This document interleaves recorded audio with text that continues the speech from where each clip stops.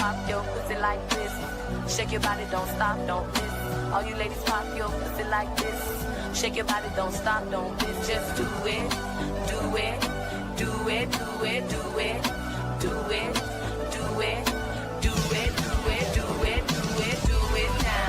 Lick it good, suck this just like you should. Right now, lick it good, suck this just like you should. My neck, my back, lick my pussy and my crack. My neck.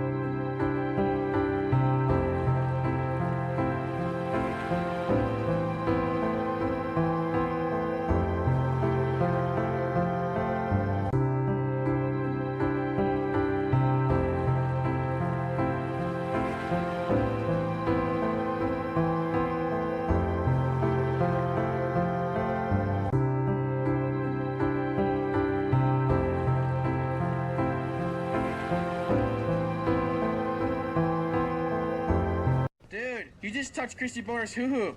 Shippy! Low five. Yeah. Let's get out of here.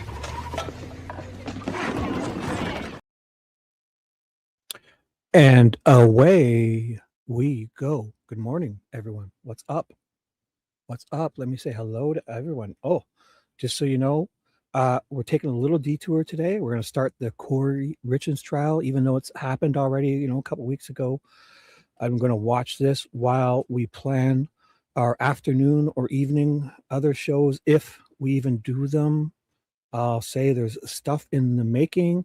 I don't know what's up exactly, but if we get back to a Nancy Guthrie coverage or anything else, I will update you ASAP. All I got to say is keep your notifications on. If anything goes, you'll know. So for now, we're just going to jump in to the 1-Kouri Richins trial. And first, if you don't know anything about it, well, you're in the same boat as me. I have no idea either. I just know a few people suggested it. We've watched, obviously, we read the whole Richard Allen versus State of Indiana, the Delphi murders trial, the murders of Abigail Williams and Liberty German in Indiana, Delphi, Indiana, in February 13th of 2017. And they took 5 years to find someone whom most of the people I talk to think has literally the only one in the town of 3,000 that has nothing to do with that case. So if you want, check out my Richard Allen versus State of Indiana.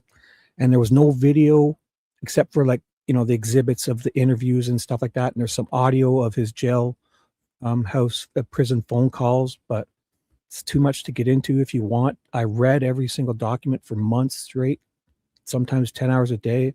So go check that playlist out. And then we did the Dale Warner versus State of Michigan, which was the farmer whom welded his wife into a tank, supposedly. But he was found guilty, and I just had questions of how the prosecution handled it. But he was found guilty, and you accept that. And it's just a lot of circumstantial gobbledygook that I found questionable from the prosecution side, especially. And just fabricating evidence and messing around with it, and all again, same old thing with all these trials, exculpatory evidence going missing and everything, not investigating certain angles and actually creating and fabricating some evidence and messing with timestamps and videos and yada yada yada. And then we did the Megan Sunwell versus State of Utah trial, and I watched that, and that was interesting. It's the Insulin Murder Mysteries trial, where she's a friend but also a nurse, but not her nurse. But she sat at her bedside as her friend as she's dying of cancer, yet she didn't have cancer. She was just lying to her and her family, and oh my God, like pathologically, diabolically lying. And it was crazy. She was gaslighting all of them, as sending text messages to this woman that was trying to help her, as she's dying. And she told her she had cancer. She told her she had life insurance in her name, and she was sitting by her bedside waiting for her to die. And it was all a lie. She got one of those ports put in her body for chemo injection or whatever it is. She didn't have cancer. She didn't have insulin. She didn't have diabetes. It's a whole thing. She texted her and catfished her. The victim catfished the defendant, now guilty, right? But the victim, Casey Terry, catfished her as she pretended to be her family doctor, her hospice doctor, 3 or 4 different hospice workers, all to this person. And so the victim, the one that was murdered, supposedly, was the one doing all this, lying about life insurance, texting her as her lawyer to talk about all these life insurance things, texting her as just all these different people, and just catfishing this woman whom was convicted, again, a couple of weeks ago of murder. I forget the exact charges, but that's Megan Sunwell versus State of Utah. And now we're jumping into this, and we did a bunch of Nancy Guthrie stuff. So not to ramble on, and if you guys are disappointed, don't you worry. We're gathering. If there's any Nancy Guthrie stuff, I will do it this afternoon. So we'll just watch one day of this. But if they're like 8 hours, like I can zip through these pretty quick, right? Because a lot of these 8-hour things, which one did I make a playlist of just the trial stuff? So we'll start here, but like it says 8 hours. I don't know if you can, here, I got to share my screen. Sorry. See, look at me. So I'll put my screen up there. So I'll make it full screen. So this is the trial, and I'll take this comment down for a second. I'll get rid of their live chat. So when I hover, yeah, you can see that. It's 8 hours and 33 minutes, but it starts like 25 minutes in, and it's still got the seal. Then the judge comes out and they do this should be the day one, the opening statements from the prosecutor, whatever the judge has to say. Then the prosecution will give their opening statements, and the defense will give their opening statements. And then the prosecution always gets to rebut the opening statements. So the prosecution always gets the first and last words, because they have the burden of, they have the burden of proving, I forget the name of the simple name too.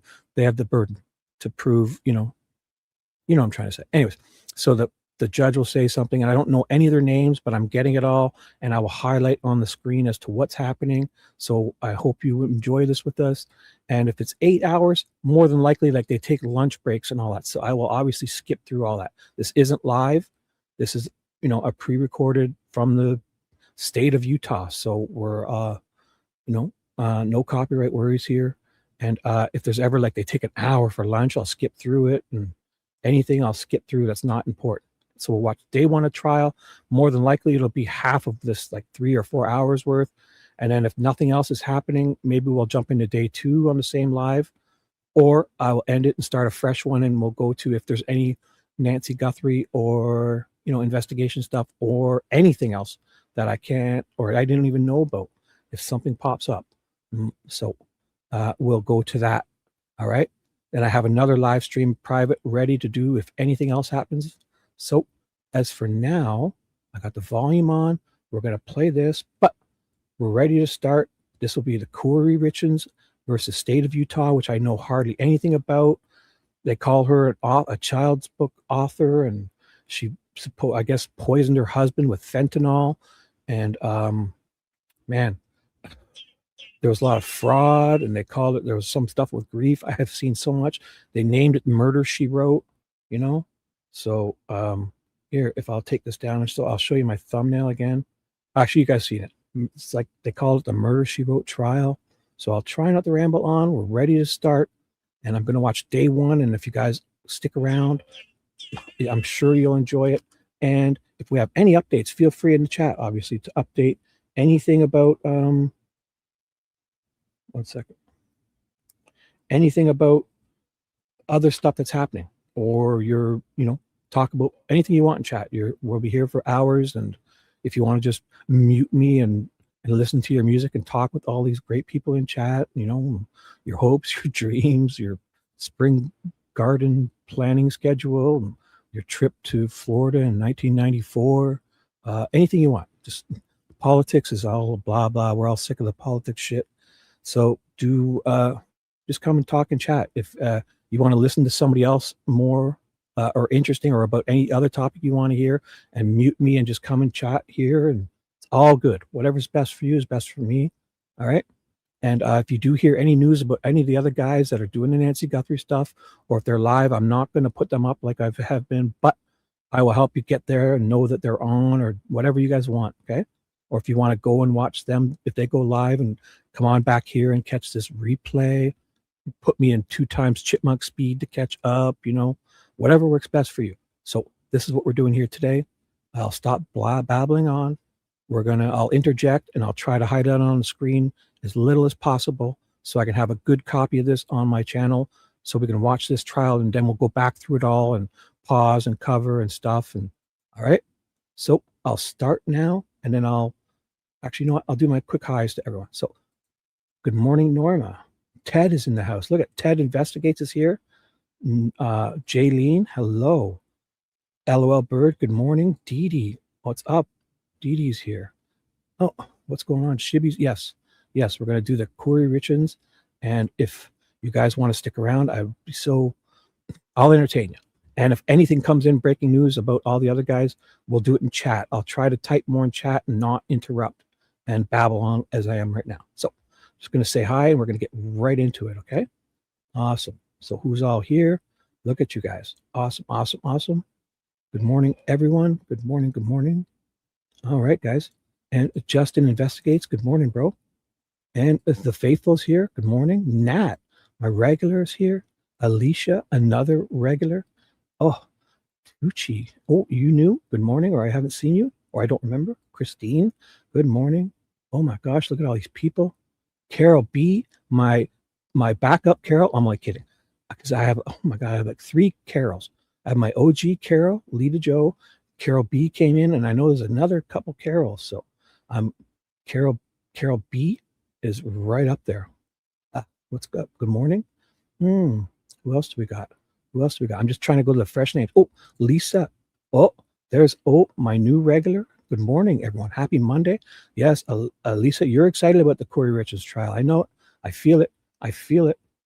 I could just feel your vibe. And Monkey's here. What's up, dude? Good morning, bro. Sorry, I'm just getting to you now. Look at that. I've been babbling for 8 minutes, and you've been in my chat. Oh, see, look at that. Monkey's here. Oh, if he's still here, good morning. If not, I'll try to go faster to get through. The Vicarious Vigilante, Peggy O, is here. Oh my gosh, look at all these great people. Awesome. I'll be faster. See, I could have missed them because they could be long gone, but I'm trying to get down to the bottom. Disco, good morning, Disco. I'll just quickly say hello. Look at that. Monkey is saying hit the like for Shibby. Oh, do it, guys. Hit that like. Make sure you're subscribed. And if this isn't your cup of tea, we'll have something for you, okay? All right.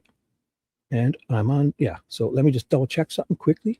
I'm just checking my audio on my other computer.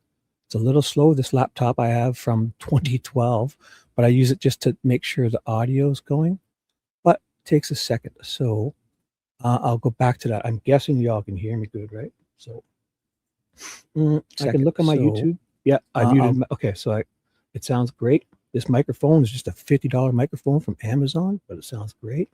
Now let's keep going. I get distracted. Janice, good morning. Oh my gosh, Humphrey, good morning. Yes, fine, Nancy. And when things pick up again, you watch. When things get going this afternoon, I'll possibly get back to that. Or my laptop just kicked in and it started talking to me in my left ear. So I just Oh, okay, I muted it. I forgot I tried, and then my laptop is like slow. Plus, there's like an 8-second delay from when I talk here on StreamYard and you guys hear it. So, Melly, good morning. Look at all these people. Oh my gosh. So, if you don't know, we're going to just cover the Sister Wendy. Good morning. We're going to cover the 1-Kouri Richins trial. And what if any of these guys, look at this. Monkey is still here. Thanks, bro. You guys are awesome. Great work yesterday, signing at the sign. Oh my God. Your wrists must be sore, especially the angle of all that, having to find spots on that sign. And you guys did great yesterday. Ted did that. Ted got carpal tunnel and had to get, I think, emergency surgery on his hand because he signed so much. I was just kidding. All right, let's get to it. So we're just going to start. I'll highlight it's on the screen. And look at this. Humphrey's in the house with the funky monkey. Yes, righteous monkey in little old my chat. This guy is a superstar phenom out there doing work, like boots on the ground. This guy digging and searching and risking himself and finding piles of garbage everywhere.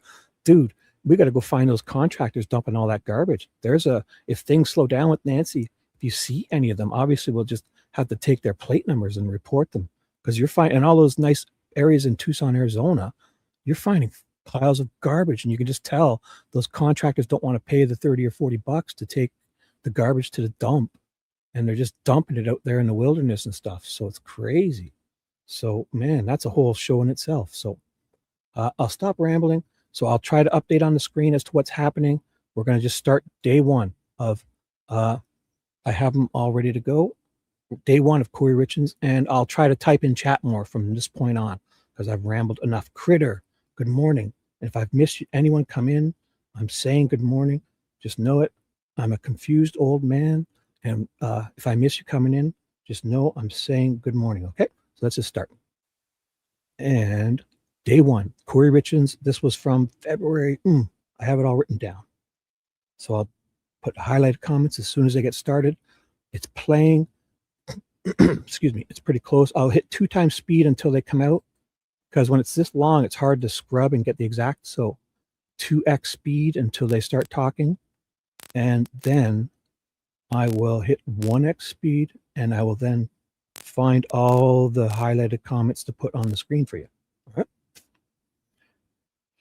Yeah, if you're streaming Nancy, check out Justin Investigates channel. If you want to, I'm not sure what he's got going on, but I won't be till this afternoon, if I do it even at all. I'm not sure. It seems a little slow. I'll wait till, I don't want to just snipe those guys, and we'll see what's going on. Okay.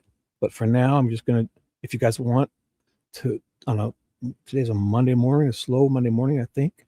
We're going to watch some court trials, which is what I usually would do. I was summoned by Ted a couple of weeks ago to help him out.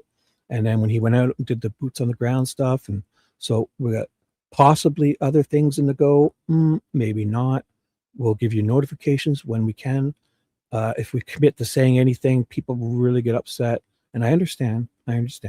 But like in good faith, we would mention what we might be doing, and then all of a sudden people run with it as if it's the gospel, and then they get pissed, and so we don't want to do that. So if we have other stuff, just keep your notifications on and check our community posts. As for now, I'll definitely watch this whole day one, and it's about to start here. I hear them talking, and I will be quiet, and I will highlight on the screen as to what we are watching and doing, okay? And if it's not your cup of tea, come on back later, or just keep your notifications on for Ted, myself, the monkey channel, all those guys, what they're doing. If you guys want to update here in chat what you're doing, or any of them, okay? Here we go. So this is a couple weeks ago on February 13th or something. Oh, so that's their audio. They don't have audio on just yet. I'm playing. It's up full screen, full volume, 1080p. It'll kick in probably after 30. Here we go. So I'll mute my mic and update you on screen. Or Courtroom. I don't know why I said that. And Ms. Richens is present. Very good. Good morning to all of you. Is the state ready to proceed, Mr. Bloodworth? Your Honor, can I suggest a few preliminary kind of housekeeping matters. Please. Your Honor, the first is the parties have an agreement as it relates to the exclusionary rule. The parties have agreed that family members can be present for opening, and that following opening, the defendant's mother, Lisa Corey, and the defendant's aunt, Doreen Corey, are going to be allowed to remain in the courtroom. We may excuse Doreen Corey for certain witness testimony. Other than that, the parties are invoking the exclusionary. Okay.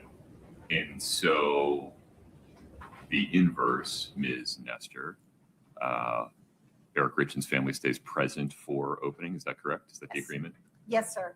And then to what extent are we invoking the exclusionary rule once the state begins to call witnesses? It's my understanding that the first two witnesses they're going to call are Mr. Gene Richens and Ms. Katie Richens Benson. So as soon as they testify, they can come. We're not going to recall them, so they can sit in the trial for the rest of the trial. Okay. I don't know if you're ever going to call Amy. TBD on Amy. Clint Benson is the third.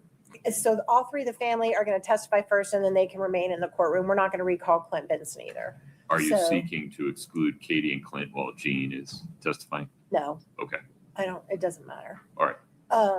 And then as far as Amy goes, if they're going to call her later, we may need to exclude her from the first set of witnesses that are the day of the death, because that's what she has knowledge about. Is that today? I think so. So, well, I'll talk with Mr. Bloodworth about exactly when they're going to call her, but she may need to be excluded because depending on what they put on. I think today she may need to be excluded for sure because they're going to be dealing with the day of the first responders when she was present. She'll be testifying about All that. right. Why don't we agree that we'll take a short break after openings just to get some certainty as to who's staying in the courtroom when the state begins to call witnesses? Perfect. Is that agreeable? Yes, sir. It is, Your Honor. Thank you. Your Honor, the second housekeeping matter deals with exhibits. The state is primarily handling exhibits and publishing exhibits electronically.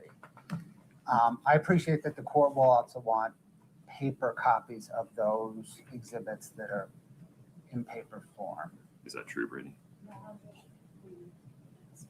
Do we need that for the appellate record, or can they provide just a numbered set of electronic records for the appellate record?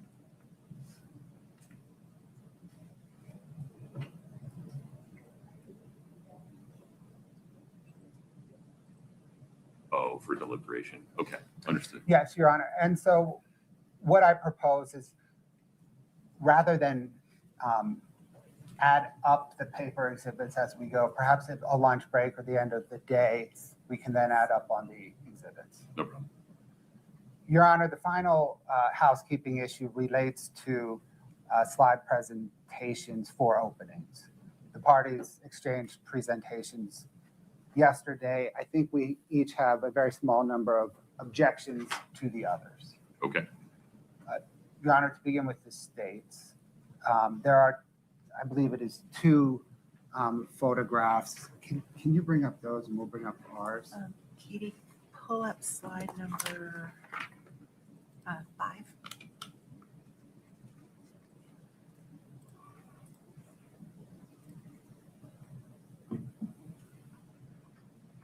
So I can see 3 photographs. Do you want to see them at the same time?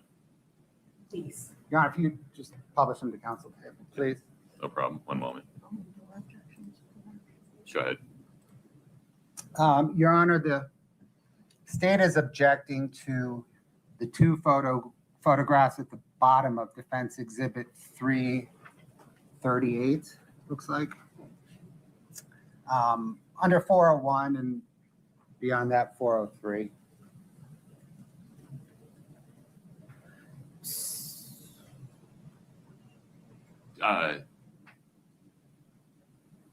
Put a little more meat on that bone for me.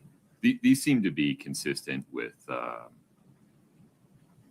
all their evidence and defense narrative about things related to Eric Richens being an avid hunter and going on hunting trips, including international.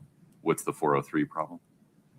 Your Honor, I don't know that exotic animal heads add any non-prejudicial value to the case. What's the prejudicial part? There may be jurors that, react strongly to exotic animal hunting, different, for example, than a deer or an elk. Okay. All right. Ms. Nestor, Ms. Lewis. Your Honor, on the day that Eric passed, he was having conversations on the phone with his hunting folks about an exotic animal hunting trip that he had just completed in Mexico, which is going to be relevant to this case, the fact that he had just been in Mexico. I don't know how the prejudice plays because Ms. Richens also lived in this house. So if they're going to hold it against Eric, they're going to hold it against her. Pause so, there. Yeah. First, these photographs, to the extent we're worried about them being wholly irrelevant, they have minimal probative value in as much as they are consistent with other evidence in the case regarding Eric Richens being an avid hunter and traveling to hunt and things that may or may not have happened while he was on hunts in and out of the state. And there's no unfair prejudice here. Candidly, this is Summit County. Every juror in this county knows that people hunt and sometimes have taxidermy trophies from their hunts in their homes. This is fine. Thank you, Your Honor. What else? Yeah. Your Honor, that is the state's objection. The state will now bring up I think the slide that defense is objecting to. See, there may be two. Scott, you need table 2, right? That's correct, Your Honor. Okay, one moment. Go up. Vacation Express. Your Honor, while he's looking, did you have a copy of the preliminary instructions? You just given the same ones. Did you make any changes to the preliminary instructions you're going to read the jury this morning? I emphasize in the note-taking instruction that we do not have transcripts of the testimonies, that they will need to rely on their memories. And all the rest are the same? Thank you, Your Honor. I had a please here and there, if you care, but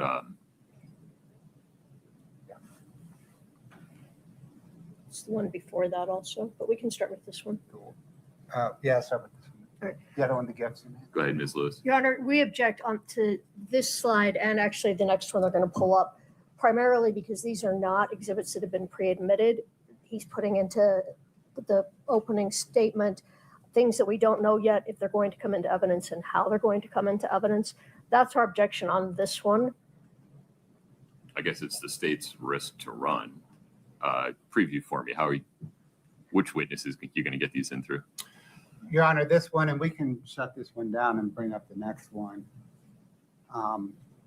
This one we'd also object under 403. It's the same objection that we don't know who this is coming in, if this is going to come in. And my guess is they're going to attribute this to somehow that Ms. Richens a greedy person. I think this is extremely prejudicial. I think these, forgive me, Mr. Bloodworth, these are memes that your information technology expert would say were sent from Ms. Richens' device to other people shortly after Mr. Richens' death. Your Honor, not the sent part. So Okay. for both the first exhibit and this second exhibit, the Chris Cotodemos is the witness that will, the state will move to admit these through. He will essentially testify that when conducting a forensic examination of the defendant's phone, he found that first document in a document folder in her phone, and he found the thumbnails and pathways to these 3 gifts in an image file in her phone. And that image file shows a date and a time that they were accessed, but it doesn't provide information as to whether they were sent or not. What's the date they were accessed?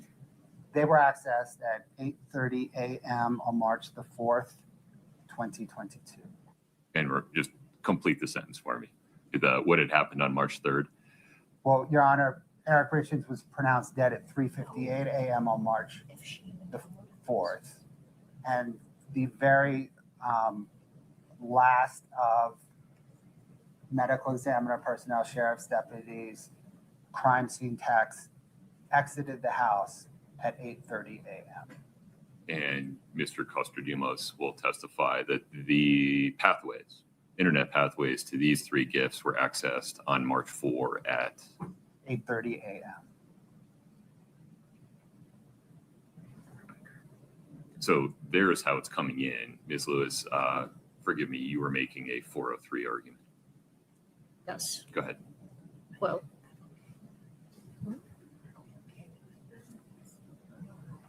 Your Honor, we just renew our objection under 403. I think they speak for themselves in terms of the prejudice. We also don't know who had the phone at that time. We don't know where these were downloaded from, if they were sent to Ms. Richens. We don't know if she put these on her phone. We really don't, we know very little about these photos or these gifts. So we just renew our objection under that. Okay. Internet content that was accessed from defendant's phone on the morning of March 4, 2022 has probative value because it's circumstantial evidence of what the person with that phone was thinking. And there is a link between that phone or that device and defendant. These gifts that are linked back to that device in that day and time by internet pathways that will come in through the state's expert are not the probative value of them in showing being circumstantial evidence of defendant's state of mind is not substantially outweighed by the danger of unfair prejudice.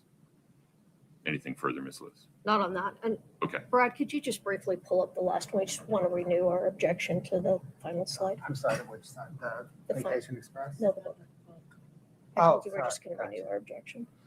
Your Honor, this last slide is a You know, photo. I didn't say anything about the Vacation Express one. Do you want me to talk about that? Oh, yes. I didn't thought you had- understand what your position on the Vacation Oh, Express one Our was. position was that this just, we don't know how this is coming into evidence and it's not been pre-admitted. And Okay. it's prejudicial if it doesn't ever come in. Mr. Bloodworth, I understood the Vacation Express electronic document, which was saved on a device that's connected to defendant, will be coming in through Mr. Cotradimos, correct? Correct, Your Honor. Proffer for me, when was, can you call it back up? I can't remember the date on it. Sure. Your Honor, it was a booking on December the 7th, 2021 for a trip for the defendant and Mr. Grossman to the Caribbean. The trip was supposed to take place in April of 2022. Okay. This information, the state has a sitting here today without Mr. Cotradimos on the stand, has proffered a legally valid route to admit it. And it has probative value regarding what defendant's plans were at various points in time. Its probative value is not substantially outweighed by the danger of unfair prejudice. And I'm assuming that the state will not be saying that they actually went on this trip in opening. Well, because they I don't didn't. know. Did they actually go? No, they never did. Okay, so I don't imagine the state will be making that representation. And then the final slide, we just want to renew our objection. Your Honor's already ruled on that, but for the record, we want to renew our objection to the book. And also our objection that if this is coming in, we'd ask that the entire interview be played. So we want to renew our objections on those grounds. Okay. No new argument, though. No. Right? Okay. I appreciate that you've renewed it. The court stands on its prior denial of those objections for the reasons previously indicated. Mr. Bloodworth, from the state's perspective, any additional housekeeping? No, Your Honor, thank you. Ms. Nestor, Ms. Lewis? No, Your Honor. No, Your Honor. All right. Real nuts and bolts stuff. Is that portable mic turned on, Mr. Bloodworth? It is. Would you tap it for me? Very good. Ms. Nestor, same for you. I turned it off, but let Okay. me test it. Can you hear? Can you hear? Very good. Okay. Yep, I'm turning it back off though. Okay. Brittany, you got your oath ready? All right. Do we have all 12 jurors, Tracy? Mr. Bloodworth, are we ready for the jury? Yes, Your Honor. Ms. Nestor? Yes, Your Honor. All right. Fair notice for all spectators. Every single time the jury comes in or leaves, we all stand. We're ready for the jury.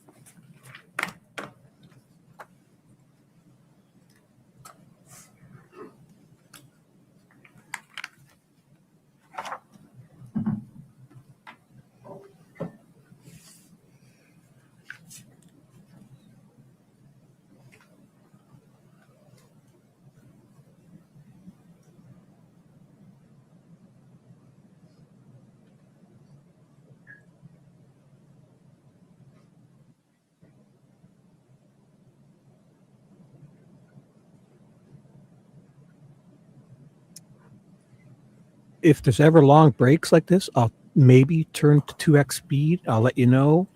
It seems like they're sitting around. So 2x speed, 2x speed. They're not tripping on meth. 2x speed. Feels like they're taking a pause or something. 2x speed. This is Shibby. Oh, they've muted. So that, yeah, I'm good. We're in 2x speed. I'm glad I did this. Anytime I do this, I'll let you know. So, I'll rise. I don't hear any sound yet. They're letting the jury come in. We won't see them because they don't want to dox or show them. When they say seated, I'll stop talking and go to 1x All right, speed. So this is raise your two. right hand. Oh, they're swearing them in. Do each of you affirm that you will well and truly answer such questions as may be put to you touching your competency to serve as jurors in the case now before the court, subject to the pains and penalties of perjury? Thank you. Please have a seat.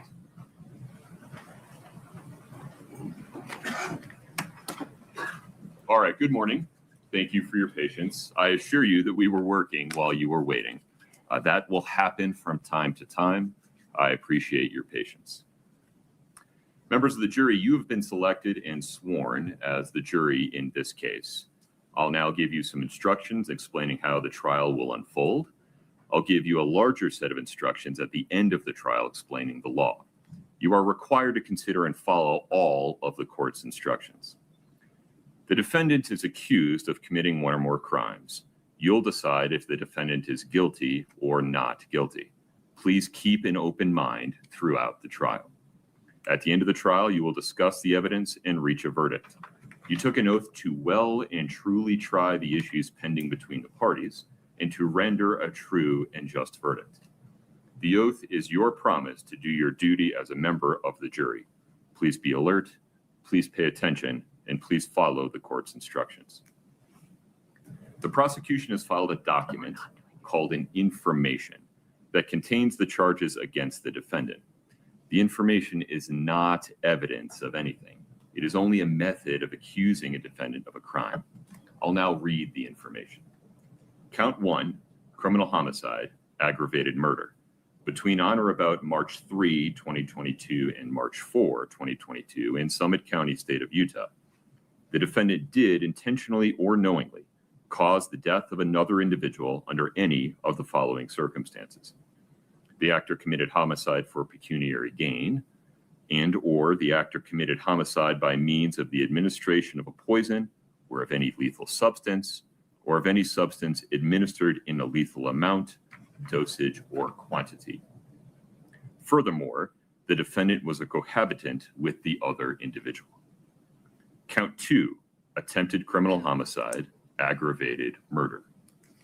On or about February 14, 2022 in Summit County, state of Utah, the defendant did intentionally or knowingly attempt to cause the death of another individual under any of the following circumstances.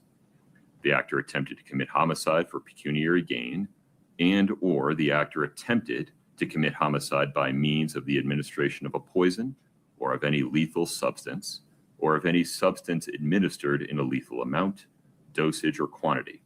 Furthermore, the defendant was a cohabitant with the other individual. Count 3, insurance fraud.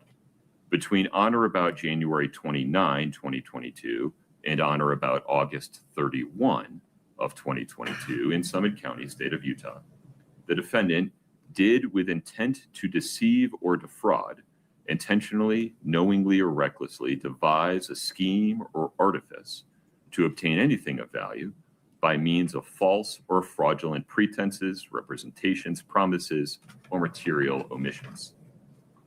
Furthermore, the value of the property, money, or things obtained or sought to be obtained is or exceeds $5,000. Count 4, insurance fraud. On or about June 14 of 2022 in Summit County, state of Utah, the defendant did, with intent to deceive or defraud, present or cause to be presented any oral or written statement or representation as part of or in support of a claim for payment or other benefit pursuant to an insurance policy, certificate, or contract, knowing that the statement or representation contained false, incomplete, or fraudulent information concerning any fact or thing material to the claim. Furthermore, the value of the property, money, or things obtained or sought to be obtained is or exceeds $5,000. Count 5, forgery. On or about January 29, 2022, in Summit County, state of Utah, the defendant did, with the purpose to defraud someone, make, complete, execute, authenticate, or utter a writing so that the writing or the making, completion, execution, authentication, or utterance purports to be the act of another person, whether that person is existent or non-existent. The defendant has entered pleas of not guilty and denies committing the crimes. Every crime has component parts called elements. The prosecution must prove each element beyond a reasonable doubt. Until then, you must presume that the defendant is not guilty. The defendant does not have to prove anything. The defendant does not have to testify, call witnesses, or present evidence.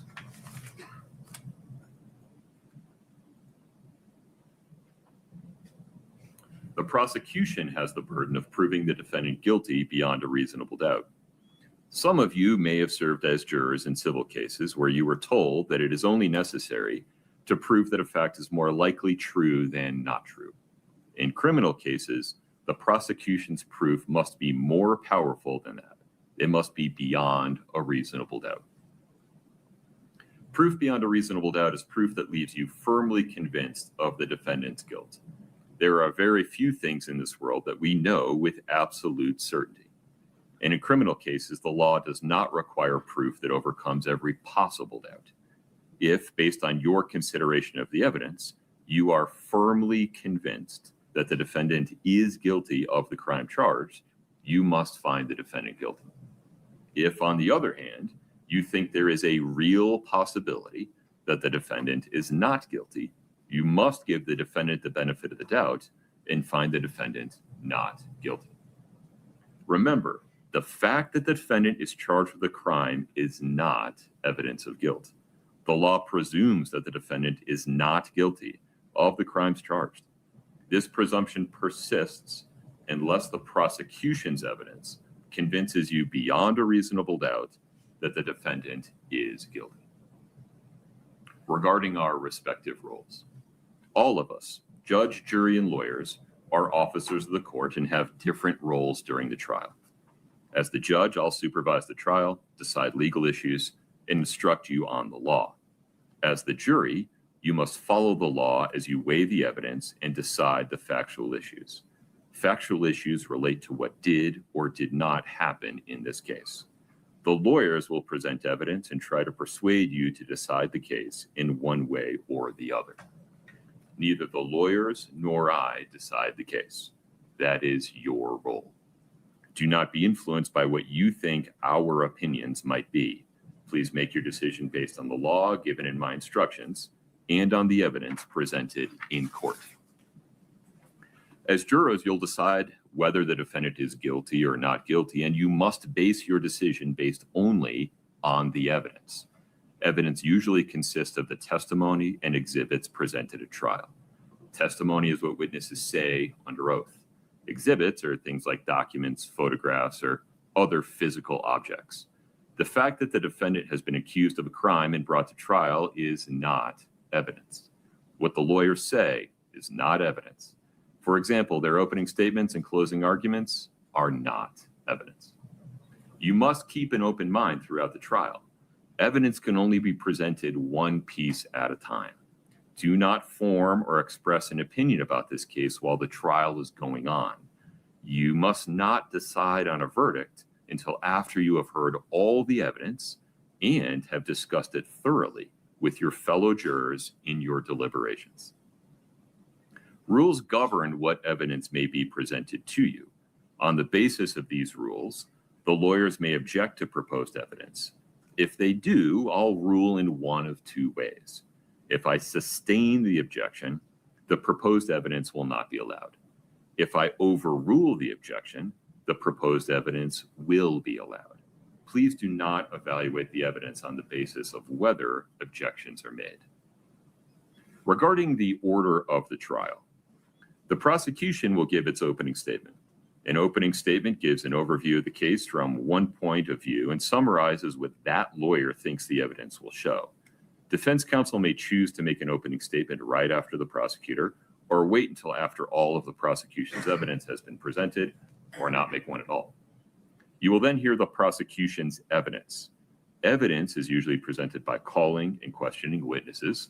What they say is called testimony.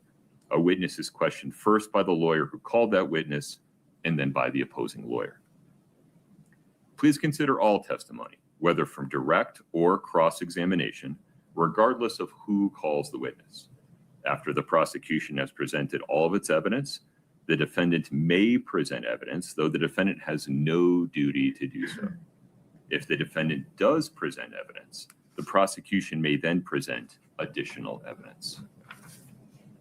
After both sides have presented all of their evidence, I'll give you final instructions on the law that you must follow in reaching a verdict. You will then hear closing arguments from the lawyers. The prosecutor will speak first, followed by defense counsel. Then the prosecutor speaks last, because the government has the burden of proof. Finally, you will deliberate in the jury room. You may take your notes with you. You will discuss the case and reach a verdict. From time to time, we'll call a recess. It may be for a few minutes or longer. During recesses, please do not talk about this case with anyone. Not family, not friends, and not even with each other. Until the trial is over, do not mingle or talk with the lawyers, parties, witnesses, or anyone else connected with the case. Court clerks or bailiffs can answer general questions, such as the length of breaks or the location of restrooms, but they cannot comment about the case or anyone involved. The goal is to avoid the impression that anyone is trying to influence you improperly. So if people involved in the case seem to ignore you outside of court, they're not being rude, they're just following this instruction. Until the trial is over, please do not read or listen to any news reports or other reports about this case. Please don't do any research or visit any locations related to this case.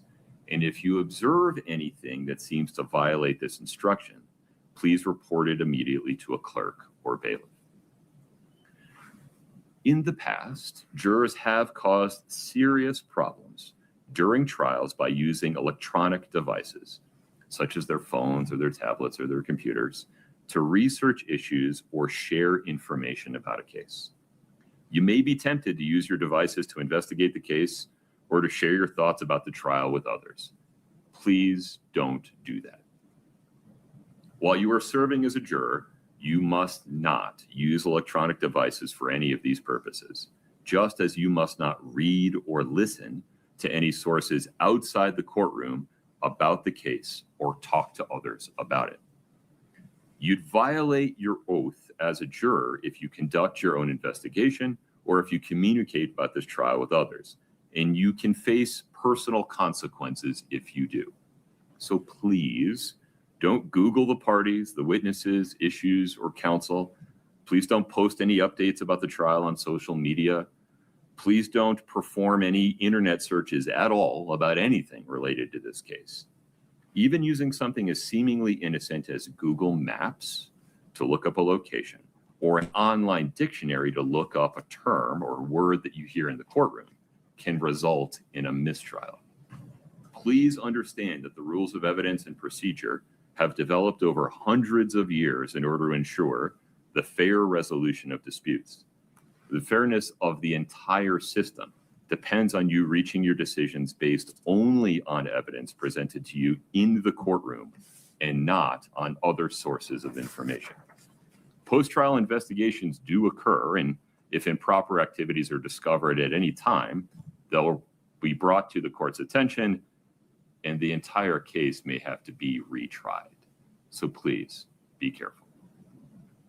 Regarding note-taking, please remember that we do not have transcripts of trial testimony. So when deliberating at the end of the case, you will need to rely on your memory of each witness's testimony.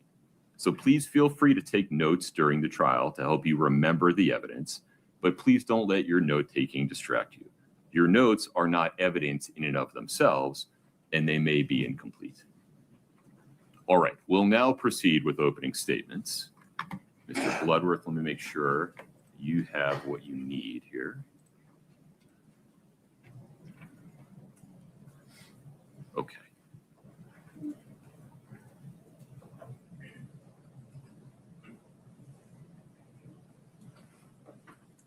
Glare minimized.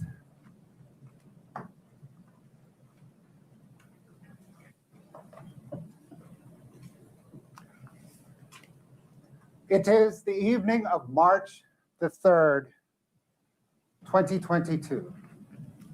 The defendant, 1-Kouri Richins, her husband, Eric Richens, and their 3 children, 9-year-old Carter, 7-year-old Ashton, and 5-year-old Weston, are at their home in Camas. Eric Richens lived for his 3 boys. At 7:22 p.m., 1-Kouri Richins' boyfriend, Robert Josh Grossman, texts 1-Kouri Richins an image of 2 people romantically kissing. The image is captioned, "Love you."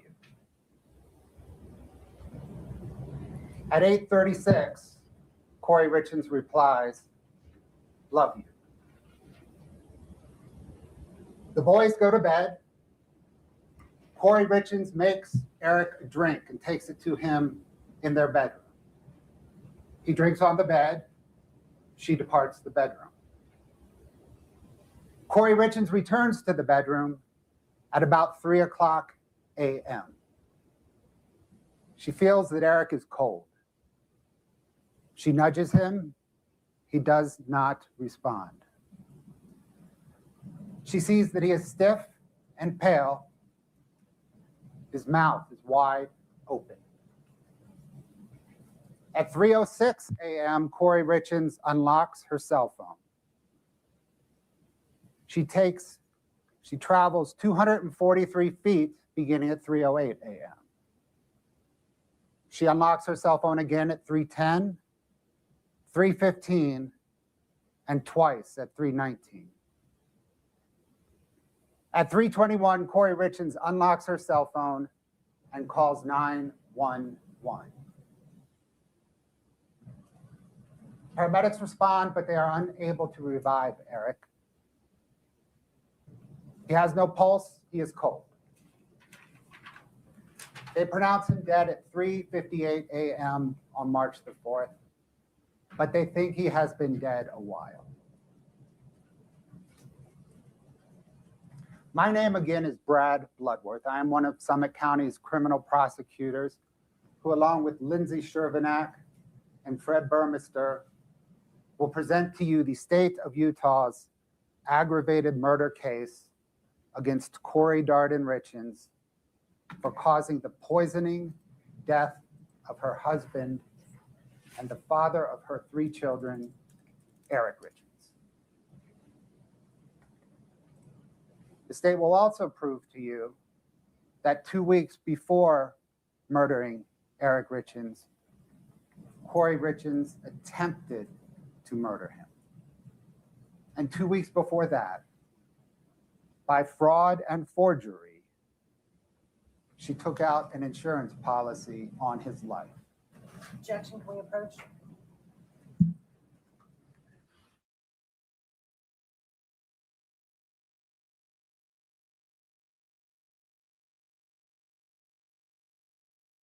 And whenever they mute and do this little meeting, I will click it in 2x speed.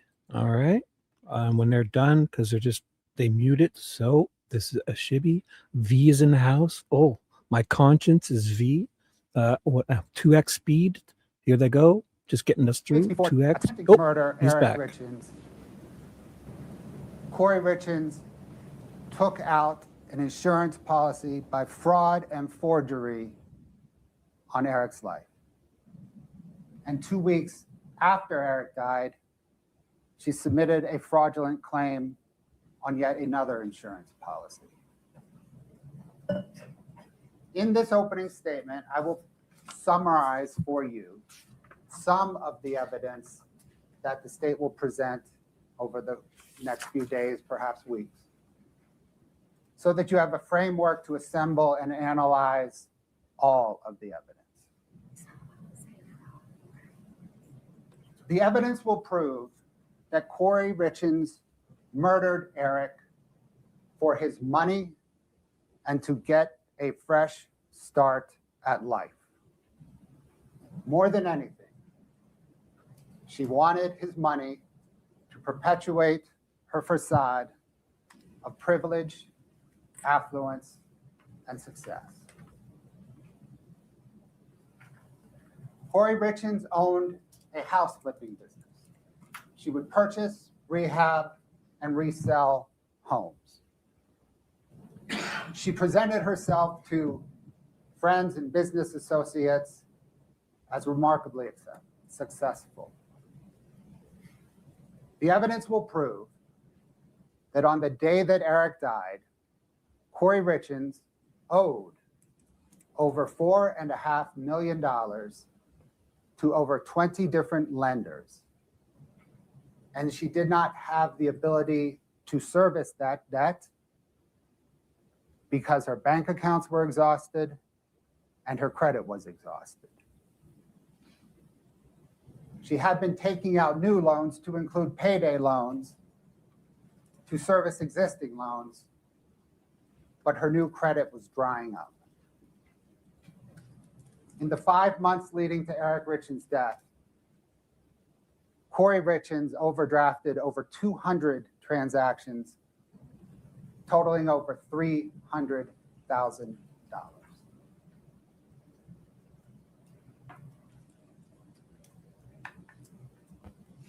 And on the day that Eric died, 1-Kouri Richins was scheduled to close on an unfinished and derelict mansion in Midway, and thus take on an additional $3.2 million in debt. She did not have the financial ability to service that debt, to rehab the mansion, or to hold on to it long enough to resell it. The mansion may appear impressive from a distance, but upon close inspection, it is just a facade.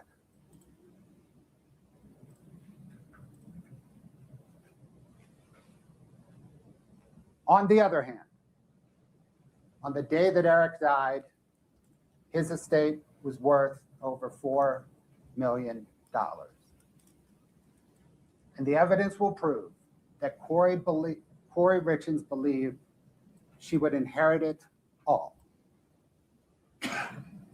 She believed that she would inherit Eric's $2 million interest in a stonemasonry business, an interest that a prenuptial agreement prevented her from getting any part of if they divorced, but permitted her to get all of if Eric died while they were married. She believed that she would inherit the million or so dollar home that they lived in, but that Eric owned separate and apart from her.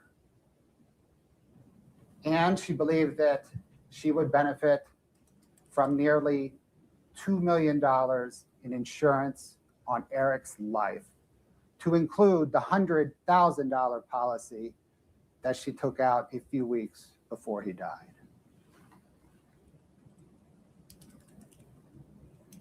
Now, for 1-Kouri Richins' fresh start at life motive. This motive overlaps with her money motive. She needed Eric Richins' money to get her fresh start at life. The evidence will prove that 1-Kouri Richins was chronically unhappy in her marriage. She thought that having children would make her happier, but it did not. She consulted with a divorce attorney in the months leading up to Eric's death. 3 months before Eric's death, 1-Kouri Richins booked a $4,000, 5-night, all-inclusive vacation for her and her boyfriend, Robert Josh Grossman, at the Secrets St. Martin's Resort and Spa in the Caribbean. They were to check in the month after Eric died.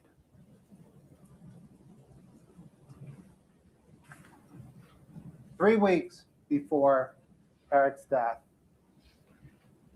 15 days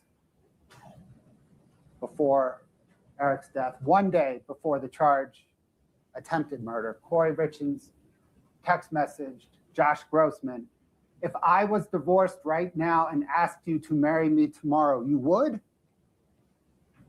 I just want to lay on the couch and cuddle you. Watch a murder documentary and snuggle."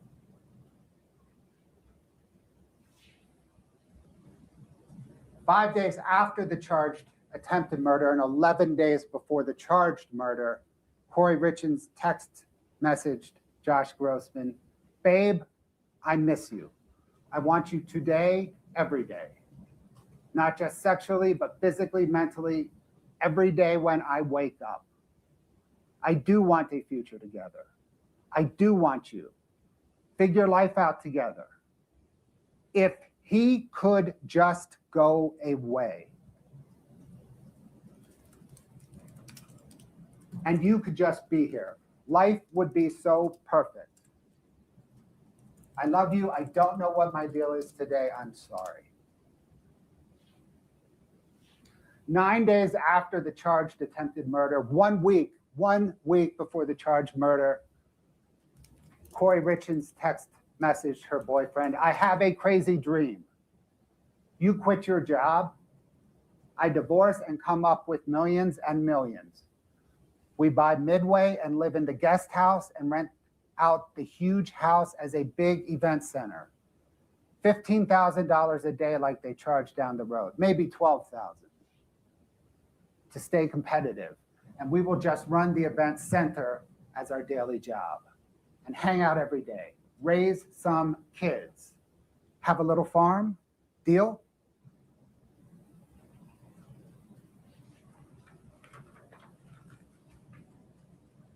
Just over 2 weeks after Eric Richins' death, 1-Kouri Richins text messaged her boyfriend a link to the Secret St. Martin's Resort and Spa in the Caribbean and asked, "Are we there yet?"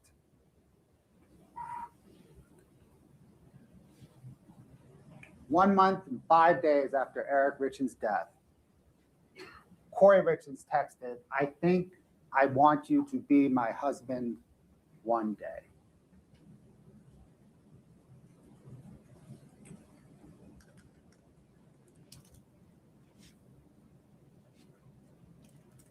Now for the attempted murder charge. Carmen Lauber was a house cleaner who worked for 1-Kouri Richins' aunt's house cleaning company. She cleaned 1-Kouri Richins' house. She knew 1-Kouri Richins for nearly 9 years. Kouri Richins knew that Carmen Lauber had a criminal history involving drugs. The evidence will prove that on February the 11th, 2022, 3 days before the charged attempted murder, Carmen Lauber, at Kouri Richins' request, purchased illicit pills from a street drug dealer who was a friend of a friend. And she gave those pills to Kouri Richins. That street dealer's name is Robert Crozier, and he sold Carmen Lauber the pills at a draper in Maverick.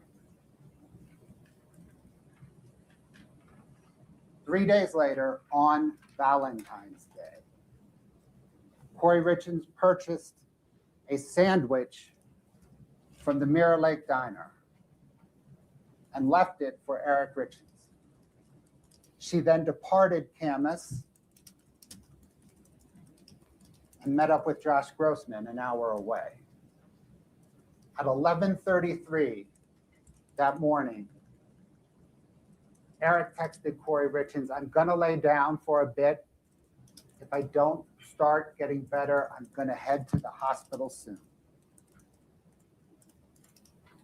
Shortly thereafter, all activity on Eric's cell phone ceased for nearly 90 minutes in the middle of a busy workday.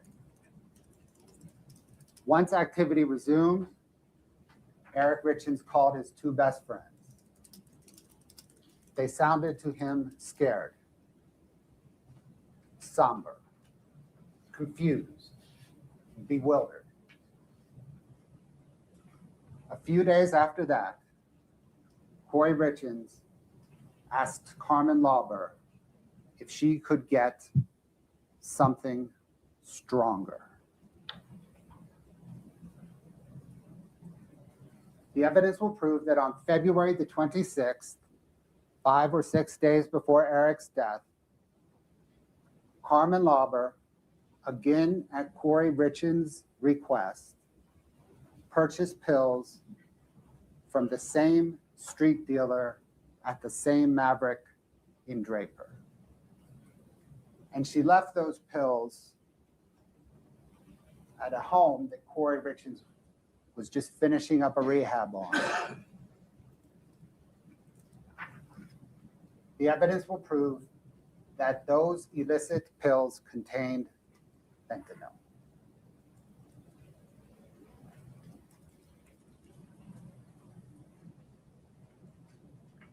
The autopsy and toxicology report shows that Eric Richens died of fentanyl poisoning. He had several times a lethal amount of fentanyl in his blood and more in his stomach. And that extraordinary amount of fentanyl was intentional, not accidental.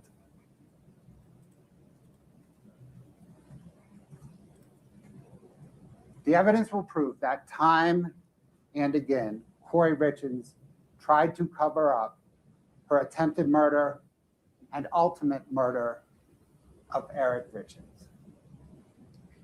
When confronted with Eric's reaction on Valentine's Day, Kouri Richins text messaged her friend.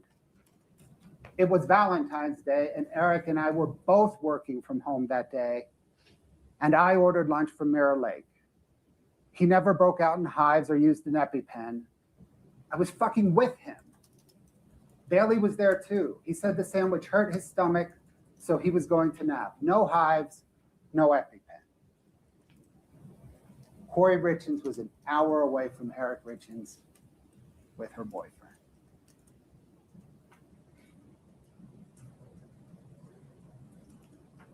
Regarding the morning of Eric Richins' death, Kouri Richins wrote in a notebook that she entered their room at 3:20 a.m. She saw that when she nudged Eric, nothing happened. She grabbed her phone and called 911.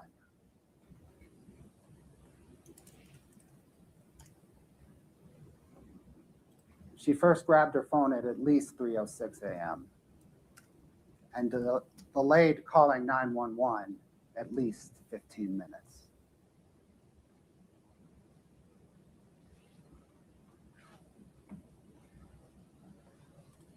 The evidence will also prove that 1-Kouri Richins had a guilty conscience.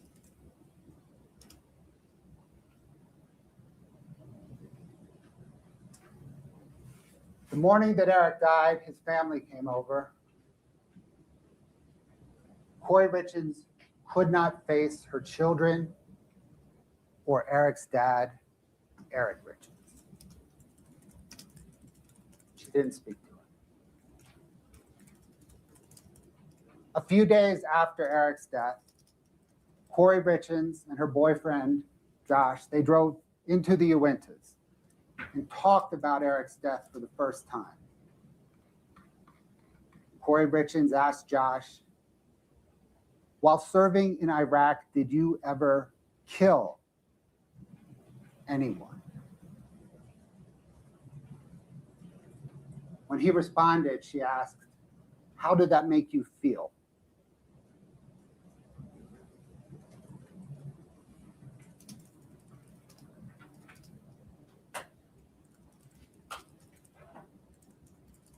Along the lines of both cover up and guilty conscience, 1-Kouri Richins' text messages and other data from 1-Kouri Richins' phone for the 2 months leading up to Eric Richins' death and a week or two after have all been deleted. Police seized that phone. She got a new phone. And on that new phone, there were the following internet searches. Can cops uncover deleted messages iPhone? Can you delete everything off an old iPhone without actually having it? Can deleted text messages be retrieved from an iPhone? How to completely wipe an iPhone clear remotely. How to permanently delete information from an iPhone remotely.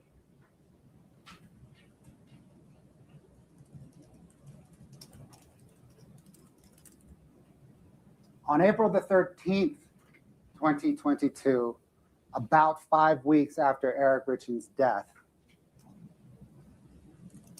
detectives informed 1-Kouri Richins that the autopsy and toxicology results show that Eric died of fentanyl poisoning.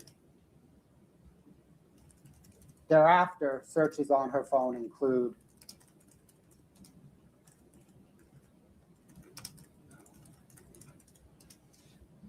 if someone is poisoned, what does it go down on the death certificate as?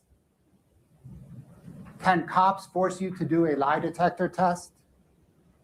Women, Utah prison, luxury prisons for the rich in America.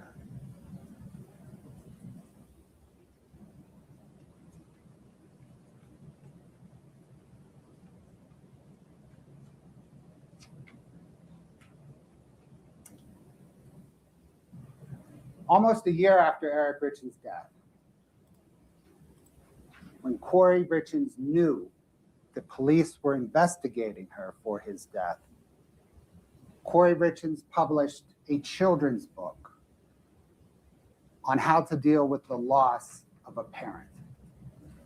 And she promoted that children's book on local television and local radio.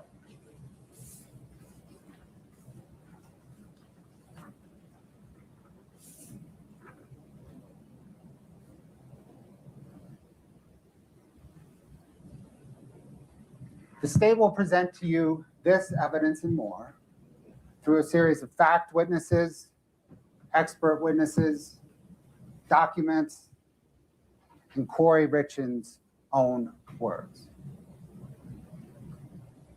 As you evaluate the evidence and you consider it and you weigh it,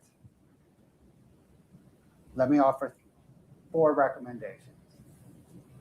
The first is the evidence will prove that 1-Kouri Richins murdered Eric Richens, but also consider the evidence that proves that Eric Richens did not kill himself or die accidentally. The evidence will prove that 1-Kouri Richins had the means, motive, and opportunity to murder Eric Richens. But please consider the evidence that proves no one else did. Consider the evidence leading up to Eric Richens' death that proves that 1-Kouri Richins murdered him, but also consider the evidence after Eric's death that also proves it. As you evaluate 1-Kouri Richins' conduct, consider the evidence that proves that she richly values and trades on her perceived appearance, affluence, privilege, and success.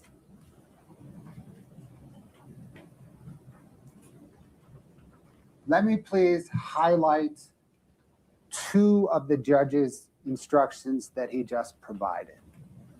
The first is stay focused on the evidence. What the attorneys say, how they say it, their voice inflection, none of that is evidence. Please stay focused on the evidence. Please take notes. As he said, you will probably only hear from a witness one time, and that is when the witness testifies. At the end of the trial, I'll stand back up here. And in closing argument, we will analyze the evidence. We will apply it to the elements that the judge instructed you on. And the state of Utah will ask you to find 1-Kouri Darden Richins guilty of the aggravated murder of Eric Richens, the attempted aggravated murder of Eric Richens, 2 counts of insurance fraud and forgery. Back for a moment to the morning of March the 4th, 2022. It is 8:30. Medical examiners place Eric's body in a body bag onto a stretcher, and they wheel him out of his home for the last time. His boys are upstairs with their uncle. 1-Kouri Richins has not yet told them that Eric is dead, and she won't for a few more hours. The last of the sheriff's deputies leave, crime scene techs, medical examiners. And on 1-Kouri Richins' phone, the following 3 images are accessed.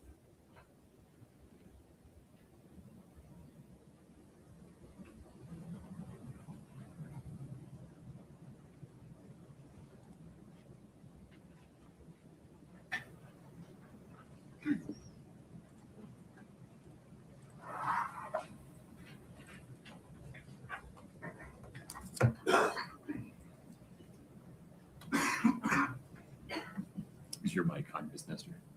Yes, Could you tap it for me? we need Katie to be connected. She is. Okay. It's a black screen at the moment. Is that intentional? Turn.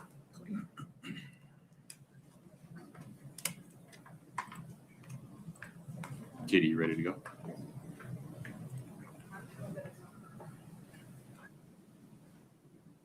My apologies. One moment. My error.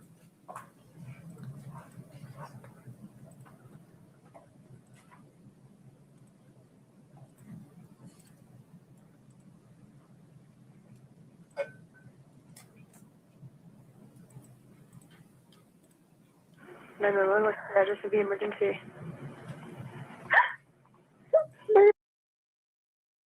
Oh, I just paused it. I wasn't ready for that. I will put the closed captioning on if there is any. I see some.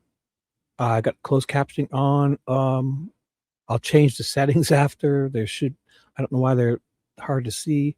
I'll get rid of everything off the screen so we can read it. Sorry, I wasn't expecting that.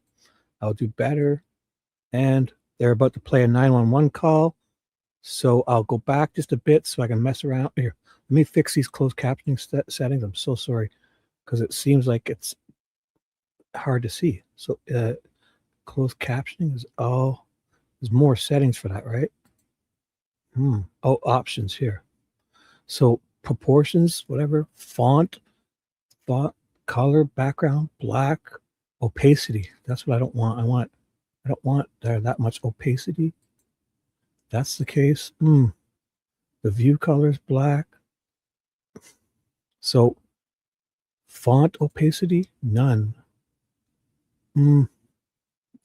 Is more opacity, I think. Is it bad? Sorry. I put 100%. I think it's worse because I want it solid. Okay, there we go. I fixed it. Oh my God, I fixed it. Here we go. I'll play it. This is I'll go back a few seconds in case we missed anything. It's at 1:32. I was not expecting that. Okay. So anytime this happens, I'll try to my best to get the comment off the screen and put the closed captioning on just for phone calls and if there's any body cam videos or stuff that's hard to hear. Okay. I went back to 30 seconds.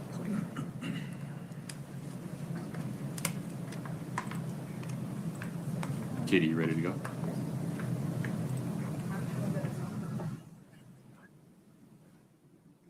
My apologies. One moment. My error.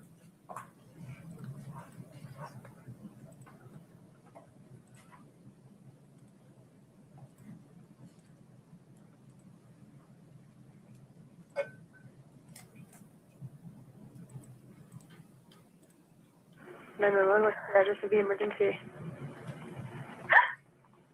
My husband's not breathing. He's cold. Okay, what's the address?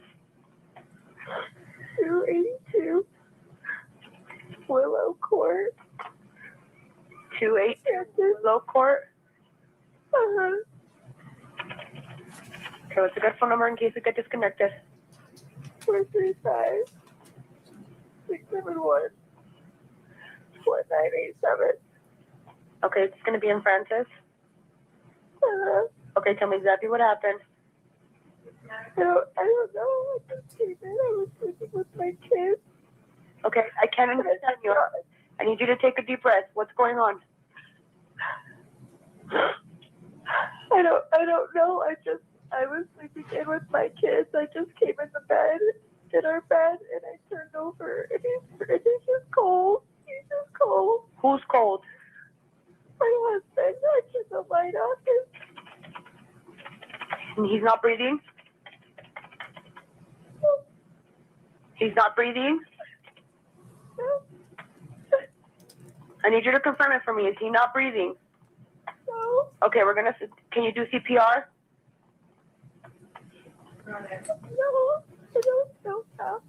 You don't know? I'm going to tell you how to. Are you willing to do CPR? Yeah. Okay.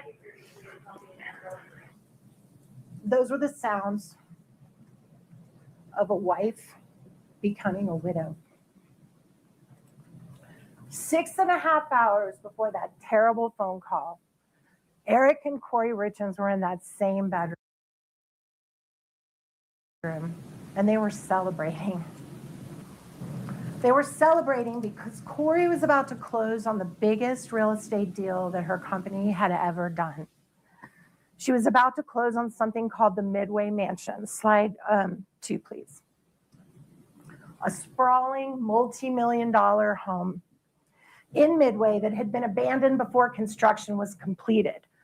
And the plan was to fix it up just enough to resell it. In other words, repair the windows, make it look nice. There had been vandalism inside, clean it all out, get it ready to flip and sell.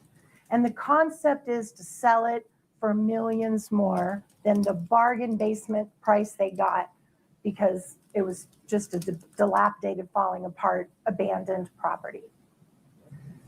And the plan was to flip it for so much that she was going to make millions of dollars of profit, at least $2 million for her and for all of her investors.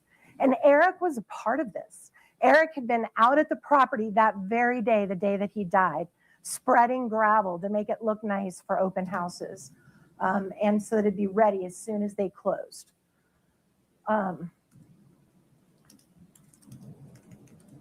These two had other things to celebrate on March 3rd, besides this big deal that was going to make them a lot of money. One of the things they had to celebrate was that Eric's business was doing great. Can we have slide 3? Eric worked as a stonemason, and you're going to see, this is 2020. This isn't even the year before he died. So his income kept going up and up. But he declared to the IRS that he made over $750,000 that year. That was just in 1 year of what Eric was bringing in to their marriage and their family. They also lived in a beautiful home, slide 4. It was a beautiful home. They got married in that home. That home was half Kouri's. That's how it works in marriage. You get half of a home as soon as you live in it. They also had a 2-story garage that you can kind of see in that picture a little bit back from the house. And it was filled, slide 5. It was filled with exotic animals. Eric was a huge hunter. He went on trips all over the world. They had the kind of money that they were blessed with. He could travel to Africa and travel to Mexico, which he did 2 weeks before he died. He was in Mexico hunting an exotic sheep, actually. They had four-wheelers. They had lots of vehicles. They had snowmobiles and ATVs and ski equipment. They were very blessed. They had a lot to celebrate. They also had a wonderful family. Slide 6.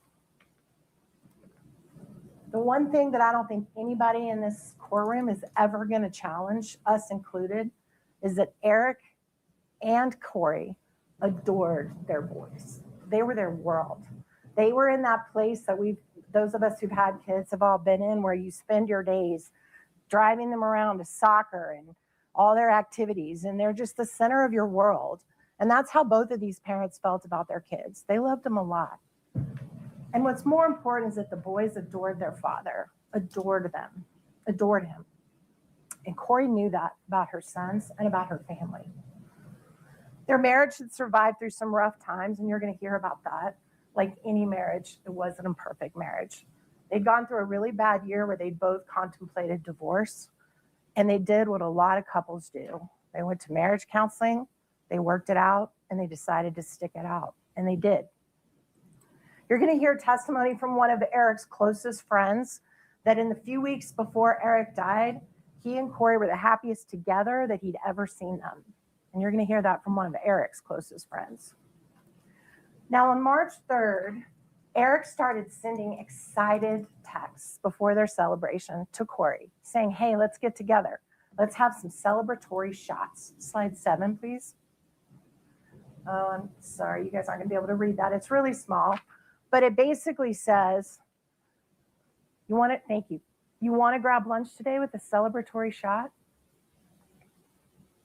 That was Kouri saying she can't, that she has other plans. But he's excited. He wants to celebrate about the big closing. When Eric got home the evening of March 3rd, after he'd been out at the property spreading the gravel, he got home and they all had dinner together as a family. Kouri's mom dropped by. They visited with her mom. Her mom had actually been out at the property the same day with a carpenter trying to get some bids and get it ready to start getting it fixed up. Kouri's mom left. They tucked their boys into bed. And around 9 o'clock, they decided to have their celebratory shot. A friend had given them a gift of some of those, I'm sure you guys have seen them, those copper Moscow Mule cups that you make like in breweries and in bars. And they decided to try out their new cups. So Kouri made what's called a Moscow Mule. And they also had a little shot, which is Eric's idea, of a little lemon drop. They had their drinks. They actually didn't finish them and set the cups in the sink at the house right there. Around 9:30, they were getting ready to go to bed, and they heard one of the children who suffered from something called night terrors, where they scream out, they have nightmares. One of the children was crying out. So Kouri went to sleep with her son around 9:30 that night. You're going to hear the police. Kouri also told the police the day that they came to the house that she believed Eric might have had what we call a marijuana gummy. You're going to hear Eric loved marijuana gummies. He used them a lot. And the police found a whole bunch of them in the house, in his things, in his clothes, in his closet. You know, he was a marijuana gummy user. Slide 8. These are all gummies that the police found in Eric's things. Some of them you can tell had commercial bags where he bought them from dispensaries. Some were in clear bags that he bought from somewhere else, the location unknown. So you take it down.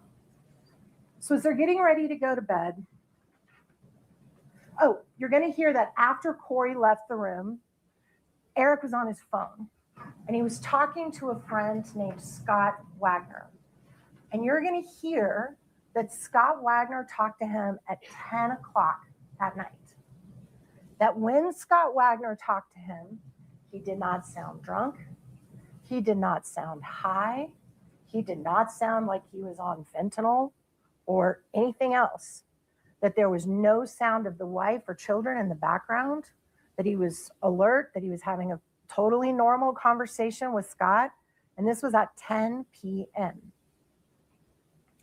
Shortly after 10 p.m., you're going to hear, forgot to mention, when Kouri left the bedroom, she has always maintained from beginning to end that she left her phone in the room, in the charger next to her bed, which we all do at night when we're about to go to bed, we charge our phones. Nothing unusual there. After 10 o'clock, around 10:30, so this is an hour after Kouri's left the bedroom and is in with her son, Kouri's phone is unlocked and moves just a few feet. Now you're going to hear Kouri's friends in this trial and some other people testify that Eric was always checking Kouri's phone. And you can kind of see why he probably was doing that based on what you've already heard from the state. Maybe he had good reasons, but he checked her phone a lot. So we know he did that at about 10:30 because we have proof that the phone opened and closed, moved a short distance, like maybe walking around the bedroom, and then closed again. And that is the last thing we know for sure that Eric did the night that he died. Sometime after that, we don't know exactly when Eric died. Slide 9. When Eric died, his Apple Watch was hanging on a charger, nice and neat. His phone was in a charger on the nightstand. He was lying in his underwear, like when you go to bed, and he was on his back on his side of the bed. So it appears pretty clear that Eric went to bed and fell asleep and died in his sleep. You're also going to hear, slide 10, that there was an empty pill bottle right next to him in his nightstand. And I want you to pay careful attention to this. The empty pill bottle expired in 2016. Made out to him for pain pills. That's going to become important later. Sometime after 3 a.m., Kouri wakes up and comes back into a dark bedroom. You're going to hear she unlocked her phone. Probably, we're not going to dispute the times that the state just mentioned. The phone gets unlocked shortly after 3 a.m., which is what time Kouri says from day one that she got up. She always tells the police, I got up at 3. The phone verifies that. The phone moved around the house a little bit. You're going to hear the distances in the house. There's going to be investigators that are going to tell you how many feet from the master bedroom to the bathroom to the kitchen. They're going to tell you about how many feet are in that house if you're walking around the house. It appears clear she walked around the house just a little bit for a few minutes. And then the phone stops being active, which is indicative of being back in the charger, indicative of not moving anymore. And a few minutes later, you hear the 911 call that you guys just heard. So that gives her enough time to crawl into the bed, touch her husband, and realize he's cold. Just about 3 minutes. That's all it took. And she picks her phone up, calls 911. You're going to see that the phone records prove all of this. At that time, I believe everyone's going to agree, and I think the state even admitted it in their opening. That's pretty clear he'd been dead for several hours. And you're going to actually see a photo when we pass, our blood pools in the position that we lay in. It's not circulating anymore because our heart's not working. And you're going to see a picture of his back. And you're going to see that the blood he had been dead long enough for the blood to pool on his back because he was laying on his back. So that usually indicates he'd been dead for several hours, and the medical examiner is going to tell you that. So those 6 hours, ladies and gentlemen, between 9 p.m. and 3 a.m., somewhere in that time, Eric Richens died. Somewhere in that time, he ingested a fatal dose of fentanyl. What you will never hear after 4 years of investigation, where as recently as 2 weeks ago, they were back searching that house. After 4 years of investigation and 5 weeks of this trial, you know what you're never going to hear is how that fentanyl got inside of him, because there is zero evidence of that. To this day, slide 11, please. You're going to see that his death certificate, oh, that's the wrong thing, Katie. Just take it down. Sorry about that. That's the wrong thing. His death certificate reads that the manner of his death is still unknown to this day. You're going to hear testimony that a medical examiner has the ability to declare the manner of someone's death. It can be homicide, it can be suicide, it can be accidental overdose, it can be murder, it can be anything. To this day, the medical examiner, the professional that's the head of declaring how people die in the state of Utah, has never been able to determine the manner of Eric Richens' death. Now, you're going to hear first responders and law enforcement tell you that no fentanyl was found in the bedroom the night of his death. But you're also going to hear them that they didn't search for it. You know, we've all seen the TV shows, the crime shows. What do you do if there's a murder, right? If you think there's a murder, tape it off. No one gets in or out. It becomes a crime scene. You search everything. You search the closet, you search the bathroom, you search the vehicles, you search the house, you search the office. They didn't do that. All kinds of friends and family, and you're going to see video of all the people that were in the house that day. There was no restrictions on anybody. And guess what was sitting in the sink? The cups. They were sitting there. They were never taken. They were never tested. Nothing. The nanny ended up putting them in the dishwasher the next morning, and they still had fluid in them. You're going to hear the day after Eric died,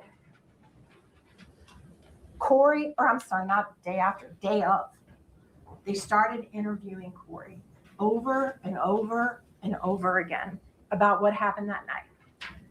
You're going to hear for yourselves that her explanation of what happened that night has never changed from that call you just listened to, as far as the timing, as far as what happened. Never. Law enforcement secretly recorded her phone conversations for over a year after this incident. 2 years later, listening in to her conversations with her family to see if her story about what happened that night ever altered, ever changed. You're going to hear it never changed. You're going to hear that before Eric's body was even taken out of their bedroom, Kouri was told the body was going to a morgue for an autopsy. So within an hour of the cops getting there, she knew there was going to be an autopsy of his body. And what happens when you have an autopsy? You figure out how someone died. That's what doctors do. They test your blood, they test your bodily tissues. So she knew that. But did she tell the police or the medical responders or the EMS, hey guys, you might want to check for fentanyl? My husband used it all the time. Did she do that? Because with one sentence, she could have taken all suspicion off her and made this about a drug overdose. But she didn't. As a matter of fact, she could have staged a whole drug overdose scene with fentanyl pills on his stomach and everything all over the place and say, gosh, I tried to get him in rehab for years and I couldn't. But she didn't. And you know why? Because she told her truth. She told her truth over and over again. And it's exactly what she told that 911 operator that you just heard and you're going to hear over and over in trial. I don't know what happened. Now you're going to hear that Eric Richens' family simply could not accept that. They needed someone or something to blame for losing someone they loved that wasn't Eric himself. And that's totally understandable. No family ever wants to believe that behind closed doors, someone they love is using drugs. No one wants to believe that. But the family's need to make sense of Eric's death went way beyond what you would expect a normal grieving family to go through. You will hear that as the detective arrived at the house, Eric's sisters spoke with the detective in the driveway. This is before anyone in the house knows how Eric died.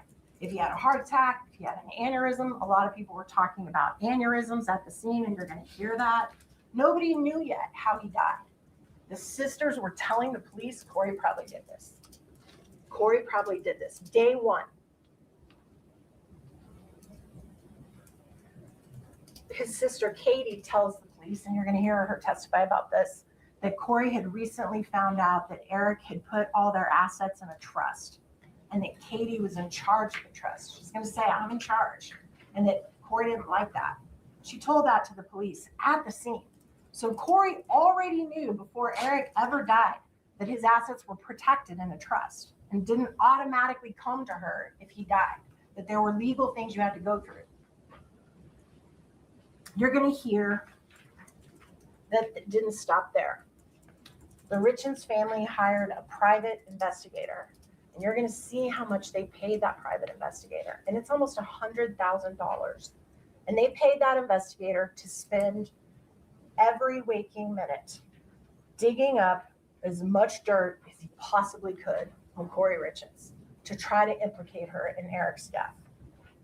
Even though the state already had all the evidence from the scene that night that would show what happened in those 6 hours, right? The investigator goes looking for skeletons in the closet. And boy, did he find some. You're going to hear that after an exhaustive private investigation into every single thing about Kouri Richens' life, he uncovered plenty of things that I'm quite sure she's not proud of. She's not a perfect person. She's a flawed person. I would submit we all are. But the prosecutor just turned some of her most intimate, personal correspondence into entertainment with bubbles and slides.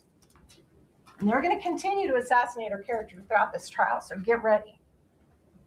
The judge has instructed you not to prejudge this case and to wait until you hear all of the evidence before you make up your mind. So let me assure you, no marriage is what it appears on the surface.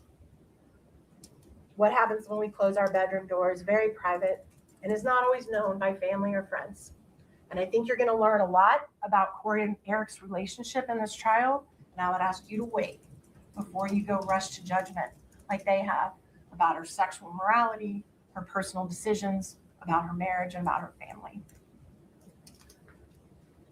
The prosecution is going to spend days and weeks telling you all about arguments Kouri's had with her husband in years past. Problems in their marriage, yeah, they had them. Disagreements, infidelities, ups and downs in their marriage, all true. They're also going to tell you all about Kouri's business. They tore it apart. They examined every bank account, every real estate deal she ever did, her taxes, when she made money, when she lost money, if she paid her taxes on time, if she bounced checks, if she borrowed too much, if she didn't borrow enough, if she borrowed wisely, if she was too risky in her business. You're going to hear all of that. None of that has anything to do with those 6 hours, but you're going to sit through it and you're going to listen to all of it. And you're going to hear testimony about her most intimate personal and business affairs going back years before Eric died. The family and the private investigator even became convinced that Kouri had tried to kill Eric before on Valentine's Day when he had an allergic reaction to a sandwich, drank some Benadryl, may or may not have taken an EpiPen shot, took a 2-hour nap, and then drove his kids to soccer.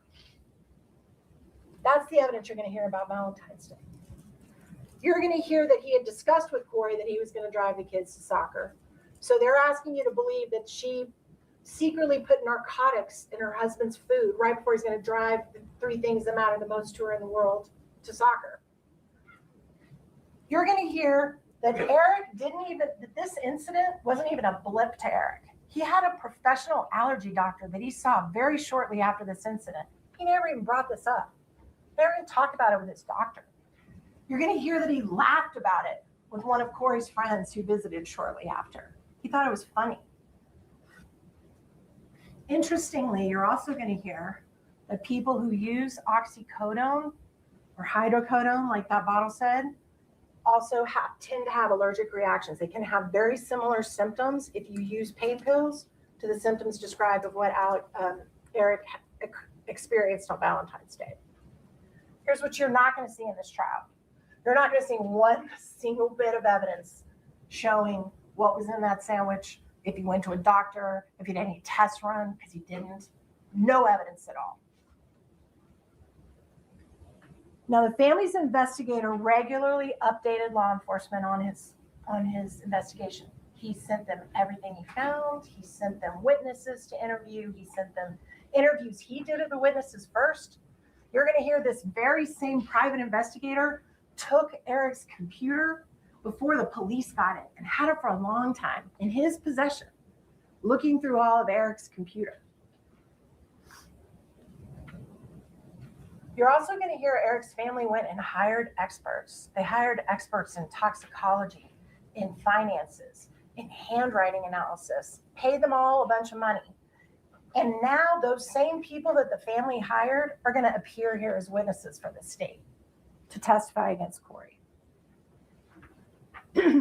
You're going to hear that the family had constant communications with the prosecution team right up until they decided to charge Kouri a year later. Now, as you've already heard from this prosecutor, they're going to spend weeks in this trial trying to convince you that Kouri had reasons to kill her husband because they can't show you that she did kill her husband. You're not going to hear a single one of Eric's family, Kouri's investors, Kouri's friends, her lover, her accountant, her broker, her lawyer, her marriage counselor, her accountants, her husband's friends, her husband's coworkers. Not one of those people is ever going to be able to tell you what happened in those 6 hours. Not one of them. You're going to hear me ask each one of them in this trial, do you know whether or not Eric Richens knowingly ingested fentanyl? Do you know whether he accidentally ingested fentanyl thinking he was taking another kind of pill and it had fentanyl in it and he took it and accidentally ingested it? Do you know whether he mixed fentanyl with alcohol after Kouri went to sleep? The answer every single time from every single one of these witnesses is going to be no. Now, here's what you will hear. You will hear that Eric suffered from pain a lot. That he suffered from knee and back pain related to his work. He did hard work. He was a stonemason. lifting heavy stones. And he also was a huge outdoorsman. He was hiking, snowmobiling, skiing, hunting, and he had pain in his back and his knees from that kind of activity. He also had been diagnosed with Lyme disease. He believed he had it, and he claimed to people that were very close to him that he suffered with intense bouts of pain that he believed was related to Lyme disease. But this is a man's man, this guy. He's a hunter. He's a macho guy, right? He didn't want to show weakness. He didn't want people to know he was suffering. He didn't share that with a lot of people. You're going to hear that Eric was so dependent on the drugs like the gummies that gave him relief from his pain that he would even take it and smuggle it in his luggage when he went on trips out of the country and out of the continental United States when you got to go through TSA. That's how much he needed that relief. Now you're going to hear on one of the calls that they were recording when Kouri was talking to her family, she tells her family that she purchased pain pills for Eric at his request. She purchased them from a woman named Carmen that she knew who cleaned her properties for her. And she knew Carmen had access to people that had drugs. You will hear that she asked Carmen to get oxycodone. Oxycodone, which is very similar to the hydrocodone that you saw in that pill bottle right there. Your Honor, apologize. May we approach? Oh, anytime they do this, I'll put it in 2x speed. Also to Sheila T8892, I missed you coming in. So if you're still here, I'm saying hi a little late. Please forgive me. I missed you come in and say hi to everyone. So Sheila T8892, hello. It's 2x speed now. Any TED updates, I'll send them your way, guys. Any updates on the anything happening with Nancy in Tucson or other? Sheila's still here. Great. So I missed you. I was distracted. I'm trying to get all this stuff ready in the background. Ted is blowing me up, but I don't know if he's excited. This young man, Ted. So this judge has a great voice. This trial, I hear, picks up more on day 2. So if I'm not doing anything this afternoon with Nancy or anything else, I will cover day 2. I have a feeling there's going to be other stuff to do today, so I might just do day 1, and I'll switch to a new live, and we'll do some other stuff, okay? But I need to get this on this channel so I can have a good playlist. It's 2x speed now. They're not on meth. 2x speed. Usually don't take this long to huddle. And have a lot over the next 5 weeks, so get ready. She has a lot over the next 5 weeks. Get ready. Hello, Sheila. You're going to hear that oxycodone is a fairly low dose pain pill that you can get prescriptions for. Most prescriptions for oxycodone are around the range of about 10 milligrams per pill. That's about, if your doctor gives you oxycodone, that's about what you usually get it for. If you want stronger oxycodone, like up to 30 milligrams, you generally either have to have a special prescription from a doctor, or you're going to hear that you can get it on the street, right? And the state has talked about this gentleman, Robert Crozier. Robert Crozier sold higher strength oxys, up to 30 milligrams. He's going to testify that back in 2022, before Eric died, that's all he sold was oxy. But he didn't sell fentanyl at that time. It hadn't really got into the country yet, like it is now, right, where it's everywhere. It hadn't really happened yet. He was just selling oxys, and he sold the stronger dose. So you're going to hear and you're going to see evidence that Kouri asked Carmen for something stronger, and that Carmen, you're going to hear from Mr. Crozier, purchased 30 milligram oxys from Crozier. Crozier's going to say that is what he sold Carmen Lauber, was 30 milligram oxy pills. You're also going to hear that in Eric's autopsy, there's no oxy in his system. So the pills that were purchased by Carmen Lauber could not have been the cause of Eric's death. The fentanyl had to come from somewhere else. You're going to hear Carmen testify now that Kouri asked her for fentanyl. But what you're going to hear is that that was not Carmen's original story. That when Carmen was originally interviewed, she said no mention of fentanyl. It was all about oxy. There was no fentanyl. Carmen talks like she doesn't even know what fentanyl is, right? Guess when she changes her testimony?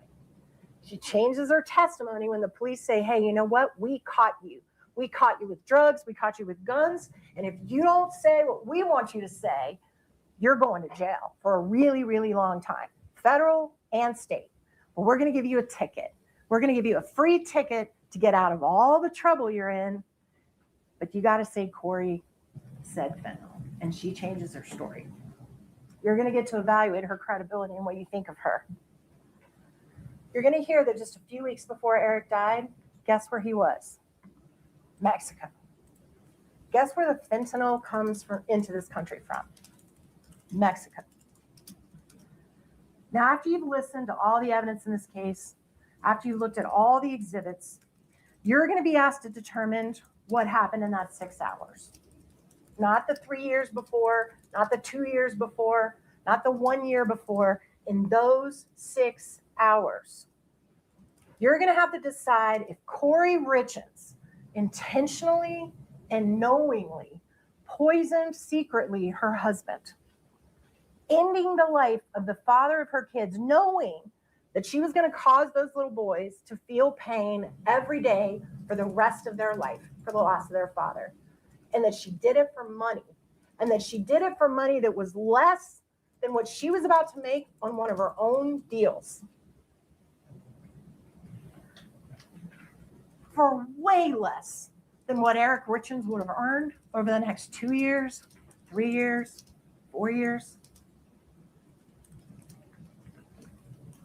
Way less than you knew she was guaranteed to get because she knew about the existence of the trust. She knew there's no guarantee on the assets or the home, right? Finally, you're going to be asked to determine whether or not the sandwich incident was an attempt to commit a murder. That's going to be an easy one for you. You're going to be asked to whether she lied to the life insurance companies. And I presume the state's going to argue that the lie was that she didn't cause his death. Because if you cause someone's death, you can't get the life insurance. So I guess that's what they're saying the fraud is. And then there's a little flyer that she got in the mail, that we've all gotten in the mail, that if you're a credit union member, about once or twice a year, you get this little thing in the mail that says, hey, we'll give you $100,000 free life insurance. Just sign here because we are so glad you're a credit union member. And so she signed that a little while before Eric died for $100,000. $100,000. That's Eric Richens made that in 2 months, right? 3 months. And they're saying she forged his name on that little flyer when she mailed it in. In order to prove that, they have to prove that Eric didn't allow her to do it. Now, I'm telling you right now, wives everywhere sign their husbands' names on a lot of things. You got to find that she did it without his knowledge, and I don't know how they're going to prove that. Now, there is one piece of good news as you evaluate this evidence and the facts in this case. There is some good news for you. There are going to be a lot of facts that we actually agree on, that we're not even going to challenge. We'll just be like, yeah, that happened. Hopefully that's going to help the case move a little faster for you guys. But interestingly, even though we're not going to dispute the facts, we're sure going to dispute what the facts mean. Sometimes you can look at the same facts and see two very different results. Let me show you what I mean. Katie, can you put up slide 12?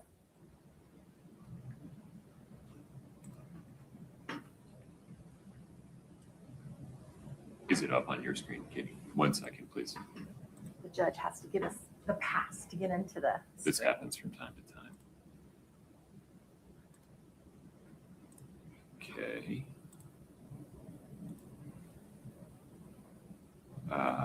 Brittany. Katie, do me a favor. Disconnect from table 1. Plug back in. Okay, 1 moment. There it is. So look at this picture of a young woman in a fur coat. See it? Now look again. You see a witch? Nose, mouth. There's going to be times in this case where the state is going to discuss facts with certain witnesses, and they're going to show you the witch. And I'm going to take those same facts and those same witnesses, and I'm going to show you a widow. At the end of the trial, if you can still see both faces, that's reasonable doubt. The judge has instructed you that the burden of proof in this case lies with this table. Katie, can you put up slide 13?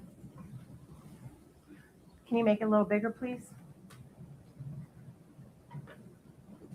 The law presumes the defendant is not guilty of the crime charge. She's innocent right now, and you have to accept that to do your job. The presumption persists unless the prosecution's evidence convinces you beyond a reasonable doubt that the defendant is guilty. Katie, can you put up slide 14? This burden, this is a heavy burden for the state. We know that. And our Constitution gives them that burden. Our Constitution, that same Constitution, promises 1-Kouri Richins a fair trial by a jury of her peers, and that's you, her fellow citizens, who took an oath to swear that you will stand between 1-Kouri and the government and make them meet their duty before they can get through you.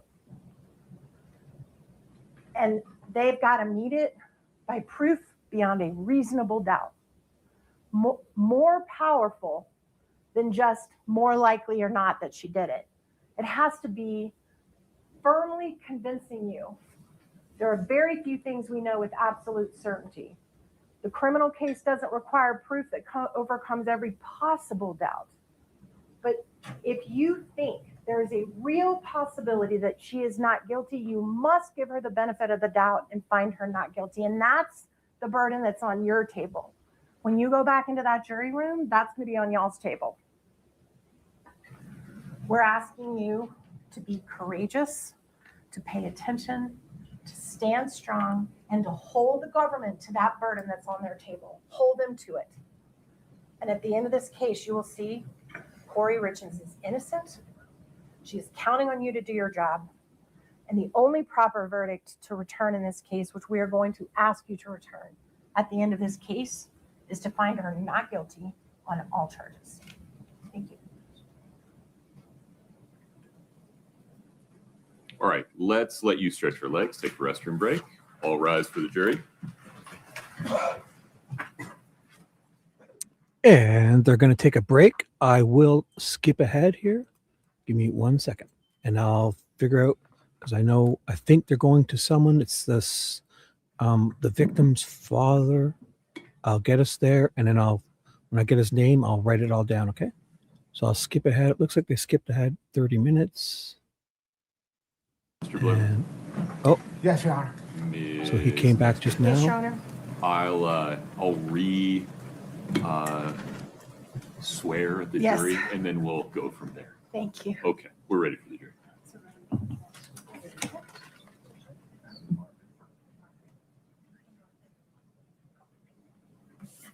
Hey, Foam, what's up? If I missed anyone, I'll try to update what's on the screen here, what's happening. Welcome, Foam. We're just going to cover this till early afternoon, and we might do some Nancy stuff or other stuff, okay? So thanks for being here.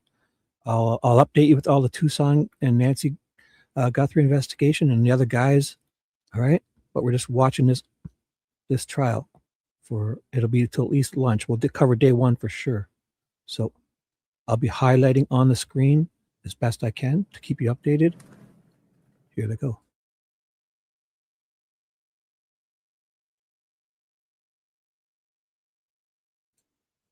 Just note they are muted. They are muted. I'll go 2x speed until the jury's in, because it usually takes a second or two. Then I'll change the highlighted comment. I'm pretty sure this is where the victim's father comes on the stand. He's swearing the jury comes back in. I need to fix a mistake that I made when I initially instructed you. He's fixing mistakes.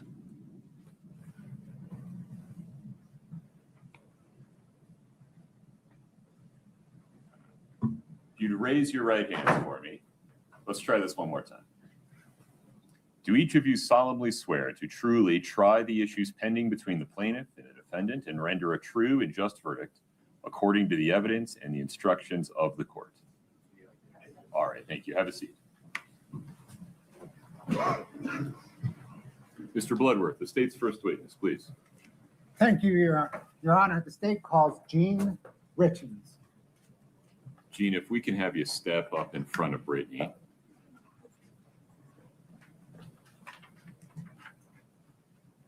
Please raise your right hand.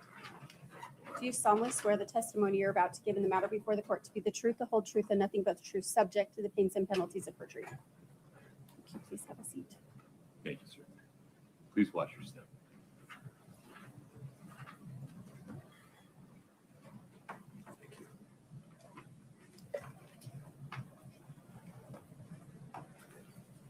Good morning, sir. Good morning. May I ask you, sit wherever you're comfortable. It's easier to move the mic than it is the chair, candidly, so. I kind of noticed that. Okay, go ahead. What, sir, is your name? Eugene F. Richens. And do you spell your last name Richins? Yes, I do. Did you know Eric Richens? Yes. How did you know him? Eric is my son. Scott, can I get 842 Romeo?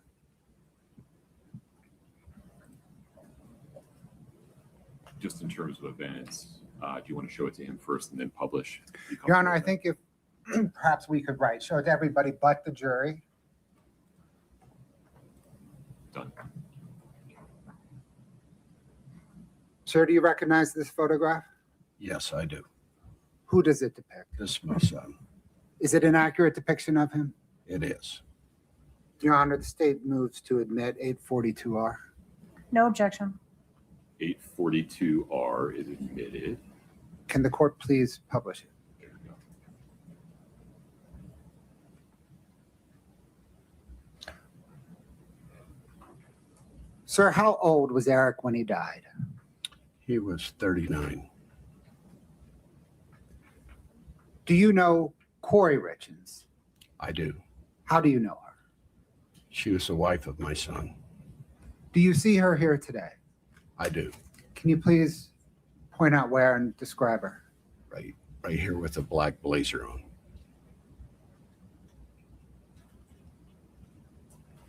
Did you raise Eric? I did. And my wife also. Both of us did. What, sir, was your wife's name? Linda Carter Richens. Were you actively involved with him as a child? I was, very much so. How so?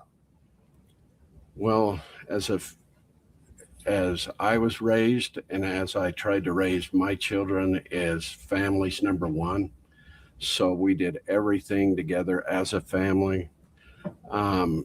Education was extremely important for us as a family, as was a strong work ethic, as was religion. So those were kind of my top priorities of how we raised our children. And in raising your children, especially Eric, what kind of activities did you engage in? Eric was very, very into the outdoors, very athletic young man. He was also a very, very good student, very smart young man. We did a lot of things. I have a cattle operation, a cattle ranch that he helped with constantly from the time all the kids were extremely young. In my opinion, that's what gave him the work ethic of what they have right now to be successful. Were you also involved in his life as an adult? I was. How often would you see him? See him or talk to him? But both, actually, if you could take them in turn, please. You bet. I'd see him at least once, twice, 3 times a week. I'd talk to him every day on the phone. And where would you generally see him? Ball games, one of the kids' ball games at the ranch, basically all over the place. What was Eric's personality? Eric had a very, very fun-loving personality. He had a very likable personality. He loved people, and people loved him. You mentioned that you raised him to have a strong work ethic, be grounded in family, and to do well in school. Did you see those qualities in him as an adult? I did. I was very, very proud of him. Did you get to interact with, or I guess observe Eric interact with his three boys? I did, constantly. Can you give us some examples, please? Eric was their coach, but their father, but most important was their very, very best friend. He coached soccer. We both coached basketball. We both coached baseball with him. So we were constantly involved in all their activities. Did he bring the boys to your ranch? Constantly, yes. They were, the oldest one loves to rope, so that was his thing in life, and liked to rope, and the other ones loved to just ride four-wheelers or whatever it may be. Was Eric a good father? Eric was an excellent father.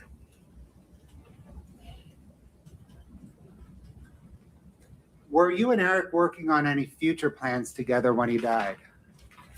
We were. We were going to buy a cabin together up in the UTAH. And then, believe it or not, I'm getting older, and I would like to retire someday from ranching, and trying to put it into him and his other siblings' laps.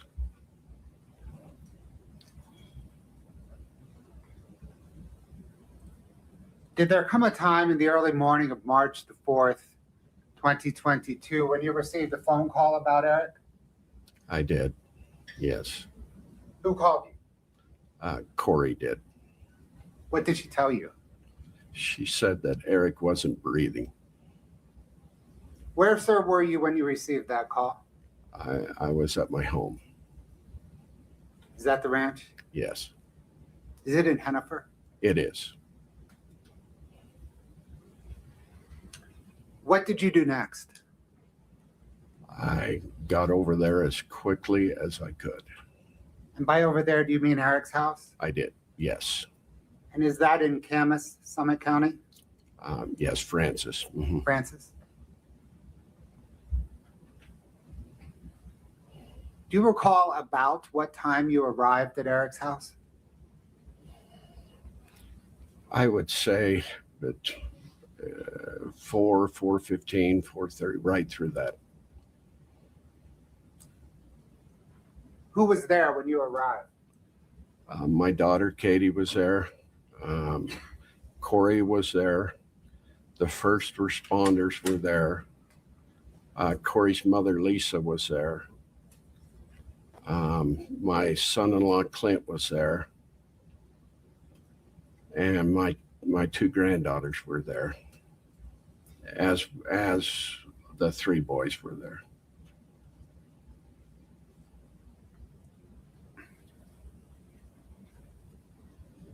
About how long were you there that morning? Oh, approximately to 10:30, I believe. During that morning, what, if anything, did 1-Kouri Richins say to you?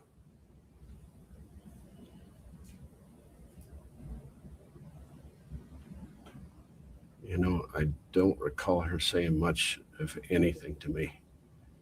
Did she? When I came in and my daughter, Katie, told me that Eric was gone, they helped me onto the couch, and I don't ever recall of even talking to Corey, to be quite honest with you.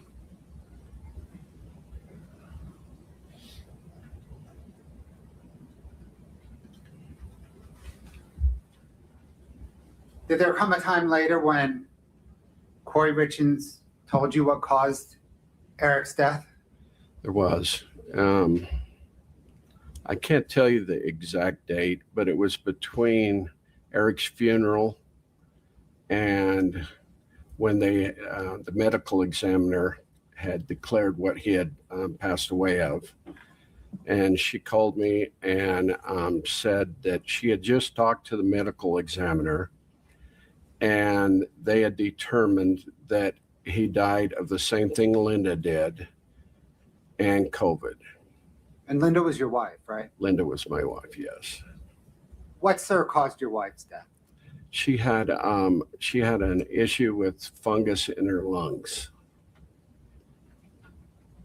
What, if anything, struck you about Kouri Richins telling you that Eric died of the same thing that his mother did? Well, right after I finished talking with Corey, I called my daughter, Katie, who in turn called the medical examiner, and they had never received a call from Corey. Your Honor. We're going to admit this answer only for the effect that it had upon Mr. Richens to explain what he did or didn't do next. You cannot consider it for the truth of what he's about to say. Please, sir, continue. Help me again. Sure. Where were we? What, if anything, struck you about Kouri Richins telling you that Eric died of the same thing that Linda died of? Well, as I said, I called my daughter, Katie. Katie in turn called the medical examiner, and they had never received a call from Corey. They had not even released the results from it yet. Renew the objection and move to strike, Your Honor. Same instruction. That answer only explains what comes next in terms of what Gene did or didn't do. May I call you Gene? I'm so sorry. Absolutely. Okay.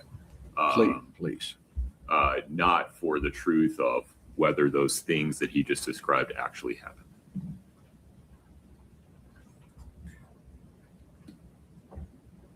Sir, were you with your wife as she was battling the lung fungus? I was. Did Eric Richins suffer from the same symptoms that your wife did? No, not at all.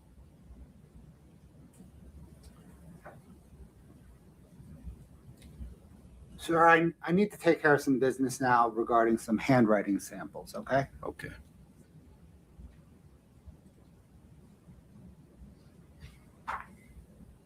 Your Honor, may I approach the witness? Yes. It's the collection samples. Your Honor, I'm handing the witness Exhibit 8-49, which is a collection of handwriting exemplars.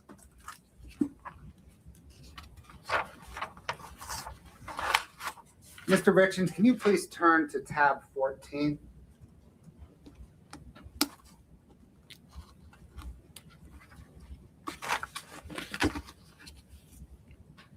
Okay. Sir, do you recognize the documents at tab 14? I do. Are they labeled K14? Yes. Mm-hmm. Are they receipts from Weller Recreation Center? Yes, Did you pick up those receipts from Weller Recreation Center? I did. Did you then hand those receipts to your daughter, Katie Richens Benson? I'm sure I did. Yes. Thank you.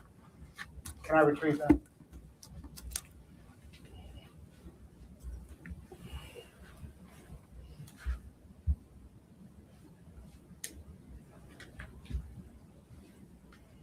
Sir, I don't have any additional questions at this time, but the defense may, okay?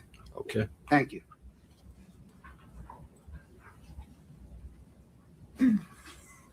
Ms. Nestor, please proceed. Sir, we're very sorry for your loss, and we have no questions for you at this time. Thank you. Gene, you can step down. Do you mind taking that glass of water with you? Might need another one. Fair enough.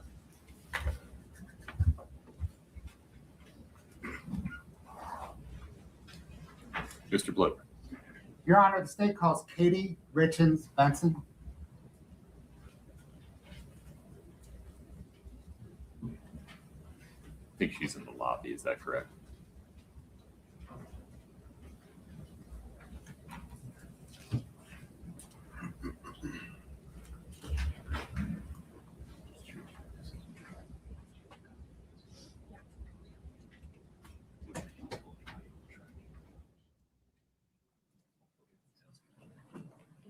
And we're back. They've muted. They're calling the sister or mother. I wasn't ready for that. I'm getting the name now. It is, I think he said Katie. Because I thought the defense would have talked with the father, but I guess not. So, a little caught off there. It was Eric, followed by his sister. So it's Eric's sister, Katie. If you'd step in front of Brittany, please. Give me a second here. Please raise your right Try to catch her. Do you solemnly swear the testimony you're about to give in the matter before the court to be the truth, the whole truth, and nothing but the truth, subject to the pains and penalties of perjury?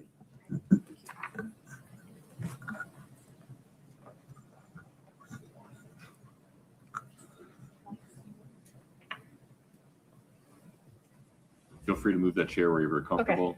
You can also move the mic. Okay, There you go. perfect. Thank you. Thank you. Mr. Bloodworth, please proceed. Thank you, Your Honor. Good morning, ma'am. Good morning. What is your name? Katie Richins Benson. And is your last name spelled Richins-Benson? You got it. Okay. I'm going to stand here because I would like you to address the jury.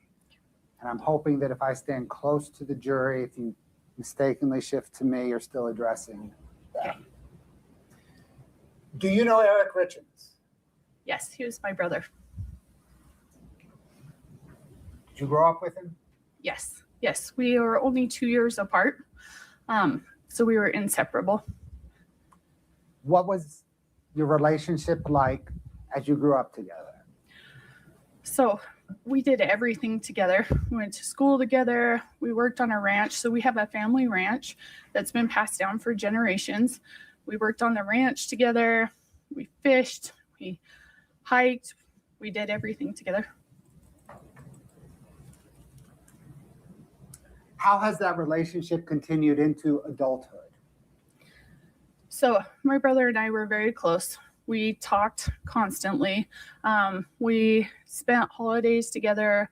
We had our families together. So our kids are very close in age. We did lots of activities with our kids together. Like I said, we had them on the ranch all the time together, talked on the phone almost daily.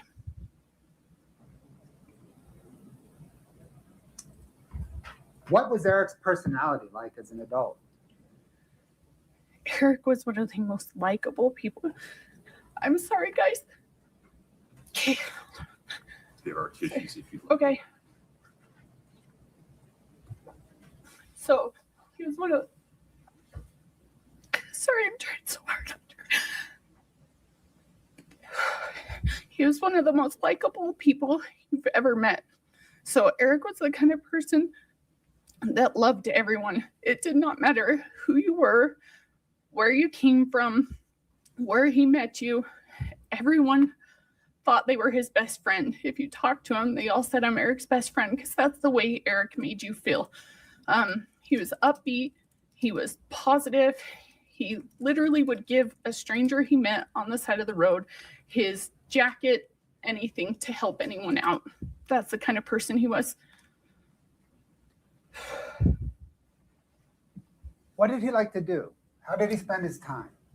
So the number one thing that Eric loved was his kids. So he would do anything for his boys. He was the best dad you would ever see. He was a phenomenal uncle. If there were kids involved, he was there. He would show up. So whether it be soccer games, so he coached my nephew's soccer. And he was the dad that coached, that went and got all the signs that were special. So he'd get there before the soccer games, put all the signs up so the kids had their team name everywhere. He also was adamant about making sure they learned how to work. So my parents were very focused on teaching us how to work, to have that strong work ethic. So he had his kids on the ranch, teaching them how to work. He loved the outdoors. He loved to play sports. Anything that revolved around his family, the outdoors, is what my brother loved. Did he plan for his children's future? Yes. So there's not a waking moment that my brother was not focused on his kids. So he had money set aside every single month to go into a fund so that by the time the kids got to college, they could pay for their college and hopefully have some left over for like a down payment on a house or something like that. He had every aspect planned. This is the kind of dad Eric was. So I told you we have a ranch. I love horses. My brother did too, but not quite as much as me. He liked ATVs a little bit better. So his oldest son, Carter, loved horses from the day he was born. He and I share that. So Eric tried to get Carter with me as much as possible on the horse because that's what Carter loved. I would ride the horse with my little nephew in front of me, and my brother would be to the side of me with an ATV with food, snacks, anything that Carter needed. He would have it right there so that Carter didn't have to get off the horse because he wanted Carter to be able to do whatever he wanted. And if Carter would fall asleep, which he would sometimes, Eric would take him into the side-by-side, hold him until he woke up, bring him right back up to me, put him back on the horse, and let him go the rest of the day.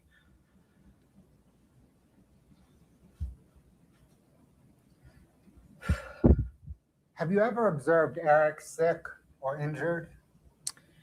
Yes. So my brother and I are very close. And so when he was an adult, he played sports all growing up. But when he was adult, he liked to play adult softball. He did get hit a few times. He got hit by a ball, and these games would go to like midnight, 1 o'clock. He would call me at 1 o'clock in the morning if he got hit to tell me my leg hurt. I don't know if something happened, if it is broken a little bit, if it's just bruised. And I would answer the phone no matter what time it was and say, hey, do you need me to come get you? What can I do to help you? And he'd be like, oh, I think I can toughen it out. I'll call you in the morning and let you know.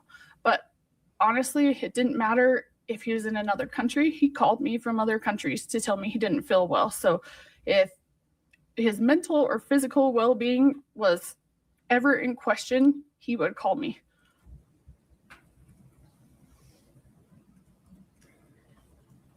Other than allergy medication, have you ever seen Eric use an over-the-counter drug? The only thing I've ever seen him use is Advil. Have you ever seen Eric use prescription drugs? No. Have you ever seen Eric use illicit drugs? No. Growing up, my mom was a drug and alcohol counselor. She taught us the dangers of those and really ingrained that in us. Were you and Eric working on any future plans when he died? Yes. So we were planning a trip to Disneyland that year to take our kids. He also has a child. His middle child, Ashton, is extraordinary in math. We were finding programs to get Ashton enrolled in that summer for coding so that we could kind of harness that math. He was only 7 at the time, but he's just outstanding. So we had just barely gone to the zoo together. We kind of just planned our lives together. We talked all the time. Are you familiar with the home that Eric lived in when he died? Yes, I owned it and I sold it to my brother. Scott, if you can bring up 1-1, please, for Your Honor, for everybody but the jury.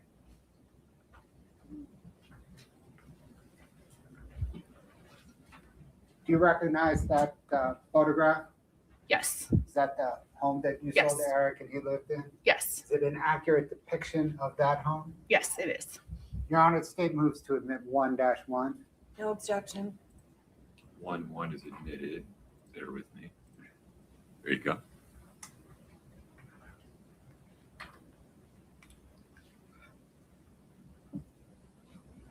Where, Ms. Richens Benson, is that home located?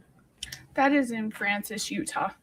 And is it, it looks like it's on a cul-de-sac. Is it on a cul-de-sac? Correct. It's on a cul-de-sac. When did you sell him the home?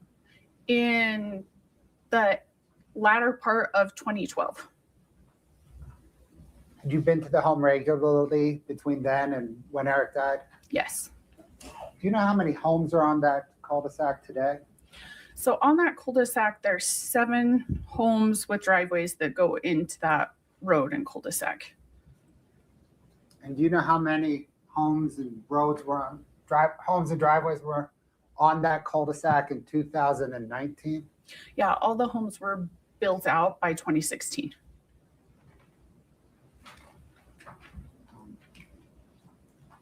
Thanks, Scott. Scott, can you bring up 4-1?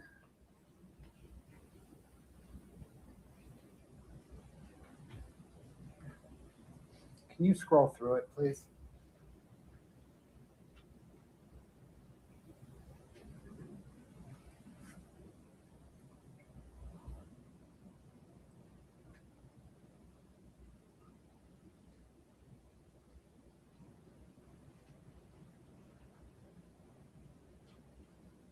Ma'am, do you recognize that document?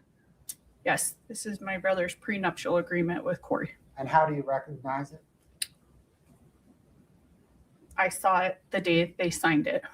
So on the day of his wedding is when they both signed it, and I read through it with him on the day of his wedding. Your Honor, state moves to admit 4-1. No objection. 4-1's admitted. I'm going to leave it up there just for a minute for the jury, but I'm going to come back to that with them later. I'm not going to discuss that with you. Okay. Thanks, Scott.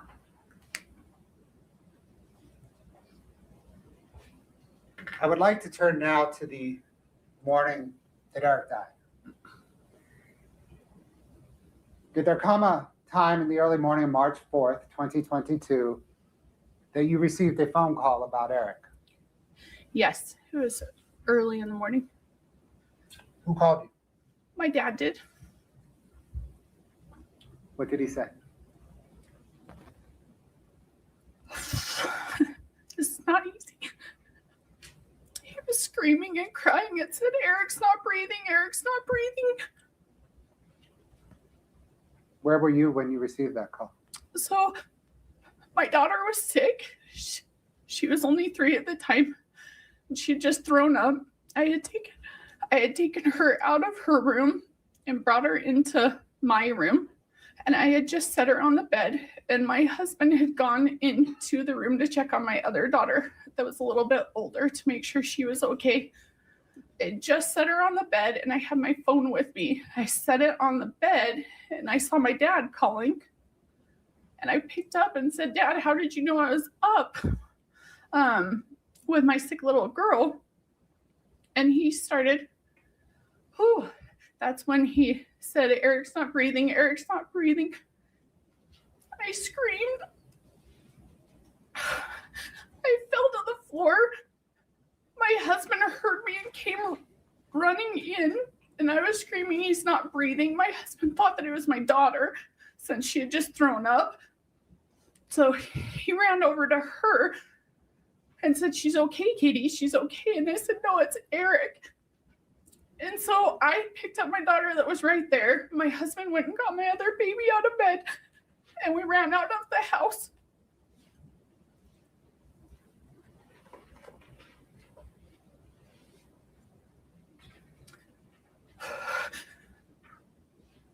Did you go to Eric's house? Yeah, we went straight to my brother's house. Who was there when you arrived? Sorry, guys.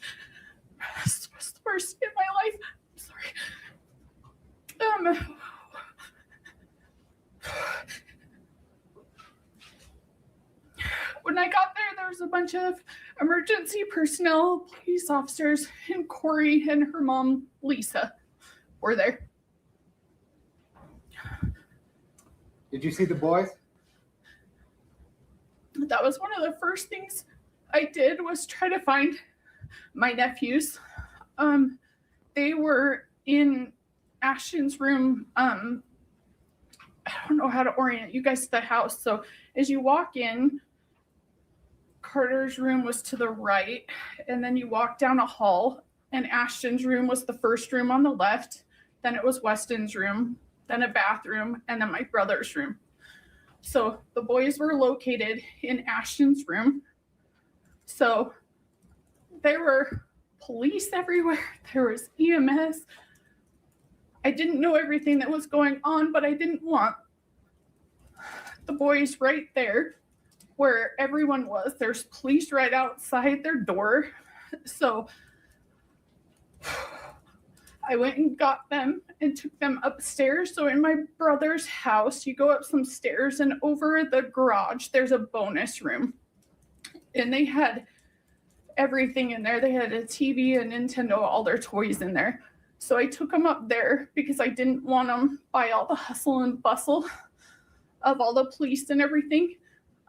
So I took them up there, got them situated, then ran outside to my car to get my husband and my two daughters so that my husband could watch the boys and make sure that they were okay.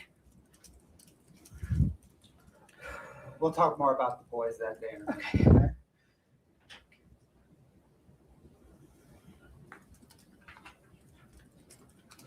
Were you able to observe 1-Kouri Richins that morning? Yes, I did. When you walked into the home, what were your immediate observations of her? So like I had told you, we had gone on plenty of family vacations together. Kouri had been on the family vacations with us. I walked in, I kind of flung through the door, and I saw Kouri standing on the other side of the staircase. She just shook her head at me. Sorry, guys, bear with me. I apologize. And I knew right then my brother was gone. And I fell to the floor. She stayed over there. I observed that she was not how she normally was when we would go on overnights. She was very well put together. She had a matching pajama-esque outfit on. Her hair was all done up. She wasn't crying like I was. She wasn't hysterical. Just stood there and shook her head no at me.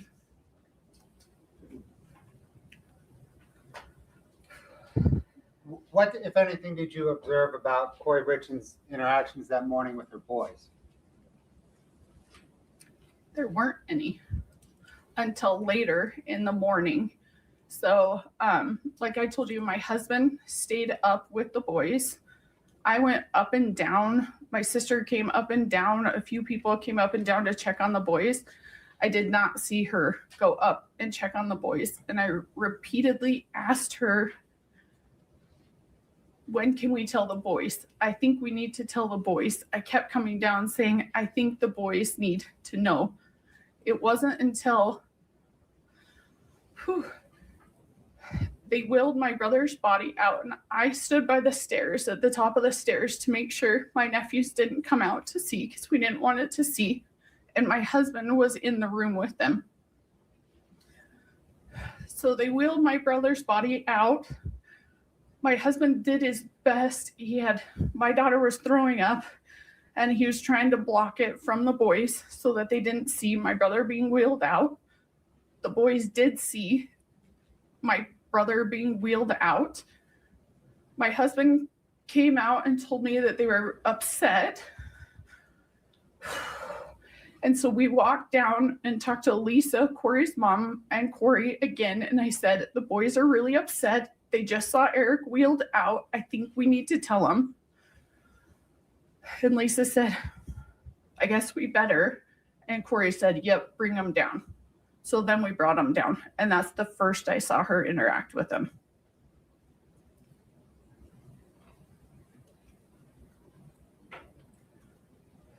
Were you there when Kouri Richins told her sons that their father had died? Yes. So my husband and I brought the kids down. We're sitting on a couch, and in my brother's living room, they have a couch that kind of goes like this, like kind of curves around. So my husband was sitting on the edge with our daughters. I was sitting next to them.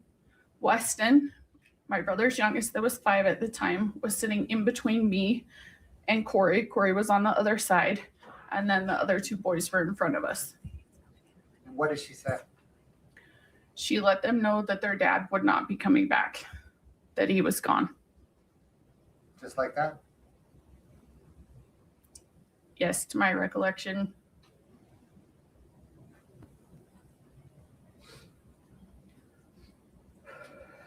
Did there come a time shortly after that when she spoke along with her middle son, Ashton? Yeah, so right after she told the kids, Ashton got upset and went to his room. So his room was that room that they had been in.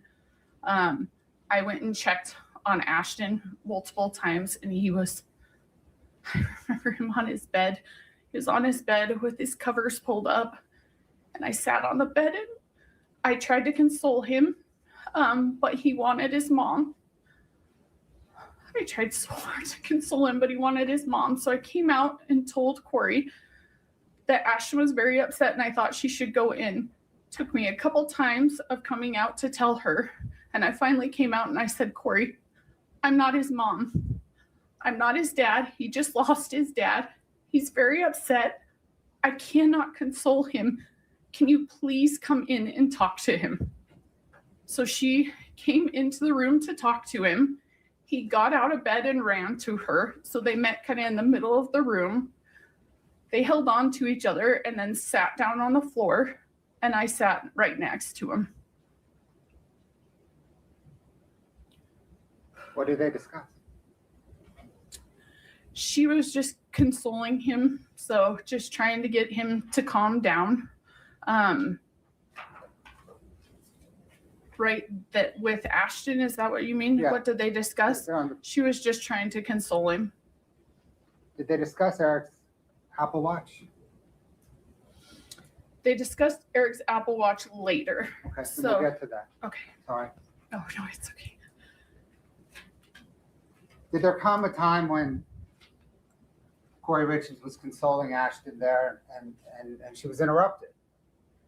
Yes. So Brianne Sorensen, which I believe was Ronnie, Kouri's brother's fiance at the time, I think they were engaged at the time, she came in to talk to Kouri. It was really interesting because Kouri was consoling, and then she immediately kind of stopped and focused on, they would call her Bree. And Bree started talking about the closing of the Midway Mansion. Do we need to go into that, Mr. Bloodworth? I guess what I'm saying is anything further regarding that necessary to develop the upcoming testimony? Your Honor, the state's next question will be, how did Kouri react? Oh, okay. Yeah. So sustained. What Bree said is not admissible. Don't consider it. Well, Your Honor, the content of the call, the content of the discussion. Well, Kouri's side of it is not what they're objecting to. I think it's just that fact. Am I right, Ms. Nestor? Yes, sir. Yeah. We're objecting to what Bree said. Take it from there. I understand the contours here. Let's just wait for the next question. Okay.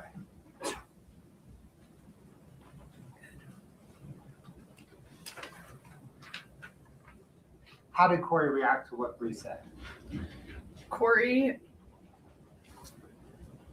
was very businesslike, very telling Bree exactly what to do. And I was dumbfounded. And I looked at Kouri and said, you can't tell me you're going to close on that Midway Mansion when my brother just died. And she looked at me matter of fact and said, yeah, Absolutely. He has nothing to do with it. The money's already gone through. It's all my business. I'm going to.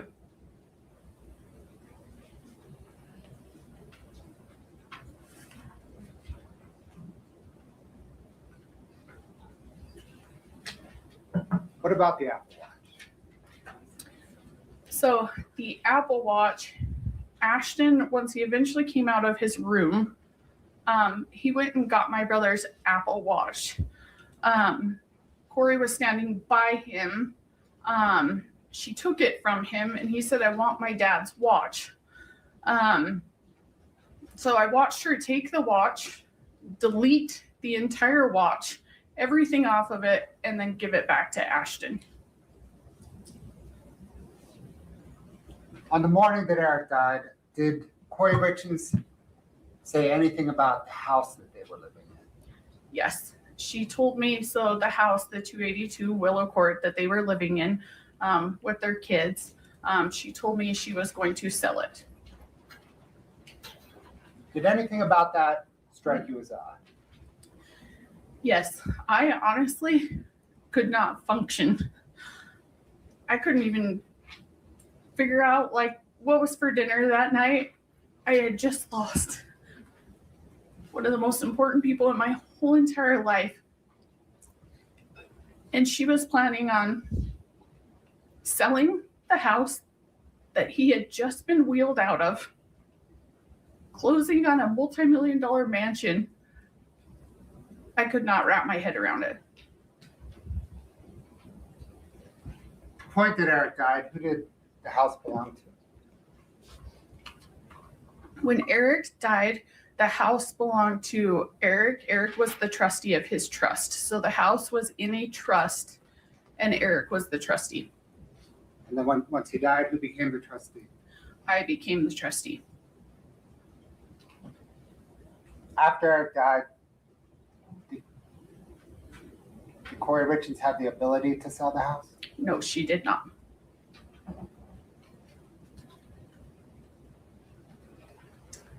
That morning, did Kouri Richins say anything about Eric's stonemasonry business? Yes. She had a plan for how she was going to run his stonemasonry business. She was going to hire one of his best friends. His name is TJ. TJ worked for Eric's business partner's dad and had grown up working with Eric and Eric's business partner, Cody, and Cody's family in their family business. And he still worked with Cody's dad, Shannon. So she said that she was going to hire TJ to run Eric's portion of the business for her and that he would take care of all of it. So am I right that the morning of Eric's death, Kouri Richins told you her plans on purchasing the Midway Mansion, selling the home she lived in, and running Eric Richins' business? Correct.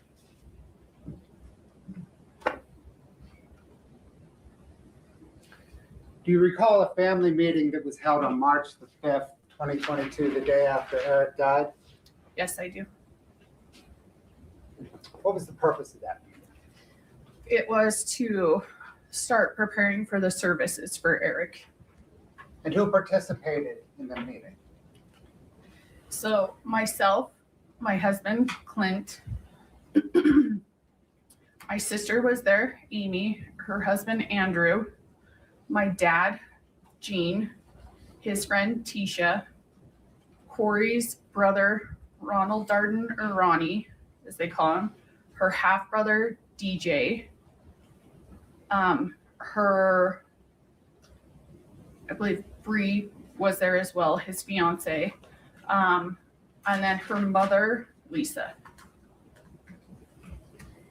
Did you know Eric's wishes regarding burial? Yes, my brother wanted to be buried. As opposed to cremation? Yes, my family is very big on burial and not cremation.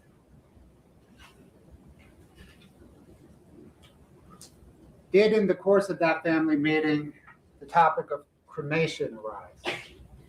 Yes, so we had gone through and planned the whole funeral. My brother would be buried by my mom. who the where he would be buried at, who the pallbearers would be, everything to like who would talk, who would say prayers, stuff like that. And at the very end, when I thought we kind of had it all wrapped up, Lisa Darden, Corey's mother, said, "When are we going to talk about that Eric wanted to be cremated?" Did you observe Corey react to her mother raising cremation? Yes, I did. She looked shocked, like she was caught off guard at first. And then she went into it and said, "Oh yeah, he told me that he didn't want any bugs crawling on him after he was dead. It freaked him out. So we're cremating him." And I went on to ask, I said, "Corey, why did we just do a whole entire funeral based around the casket, the burial, the pallbearers, sorry, excuse me. And now you're just bringing up cremation." And she played it off and said, "Oh, well, isn't that what you do when you cremate them?" And to that point, I said no. And then my dad started getting visibly upset because he knew his son wanted to be buried.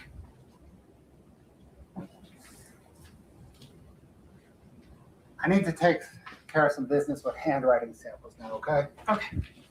Your Honor, may I approach? Of course. I'm handing the witness 8-49. Ms. Richens, Benson, are you familiar with that exhibit? Yes, I am. Generally, what is it?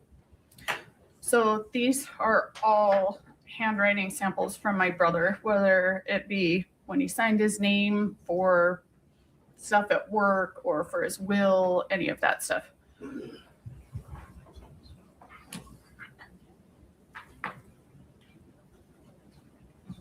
Can you please just thumb through each of the tabs? I think, is there 14 of them? 16. 16.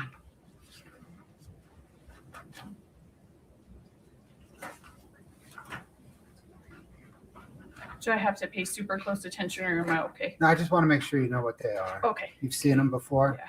Yeah, I have. Okay, if you're comfortable that you've seen them before, there's no need to slip. Yeah.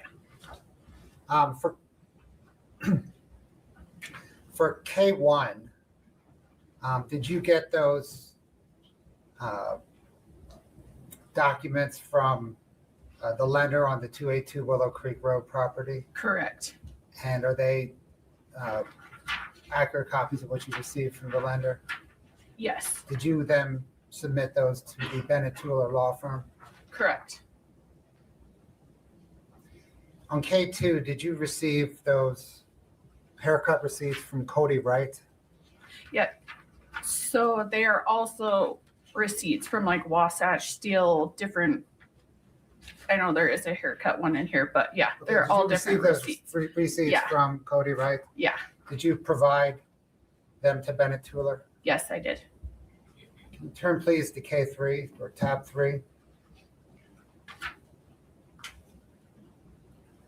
Under that tab, did you receive some tax documents from Greg White, some payroll documents from Integrated Solutions, and a hunting license? Yes, these are all my brother's documents. And did you submit those under tab 3 to Bennett Tueller? Yeah. Only one I'm not 100% sure about is the hunting license, if I submitted that or not. I can't remember that one. Okay.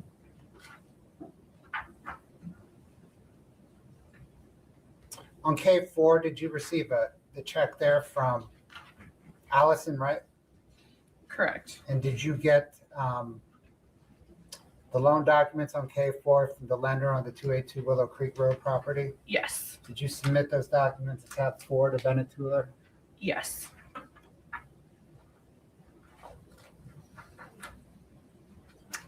Tab 5, did you retrieve that driver's license from the mortuary that Eric's body was taken to? Yes. And did you submit that to Bennett Tueller? Yes. For tab 7, skipping 6, going to 7, Did you receive those various construction contracts from Cody Wright? Yes, And then did you give them to Bennett Tueller? correct.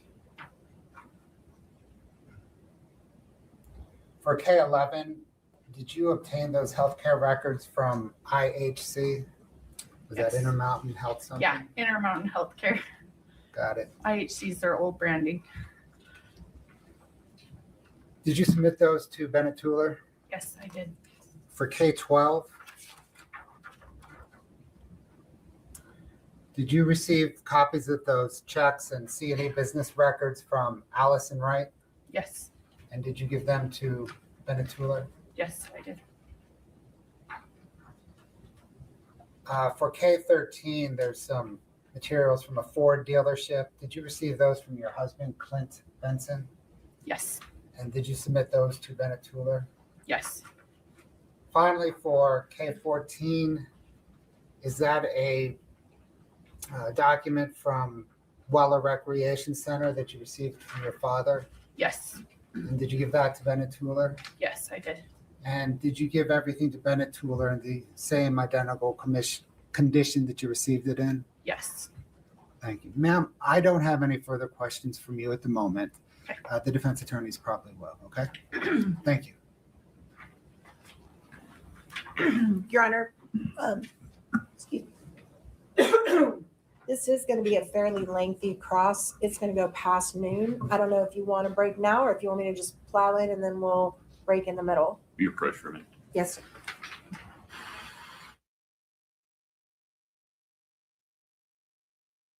And we're back.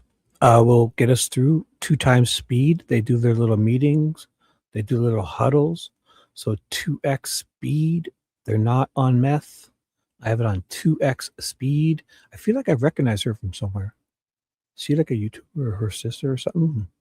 Anyways, hello everyone. We're going to watch this probably until at least lunch. And then if we're going to do either a Nancy thing, possibly something else, or if nothing's happening by then, soon, in the next hour or two, by the time this is over, they have it muted. Sorry, I'll be quiet.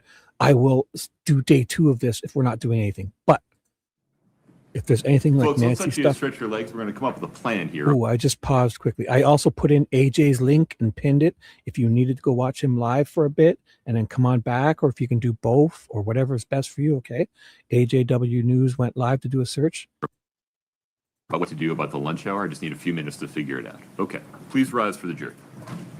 Oh, they are going to lunch, I think. Oh, so if they're going to lunch, I'll skip this. No, they're letting the jury out to do some stuff. Sometimes they let the jury out to do some stuff they don't want to do in front of the jury. So it looks like, I'm scrubbing ahead there. So they let the jury out and then they sit back down and they kind of go back and forth here. So when I'll 2x speed until they all sit down. 2x speed. Oh, there we go. Jury's out, I believe. You might be feeling that. We're going to get a Then they'll graph take from care of you. some housekeeping stuff, I believe. Okay, let's have a discussion about how to handle witnesses that are on both the state's list and the defendant's list. Yes. Ms. Nestor, what is the defendant's request? So here is our request. There are probably, Your Honor, can I pause? Can we excuse the witness? yeah, that's fine with me. She can That sit. would make sense, yeah. And is that so that she doesn't hear this discussion? Correct. Yeah. Do you mind stepping out into the lobby for a minute? Yeah, Shirley was here. You can take it. Okay. Yeah, it's your cup.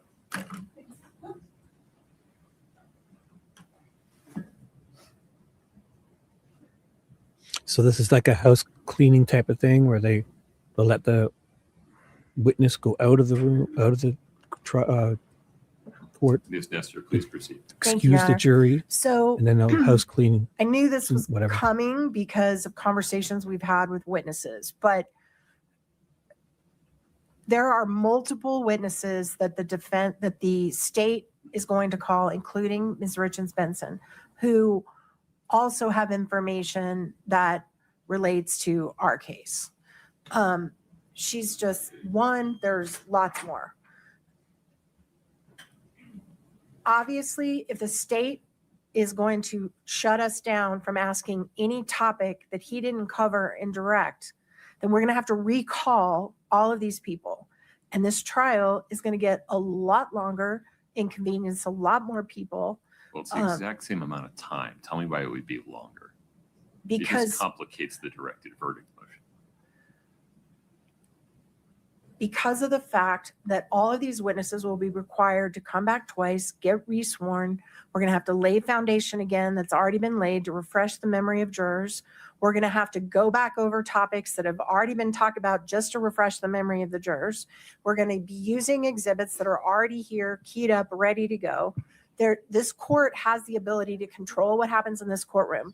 If you want us to call all these people twice, we will, but it seems a ridiculous imposition of burden on not only the witnesses, but the jurors to have to say, we're going to hear from them now and in 2 weeks from now.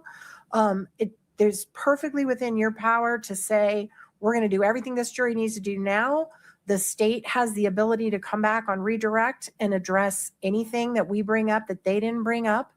But it seems a very inefficient way to run a trial. And it seems to be super hard on these witnesses to have to come back here twice and go through this 2 weeks apart.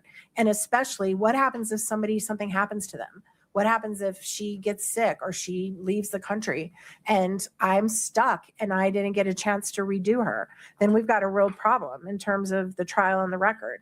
So, I mean, I've just never had a judge require me to do that unless it's just really unusual circumstances. So we're asking that every witness where we have information that the state decides not to go into, to let us do it now, not have to recall this witness, and then finally excuse her from her subpoena responsibilities. You understand that to the extent the state raises relevance objections to your direct of this witness or another, I'm only going to have what's in the record so far. I won't have the whole picture to rule on that relevance objection. I am not worried about anything we're going to talk with her about being decided to be relevant. Okay. I mean, it's clearly relevant. I'm just not worried about that. All right. Yeah. I mean, we're only talking to her about what happened with Eric, with this case, we're not going into anything outside of that. Okay. Mr. Bloodworth. Your Honor, the state prefers to present its case in an order that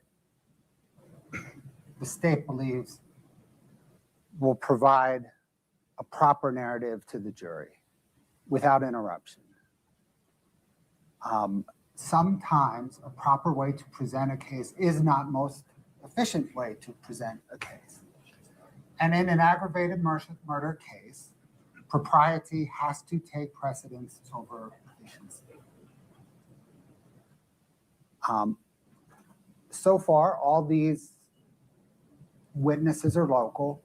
I could see perhaps if there's an out-of-town witness, rather than inconveniencing the witness with an extended stay or repeated travel, we could make an exception. But as the rule, this trial is no different than any other trial where, pursuant to the rules, the scope of cross-examination is limited by the scope of direct. Thank you.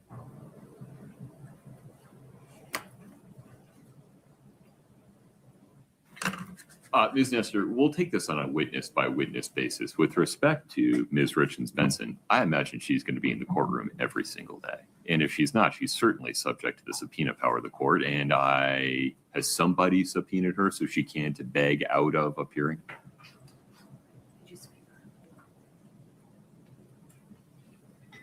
I mean, Katie appeared today pursuant to the state's subpoena. Okay. And that subpoena lists the entire trial, correct? It does. I have not yet released her from it, as Right. we do some witnesses. Right.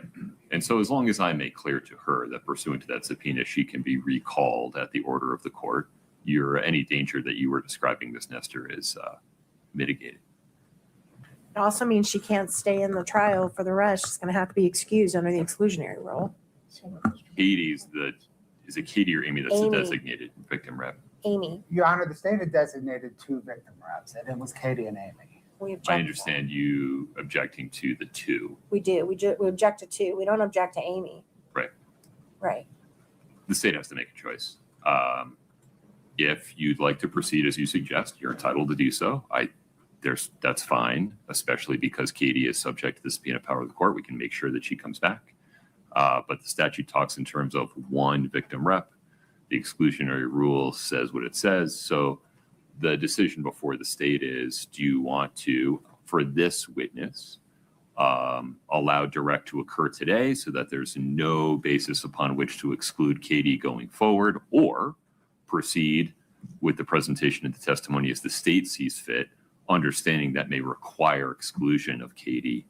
And I apologize for using first names. There's a lot of Richens. It's just easier. No informality is intended. Exclusion of Katie until her direct is completed in the defense case. Your Honor, how about this?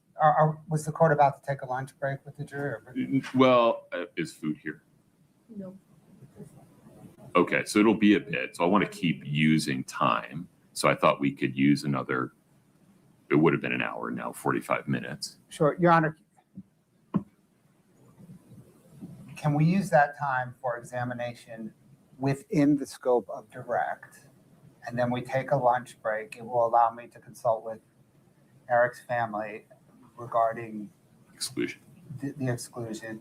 It will also allow me, Your Honor, to refresh my memory. We had at the time, the state had appointed 2 victim representatives. Despite the language of the statute, we had briefed case law which expanded that language, and I just need to look back at that. Yeah, I'm happy to be educated. But Ms. Nestor, may we proceed stepwise in that fashion? Yes, sir. Okay, so just so I'm clear, we'll invite Katie back in, we'll invite the jury back in, we will complete cross-examination of Ms. Richens Benson.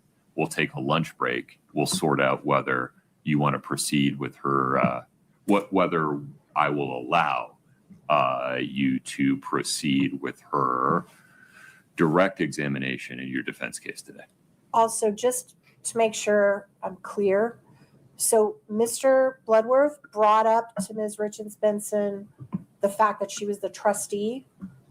She testified about that, about the trustee and the assets being in the trustee, and that Kouri could not sell the home according to her. That was her understanding, right? Correct. So that means I can go into anything about the trust? Well, it means you can ask her, you can seek to show that her understanding was incorrect.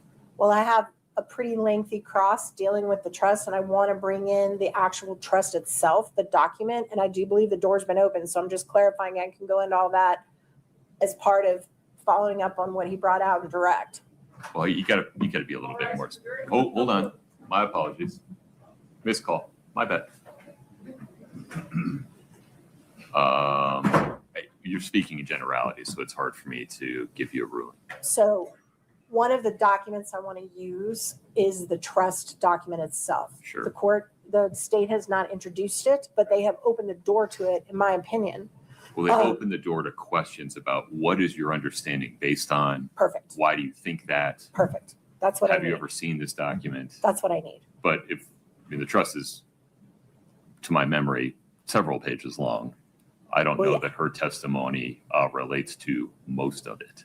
I probably won't even admit it. I'm just going to use it for her to look at it to refresh, and when she's answering questions. Okay. Yeah. Okay. Thank you. Your Honor, just to be clear, that within the scope of Kouri Richins' ability to dispose of the home. Yeah, more specifically, Ms. Richens Benson's personal subjective understanding of Correct. Kouri Richins' ability to dispose of the home.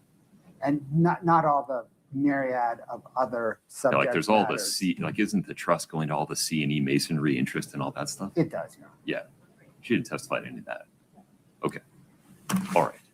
Well, I assume they'll object and let me know if they think I go too far. As both sides of the V do in trial. Anything further before we invite Ms. Richens Benson back in? No, sir. Mr. Bloodworth? No, sir. Let's do that first.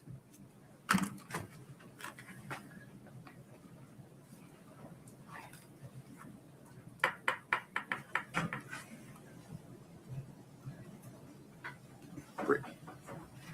Did you just guess anything more?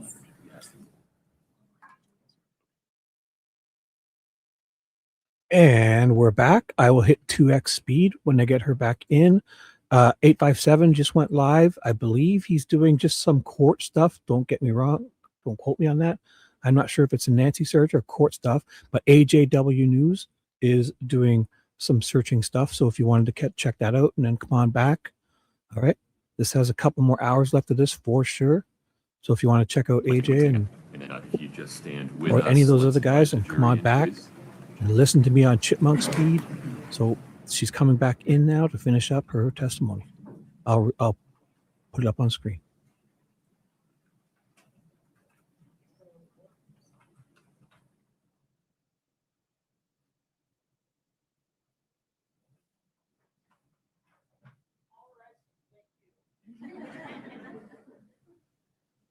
Oh, and they've muted a little bit. I'll hit 2x again until they sit down because the jury needs to come back in. So it's 2x. They're not tripping out. It's 2x speed, 2x when I hear them talk. Thank you. Thank you for your patience. We'll proceed with cross-examination of Ms. Richens Benson. Then we'll take a lunch break. Thank you for your patience. Ms. Nestor, take it away. May it please the court. Good morning. Good morning. We've never officially been introduced, but I know we've seen each other a whole lot. But again, my name's Kathy Nestor, and I'm one of Kouri's attorneys. So I want to talk to you about, I want to go back a couple of years before Eric passed. You mentioned in your direct testimony that you are the trustee of a trust that Eric created. Is that right? Correct. And may I approach the witness, Your Honor? Of course.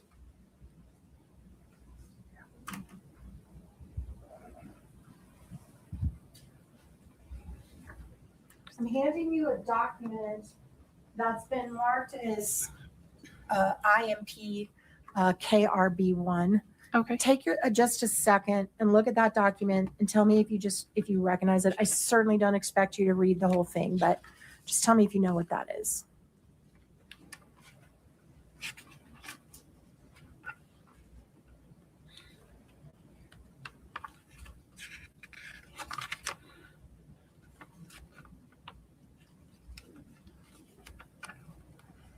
Sorry, I just want to make sure. Sure, no worries. Take your time.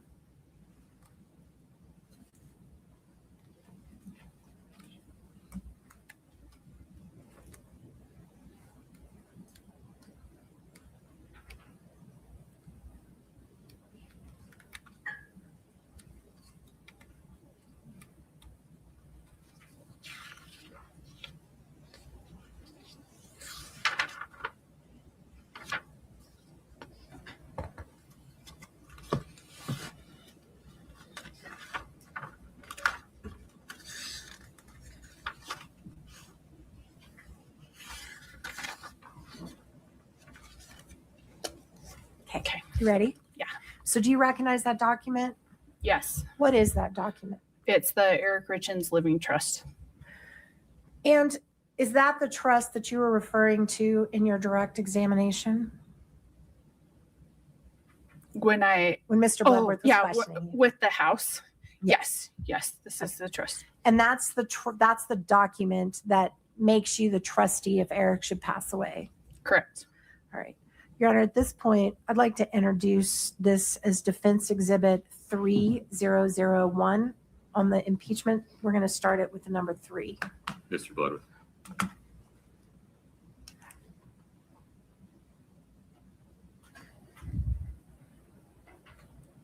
Your Honor, no objections to the admission of the document. The state, of course, is going to admit it.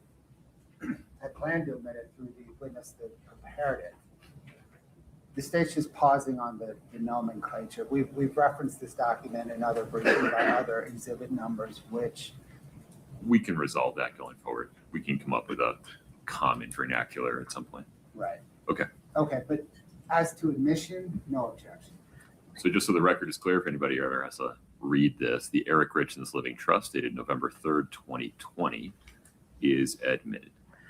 All right. And that's going to be Exhibit 3001, Your For Honor. the time being. Yes. We'll see if we come Change up with it. a different vernacular going forward. That's fine. Okay. Can you turn for me to section 1.03 of the trust. And Ms. Nestor, will you let me know when you're ready to publish whatever you want to publish to the I will, jury? thank you. Thank you.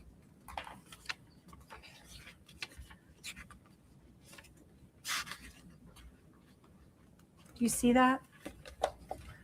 Does that list the objectives of the trust?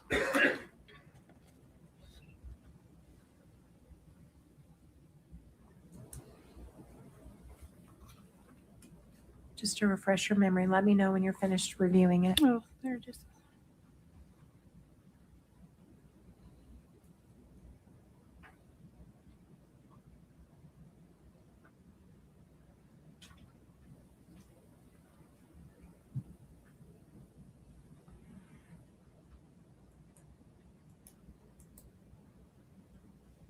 Okay, sorry. What That was your refresh question your again? memory a little Yeah. bit. So is it fair to say that Eric's objective, as put in writing in the very beginning of this big old trust document, was to provide for both my wife and our children during any time I am incapacitated and after my death? That's what's in there. Yes. So it's I'm sorry. Can we publish this to the jury? Sure. We're seeing it on our screens, but the jury's not. Yeah, she didn't ask Can me you to. That's fine. publish? Would you like to? Yes, sir. Thank Okay. you. That would be helpful. Thank you, sir. Yep. All right.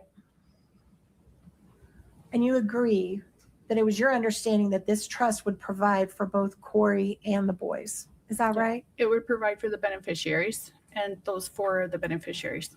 And Corey was a beneficiary of this trust. She was a beneficiary of the trust. And that's what Eric wanted. I think the document Your speaks Honor, for itself. objection. Yeah. I'll withdraw, Your Honor. Okay. Okay.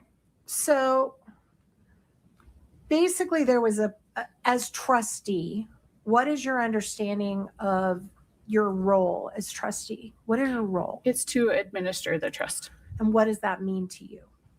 So to carry out my brother's wishes. And with respect to the reality of that, there's a trust that holds assets. Is that your understanding? It holds his assets, whatever they are. Correct. And that includes cash and money and items, right? Yes. And you're supposed to see over that money and those assets Correct, as the trustee. and protect them, right? Correct. And distribute them to the beneficiaries as needed throughout their lifetime.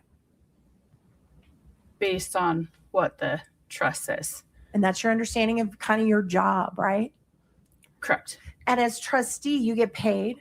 No. You're not taking a fee. So my brother did put in the trust that I could be paid and I could reimburse myself for the time spent. I have never once been paid for the time that I spent. So I chose not to. That's very generous of you. And that's because you want those boys to get everything they can, I'm sure. I want all the beneficiaries to get everything they're entitled to. Okay, thank you. So let's say 2 months after Eric died, Corey wanted to buy a car. She could do that, but she would have to ask you first, right? As the trustee. Can you reframe that? So with money from the trust, Yes. she wants to buy the car? Right. Yeah, there's a lot of litigation. So she did a lawsuit 3 weeks after my brother passed to try to set aside the trust. Okay. So there's a lot of litigation. So I would work with my attorneys to figure out what was proper. Let me ask it this way. What is your understanding of what, if there was no litigation, what you as the trustee of the trust were meant to do if one of the beneficiaries needed some money, if one of the boys wanted to go to private school, if Corey wanted to buy a car? What was the process from your understanding? So the trust was actually just split into two separate trusts. One for his 3 boys, who are the primary beneficiaries, and then another trust for Corey. And you'll have to forgive me, I don't have the whole thing memorized. Oh, of course not. But it said in there what the money could be used for. All right. So if Corey wanted to spend some money out of the trust that was authorized in your opinion under the trust, it would be your job to say, yes, here is the money, and give her a check, right? Correct. And one of the things the trust authorized was care and maintenance of their home. Is that right? So that the home is a trust asset. Okay.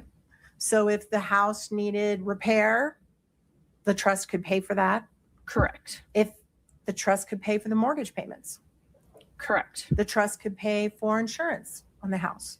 Correct. So in the year after Eric died, how much money did Kouri ask you for to pay for anything related to the house, to her, to anything? Pause for 1 second. Your Honor, objection in reference to the discussion we just had. Exceeds the scope. Yes. Sustained. Okay. Did the trust pay any mortgage payments on the home after Eric died? Ms. Nestor, it's the same objection. Okay. Sustained.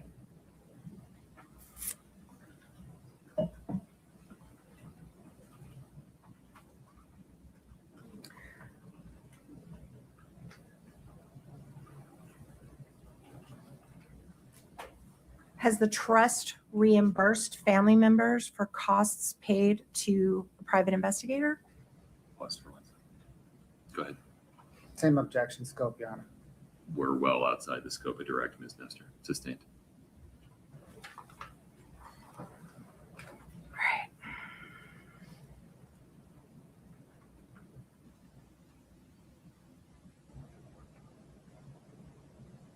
Can I approach? Sure.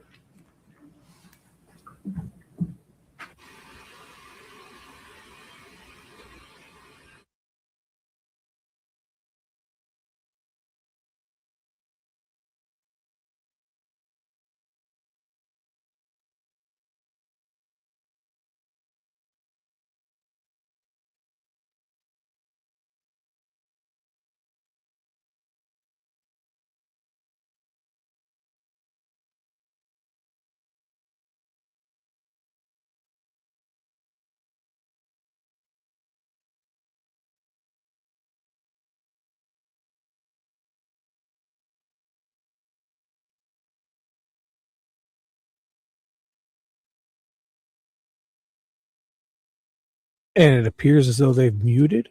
I will hit 2x speed until I hear them. 2x speed. They're not tripping out. For some reason they've muted. And it looks like they're having their little meeting. So that's what happens when they do little huddles. They mute. So I will update you on here. What's going on? Kouri's drinking water there. This is day 1. They're going to sit back down. Oh, no, they're still having their huddle. 2x speed. Just so you know, they're not tripping out. This would be a good time for me to update you.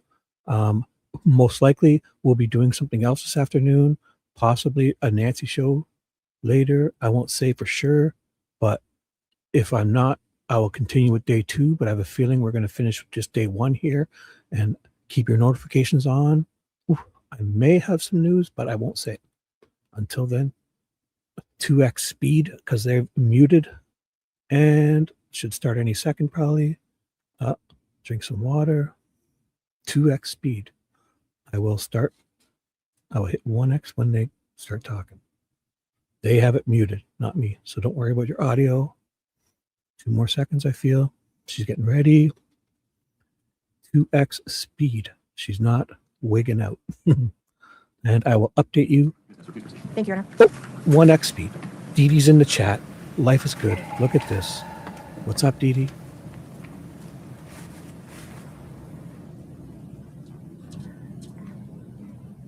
Just 1 minute. I'm trying to comply with your ruling. Just give me 1 second because I think there's another topic that I'm going to have to save for direct.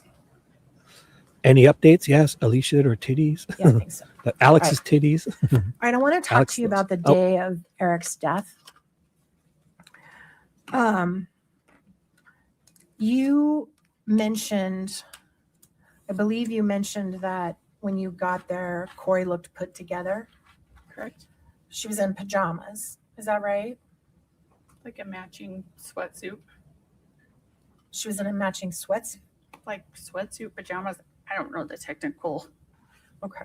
what they were sold as. And you sorry. said her hair was fixed. It was pulled up. It was pulled up in a messy bun. Is that what you recall? But yeah, it was pulled up, neatly done. Her hair was neatly done. That's what you recall. Yeah, look, similar to today, just on top of her head. And you also said that you went to the ground and she just stood there and did not comfort you in any way? Not that I recall. Okay. Katie, can you please, just for the witness only, Your Honor, we'd like to play a clip. This is State's Exhibit 1-4. Pause 1 second. Does this have sound?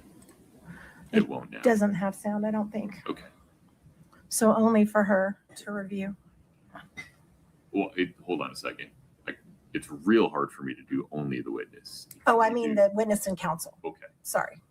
Mr. Bloodworth. It's S1-4. Of course.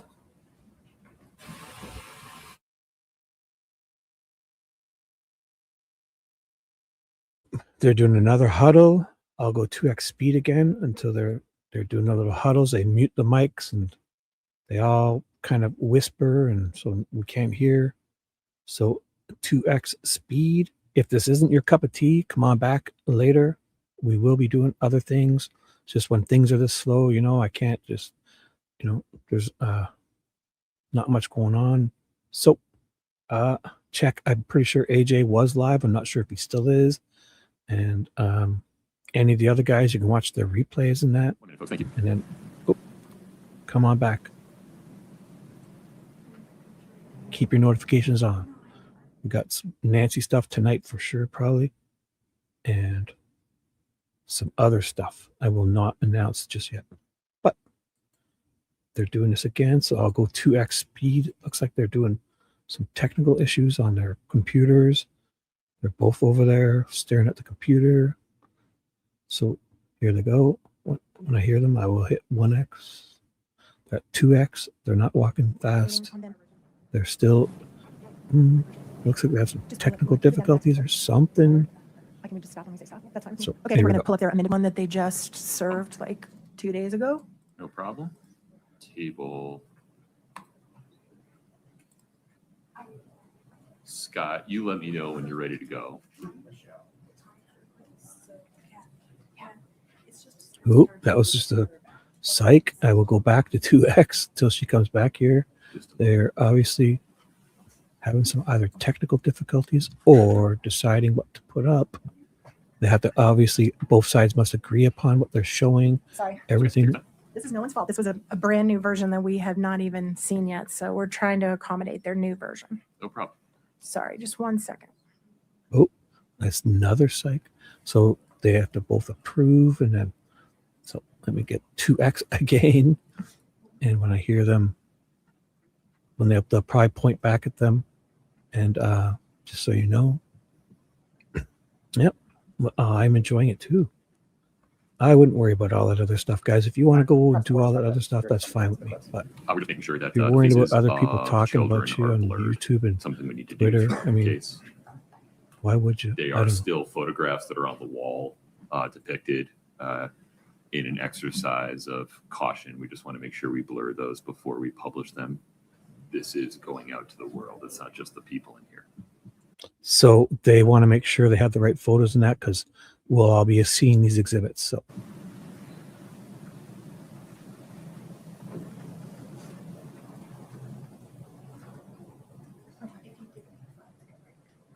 thank you, Bird. Thank you. Oh my gosh, Bird has told us this case is over. Oh my gosh, thank you. Thank you, thank you, thank you. Oh my gosh, I thought this was live. Thank you, Bird.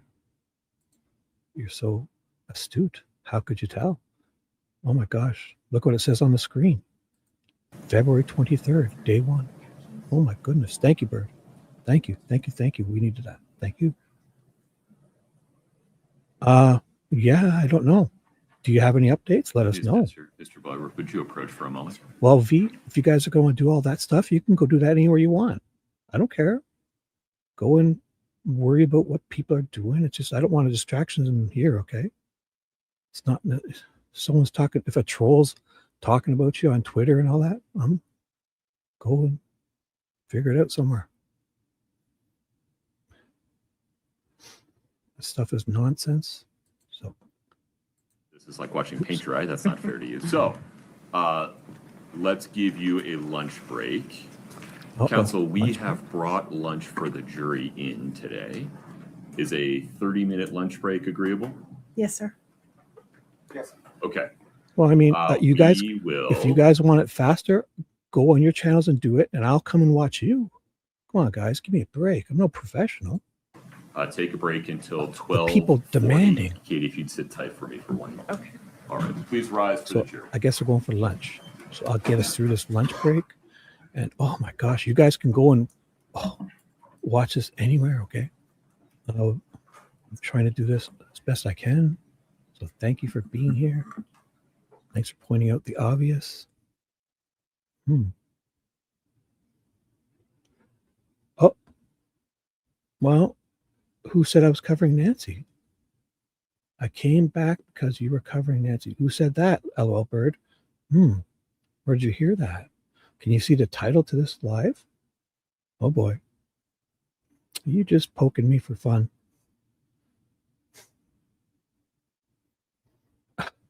I know you guys are just having fun with me. Thank you, Sheila. Thank you. You're awesome too. So if you guys don't want to watch this, come on back. Later on, we'll be, yes, there you go. Any emojis are perfect. Love it. I love it. An LOL or emoji. I know you guys are just having fun. But when things are slow, we're going to watch this.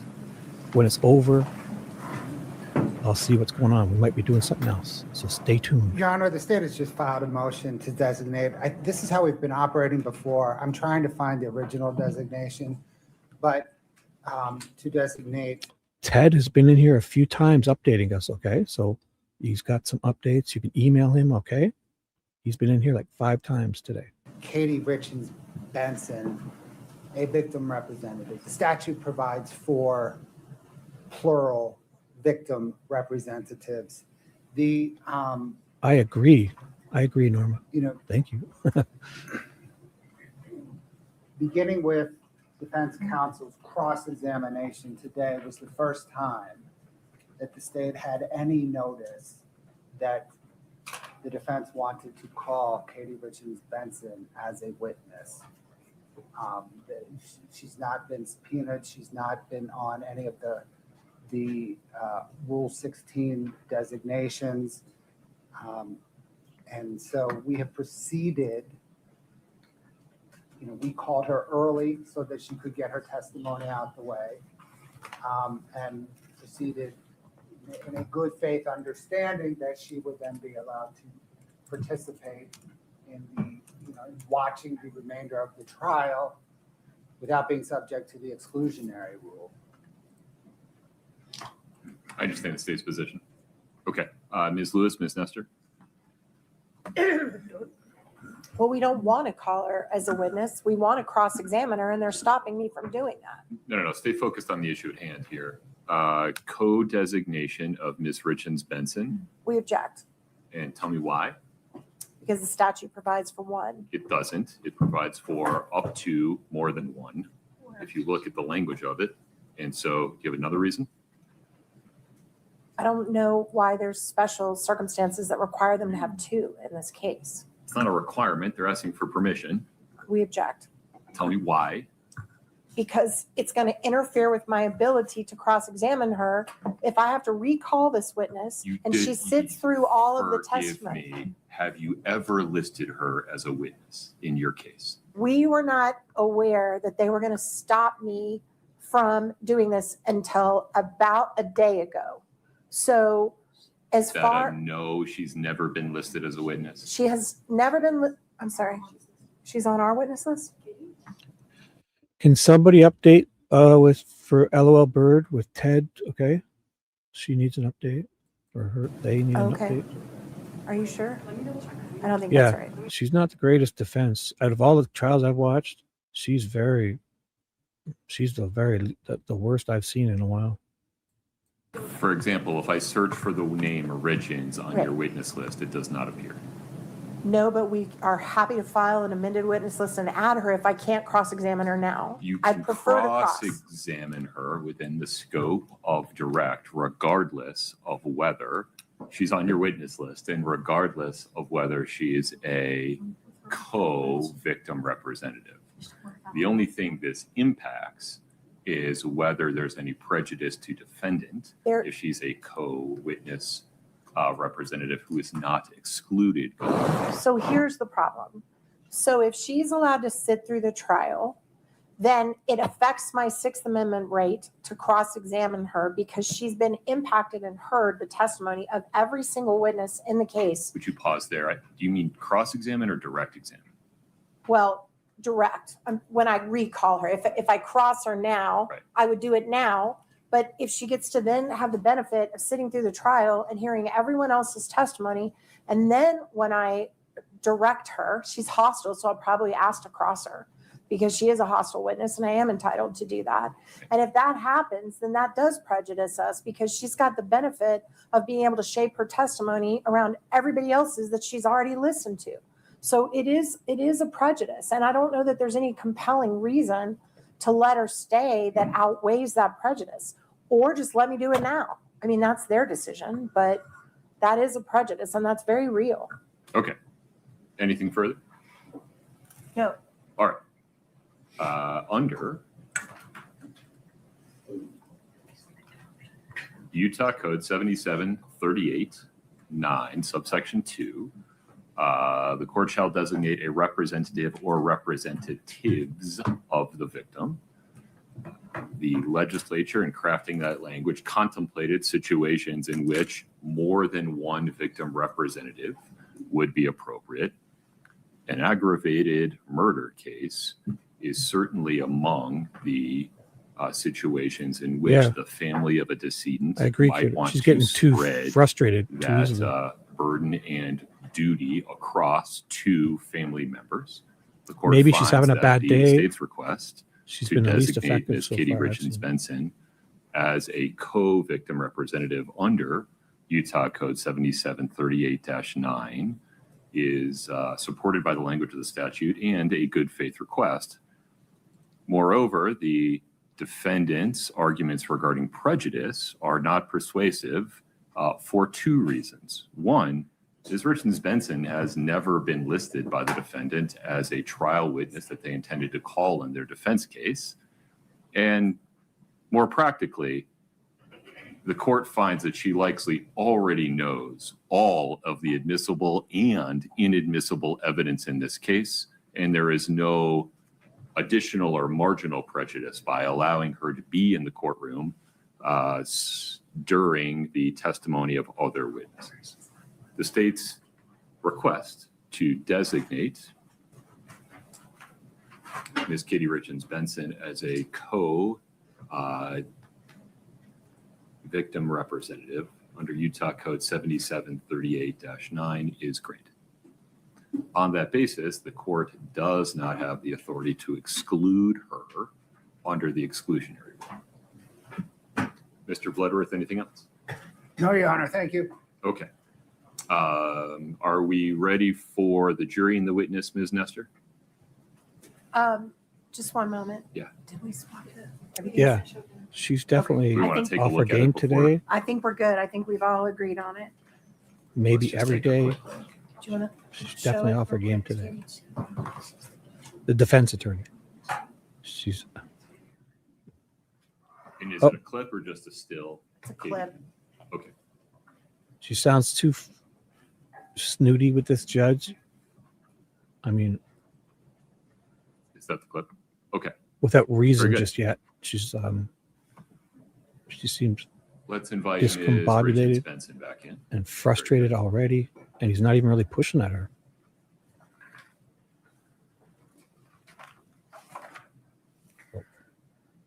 Here she comes back in. Katie, I will if you go take the 2, stand again, thank you. 2x speed till she gets in there. 2x speed. She's not a speed walker. 2x speed. Katie, you're still under oath. Okay. You ready for the jury, Oh. Mr. Bloodworth? Yes, Your Honor. Ms. Nestor? Yes, Your Honor. Let's do it. They'll have to stand up for the jury now. Let's get it going. 2x speed. They're not tripping on meth. 2x speed.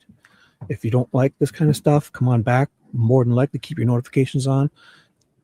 I won't say it because everyone's kind of busting our chops if we announce too soon. Who knows? There could be something else. If there is, I will end this. If not, I will do day 2 of this after. We'll know shortly. If you must go, there's all the other guys. If Absolutely. any of them are alive, check them out. Ms. Nestor, please All Thank you, Your Honor. May it please the court. Good afternoon, Ms. Richens Benson. So when we took a break, I had confirmed with you that it's your recollection that Kouri had a sweatsuit, a matching sweatsuit, and fixed hair, and that she did not comfort you when you fell to the ground. Is that correct?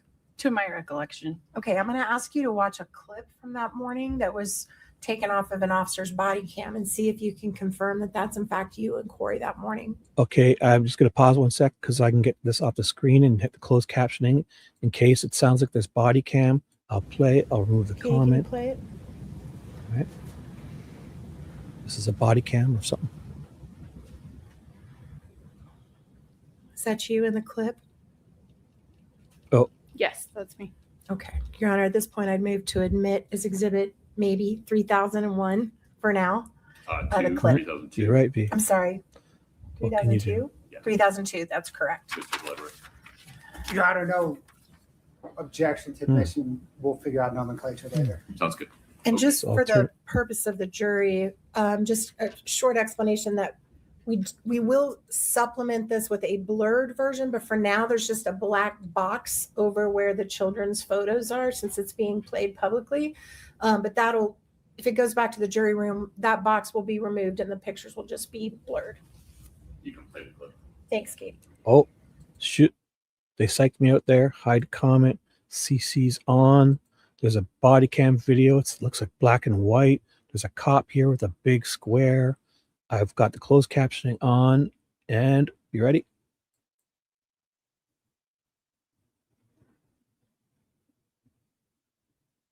Oh. Okay. Oh, there we go. All right, so as you're watching this clip, there's an officer there, but that's Kouri right there, right? And she's squatting down to hug you. Is that right? Katie, could you? I'm sorry, this is hard with two Katies. There are two Katies. I'm sorry. I'll call you Ms. Richens Benson. How Okay, about that? thank you. Okay. Okay, so that's Kouri. Freeze it right there, Katie Nestor. Okay, and that hair right there, that's what you're saying she had fixed?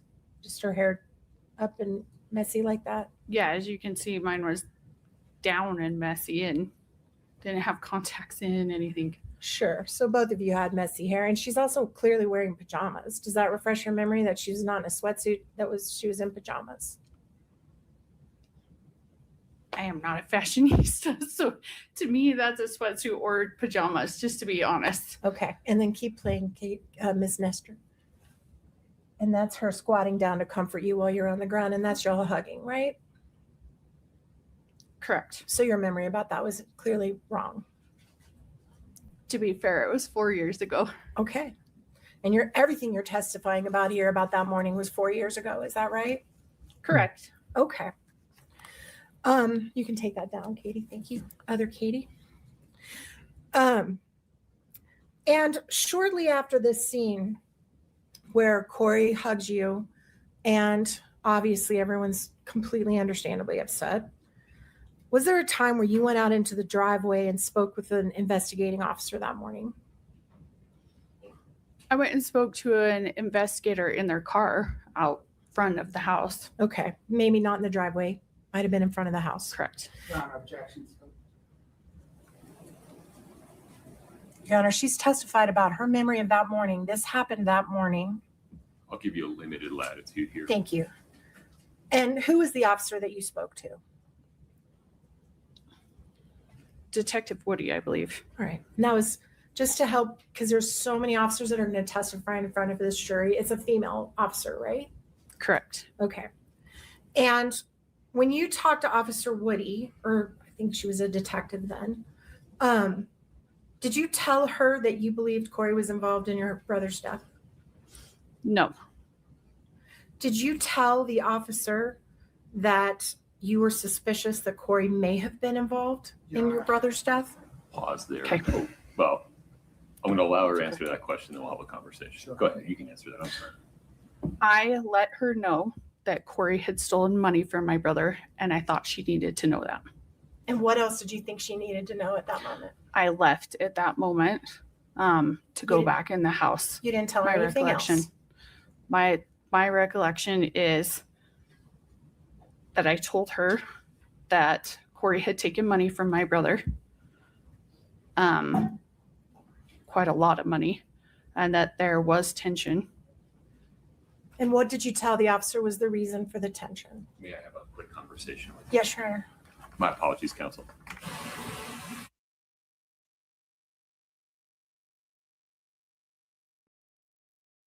And I've unmuted. They've muted. They're doing a little huddle, 2x speed. They're not tripping out, 2x speed. They've muted to do their little huddle. She's drinking water really fast because she's in 2x speed. And if there's anything going on, I will update you. And oh, Monday is double dipping. You better make sure you're not sharing that with anyone, at least if you know them. It's okay to double dip, I guess, with family, but if you're at a party, you cannot double dip your chips, guys. You cannot do that. You will be removed. You'll be escorted out of the building. You cannot. Did you guys see that Seinfeld episode from way back? The whole double dip was a big deal. If you do it in like a public place, oh my goodness. You can't put your lips on a chip and then put it back in the dip if it's public. Come on, guys. For family, screw them. Yourself, no problem. But if you're somewhere at like a thingamajigger, a gathering, party, and everyone's sharing it, you cannot double dip. Or just don't get caught. Your choice. I wouldn't. That was a great episode on Seinfeld years back. So 2x speed, guys, getting you through this little huddle. Some are longer than others. I could probably try to. Oh, they're back. Interruption, folks. Ms. Nestor, please proceed. Thank you, Your Honor. And now I forgot where I was, so let me think about it again.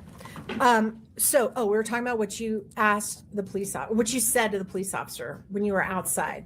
And this is before that police officer has ever entered the house, right? This is your first time to see this officer. I'm not sure. Okay. And you felt it was important that this officer know that your sister-in-law had a motive. What was your reason for telling the officer that information? I had an overwhelming feeling come over me that I should let someone know. Why? What was your overwhelming feeling? That I should let someone know. Because you believed it was suspicious? The death? Honestly, at that time, I had no idea what was going on. I just had an overwhelming feeling. I had just barely talked to my brother. He was fantastic.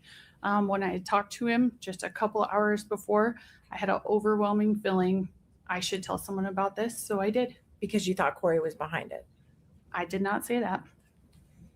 Did you tell the officer that Couri had a reason to be upset with Eric because she had found out about your being a trustee over the assets before he passed? No, not to my recollection.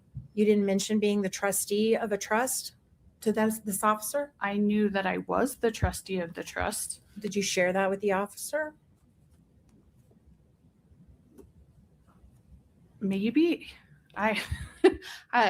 There's a potential. So you can't remember? Just give me a second. It's sure. Take your time.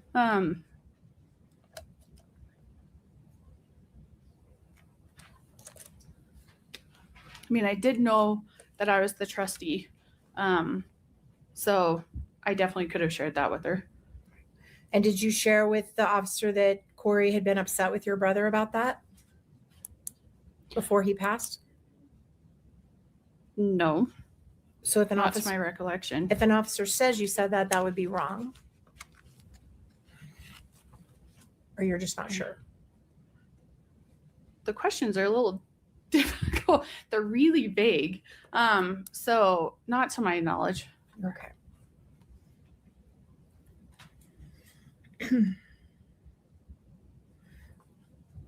You mentioned that Couri's son asked if he could have his dad's watch. Is that right? Correct. And you mentioned that Couri just reset the watch and gave it to him. Correct. So Couri didn't go through the watch trying to pick certain things out. to delete, right? I just watched her swipe it and give it to him, or delete it and give it to him. If she hadn't swiped it, and I'm not an Apple Watch person, so maybe you know this better than I do, but that would have meant her son could read everything her husband had ever put on his iPhone, right? I'm not an Apple Watch person either, so I can't answer that for you. Is it your understanding the watches match the phone, basically? Mine doesn't always, so, but again, I'm not an Apple person, so I can't tell you. Do you agree there could be a lot of reasons why a mother would not want a young child to have access to everything his adult father had saved on his phone? In a hypothetical, yes, I guess. Okay. You also mentioned that Kouri told you that morning that she was going to sell the house. Correct. And this is the house her husband had just died in. Correct. And she was pretty traumatized about her husband just dying in the house. That I don't know. You'd have to ask her. In their bedroom, right? What's the question? Sorry. Do you think there's a lot of reasons why a widow would not want to continue to live in the bedroom where her husband died in front of her? Honestly, I can see some people would and some people wouldn't. Okay.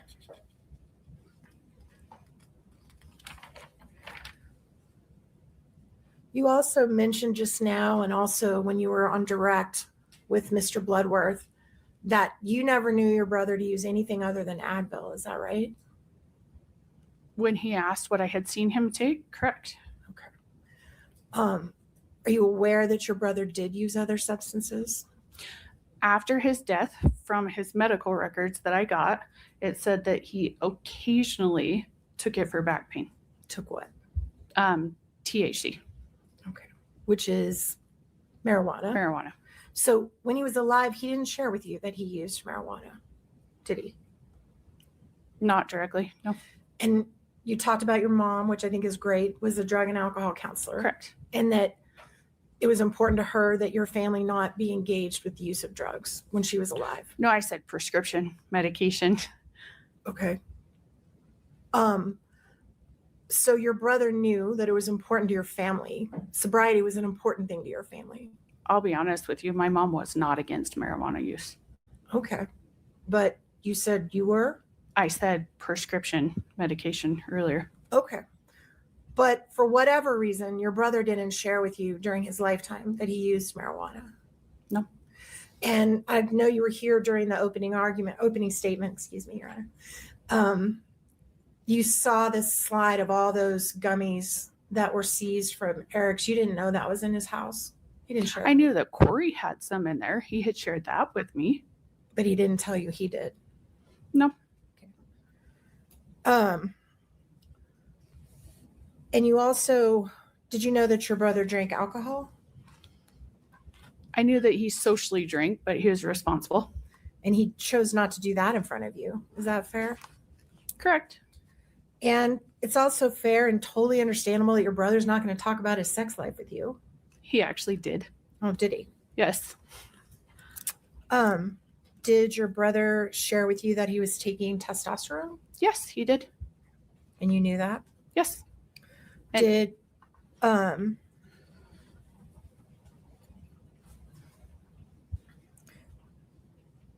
strike that. Okay, that's a big deal. Was it like testosterone replacement therapy, or was he like abusing it to do working out? That was a good question. I'd like to know. Because if it's just replacement therapy to bring him to normal levels, that's fine. But if he's abusing it to be a bodybuilder, then that does a lot with your mind. It messes with your mind. I'm not saying anything. That's just a thought.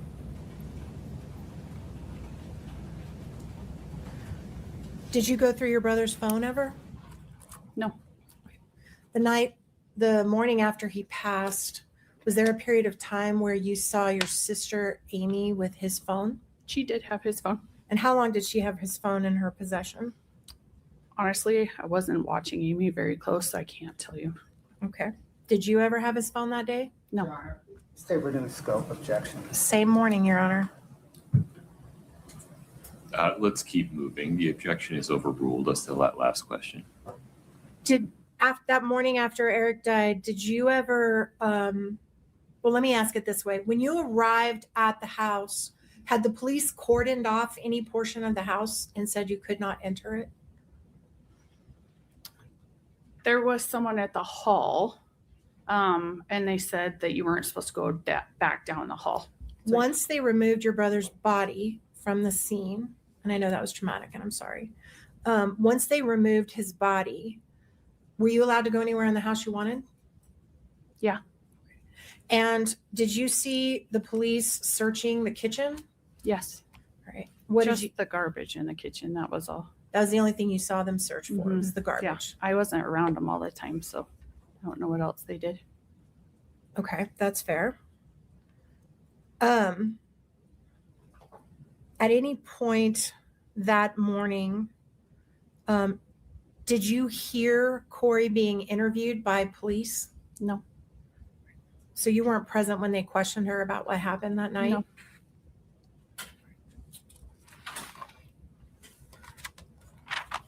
Did Eric share with you that he had used hydrocodone in the past, like in that pill bottle that we saw on the screen? So Eric and I had talked about that. So that pill bottle on the screen, it was old. It was 2016, right? Right.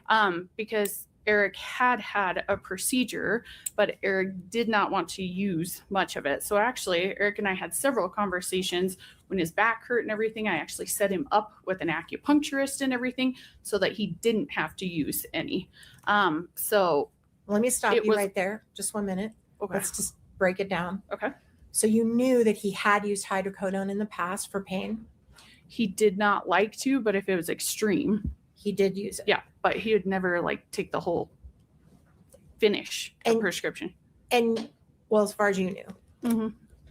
And you knew that he had back pain. Correct. And you knew it because you're the person that he would go to when he was in pain. Correct. And you helped him try to find an acupuncturist for his pain. Yeah, he went to an acupuncturist. How often did he do that? I set up the appointments. They actually helped really quickly. So he went to a couple appointments to I can't give you the exact amount, but And when, okay, I'll strike that. You also talked about the prenuptial agreement correct. that you saw Corey sign at their wedding. Is that right? I saw it before she signed it. Right. And is it true that in the prenuptial agreement that Corey knew that if something happened to Eric, she would not recover?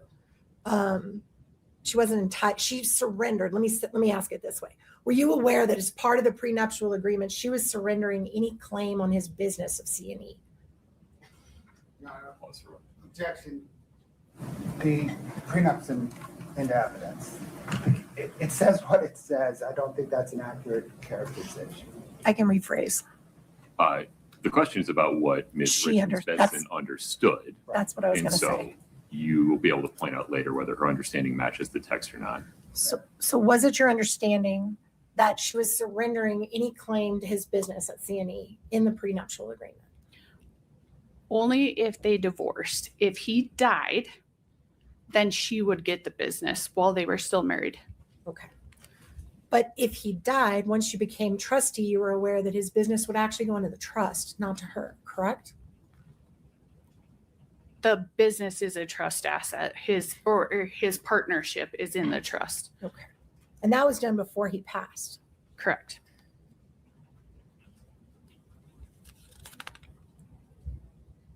And again, you don't recall telling the officer that Corey was upset about that prior to the officer coming in the house? No. Okay. The morning that you were there, was there any period of time where you were in the garage?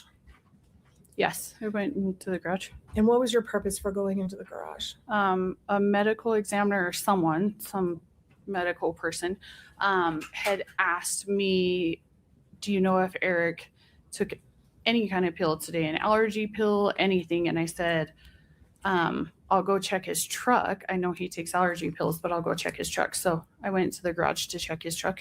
And when you were checking his truck, was there anyone back there with you? Lisa Darden, her mom, and Bree, I think it's Swerenson, followed me. And when you were in the truck, how long were you in his truck? Not long at all. When you got there, was Amy in the truck? No. At some point, did you see Amy in the truck? No, not to my recollection. All right.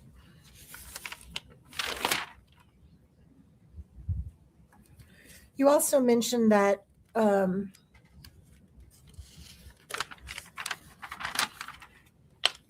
Kouri mentioned to you when she said that she was going to sell the house. I believe Mr. Bloodworth asked, could she have sold the house? And you said the answer was no. Is that right? Correct. And the reason the answer is no is because why? Because the house was not Kouri's asset. It was in Eric's trust. Her name was not on the deed, anything like that. But she was his spouse under the law, right? She was his spouse under the law, yeah. And she had a marital interest in the house, right? Now that's all in civil court. I can't. Sustained. Yeah. Sustained. Okay. All right, now I want to talk about before the body was removed. Were you present or did you have an understanding about where they were going to take the body? No. Did you hear a conversation or were you a part of a conversation that discussed that there was going to be an autopsy?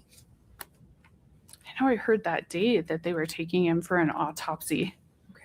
So before he even left the house, there was discussion that he was going to be autopsied. I think that's a verb. I'm not sure. I can't tell you if it was before or after. But there was a discussion in the house about it. You all knew it. That they would take him for an autopsy? Yeah. Yes. Okay. Yeah. And then the conversation that you testified about where there was a discussion about cremation or burial with Kouri's mom. Correct. At that point, the autopsy was over, right? I don't know when the autopsy was over. When was that conversation? That conversation was on the 5th. So 2 days after he passed. And where was the body at that time, to your knowledge? I'm so sorry. I thought you were finished. I apologize. Okay. The question can you was ask? on the 5th. Yeah, it was on the 5th when we talked about the burial. So 2 days after they'd removed, or 1 day, I'm sorry. 1 day. After they'd removed his body from the house. Correct. So when you were having that conversation, where was your understanding of where the body was?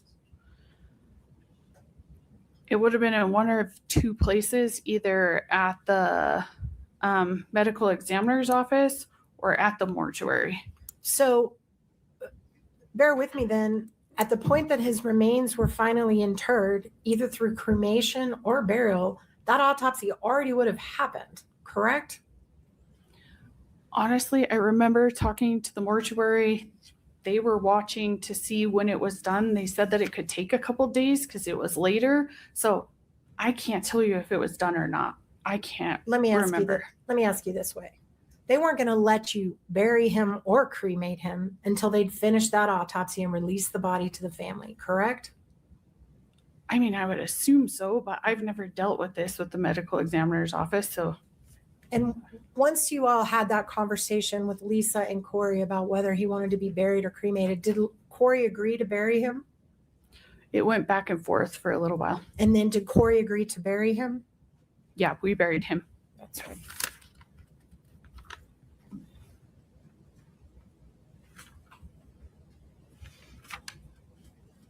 The handwriting samples that Mr. Bloodworth asked you to identify, is it fair to say that you organized an effort to gather a bunch of signatures of Eric's to compare with the signature, another signature to see if you believe Kouri forged his signature on something? Yeah, it was for the civil lawsuit that we were going through.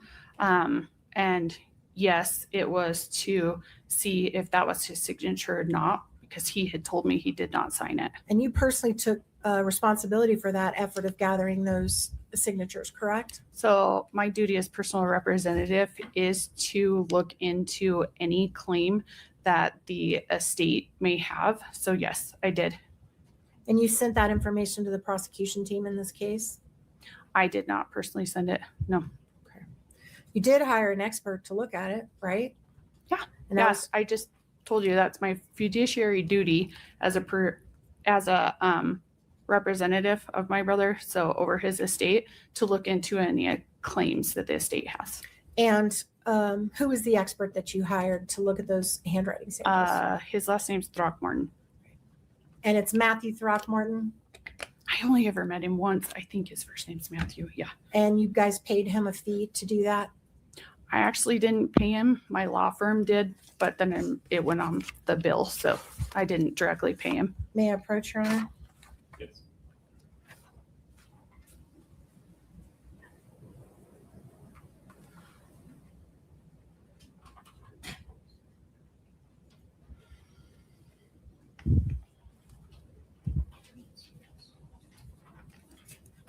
May I approach, Your Honor? Yes. All right. Handing you a document that's been marked INP KRP3. Okay. Do you recognize that document? I actually do not. I have not seen this before. Okay, I'll take it back. Thank you so much.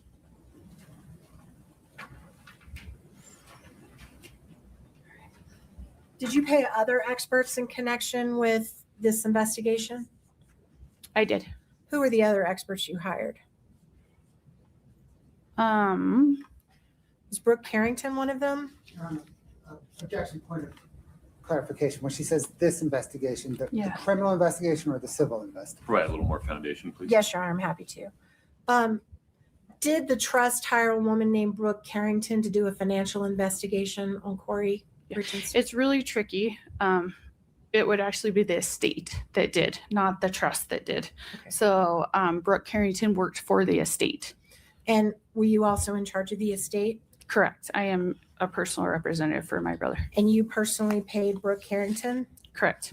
Okay. May I approach, Your Honor? Yes.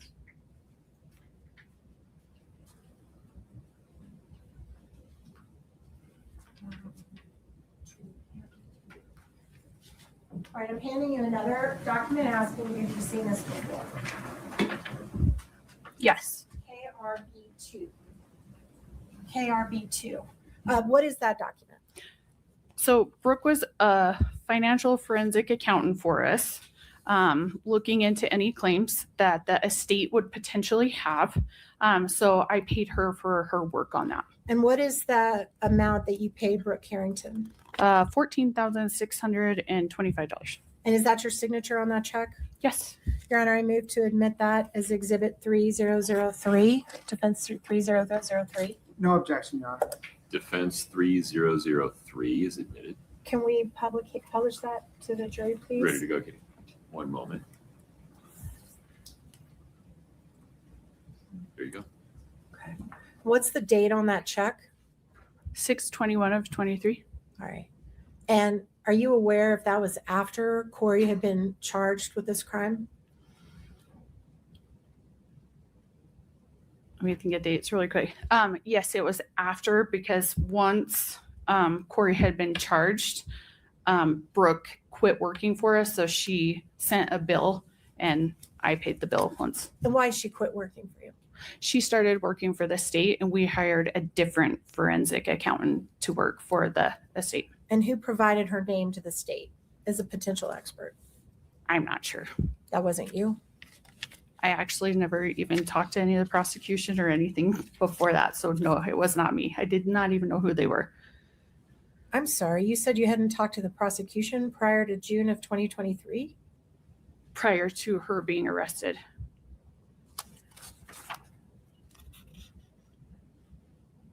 Let me clarify to make sure that I don't impeach you for something you're not meaning to say. Oh, okay. When you say the prosecution, you mean the actual people sitting at the table, not Yeah. their investigators. Oh, yeah. Yeah, them. Because you had talked a lot to the investigators prior to Corey being arrested. I had talked to investigators. I had never talked to these guys. Totally fair. I just didn't want to come after Sorry, you. I did. Nope. The difference. I wanted, Thank you. I want it to be right. So to go back to that, you had talked a lot to the investigators that were investigating this case on the criminal side prior to Corey being arrested. I had talked to them. And as a matter of fact, on March 21st of 2022, so before there was an official finding of Eric's cause of death, isn't it fair that you sent an email to the chief detective, the same one you talked to in the driveway or outside the house, with the timeline of everything suspicious that Kouri had done in the last multiple years? I can't remember the exact dates. Okay, let me approach.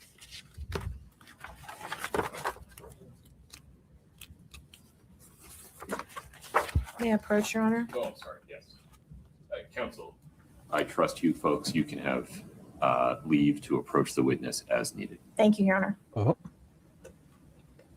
So she's going to approach the witness, and if I need to fast forward, I will. This message I have on screen was approved by Ted, even though I haven't asked him yet. I know he would love that. I'm just kidding. So I'll fast forward here. I don't know what's going on. So I'll go 2x speed. Something's up here. 2x speed until they. Mark this KR6. Just take a second, as much as you need, and tell me if you recognize that document. She wants her to read through this document. Could be a long time. 2x till she looks up. 2x. She could be reading for hours.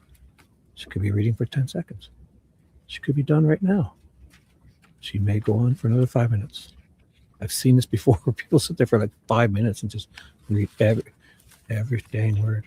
She's going through pretty fast. 2x speed, so she's not tripping, just so you know.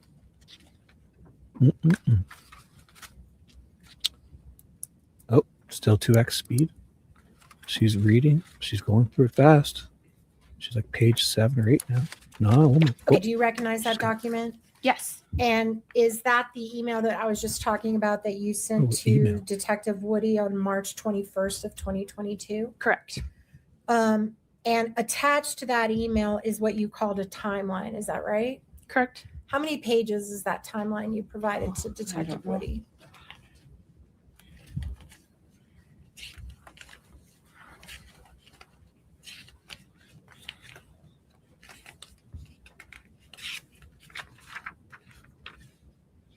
Nine, if I'm counting right. Okay. And what was your purpose for sending that timeline to Detective Woody? Because I'm not a detective. Eric's death was suspicious, so I wanted to get it to the professionals. And everything in there is about Kouri, right? No, not everything. Did you identify anyone else you thought might have been involved in Eric's death in this timeline? It talks about. Don't read it because it's not in evidence, but you can just generally talk about the topics. I know it talks about Lisa in there. I saw as I was flipping through it, talks about Ronnie's fiance or girlfriend, Bree. Talks about a lot of different people. All right. And that timeline goes back years, probably. Is that fair? Does it start way before he died? Yeah, 2016. So you go all the way back to 2016 in the information you gave the investigators. Is that right? Correct. Okay.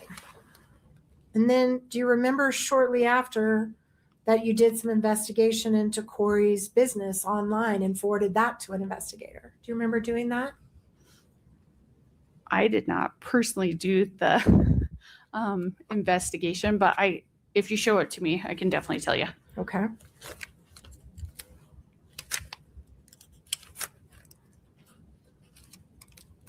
All right. May I approach her? I forgot. Sorry. It's habit. That's federal court.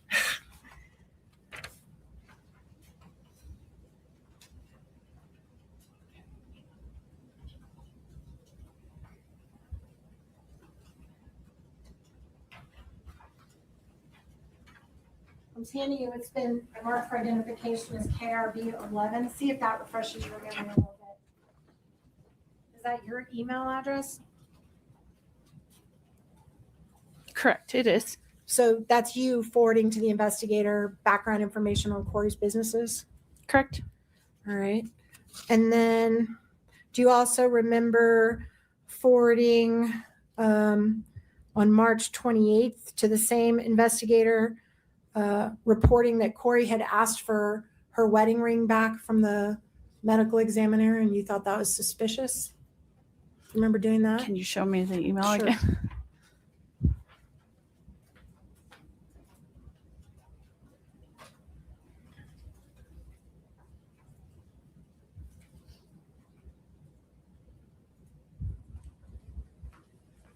Showing you KRB 12. Let's see if that refreshes your memory a little bit. Thanks.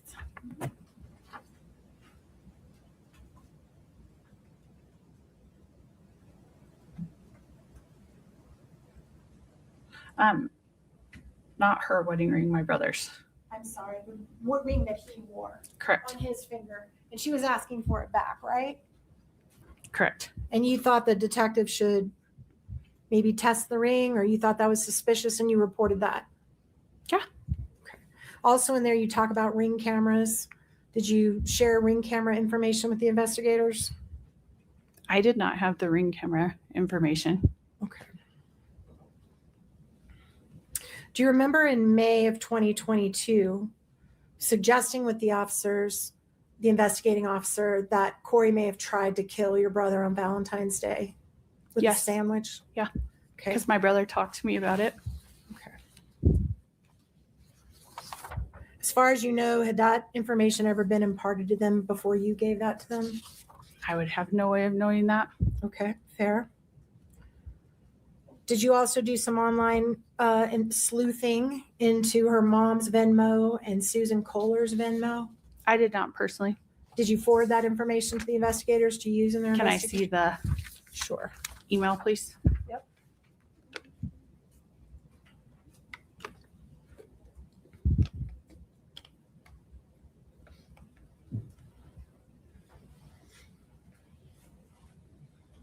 I'm showing you KRB 14 with an email dated April 25th. Does that look like your email address? Correct. Okay. So the answer is yes, you did that? Yeah. All right. Your Honor, objection, misstates the email. There was no sleuthing into Susan Kohler's Venmo. It was just into Lisa Darden's. I'm sorry. It does mention Susan. You want to see it again? Do you want to just show the jury what it says instead of just talking about it? Sure. I move to admit the exhibit. And Katie, can you pull that up? Any objection, Mr. Bloodworth? No objection. Okay.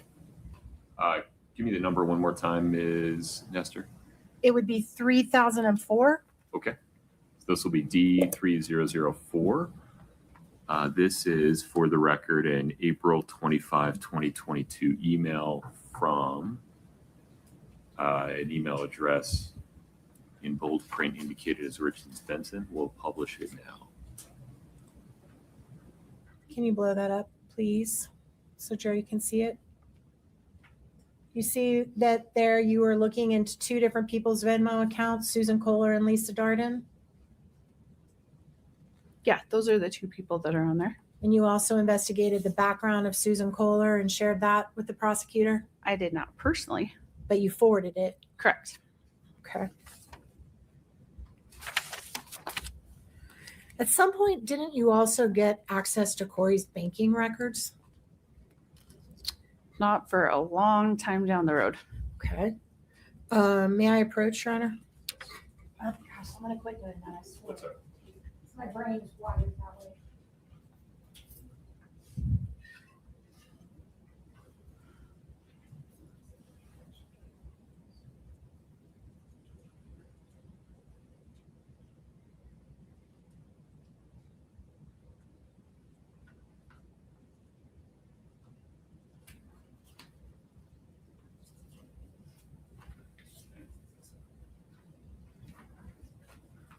I'm showing you a letter that's marked for identification as KRB 16.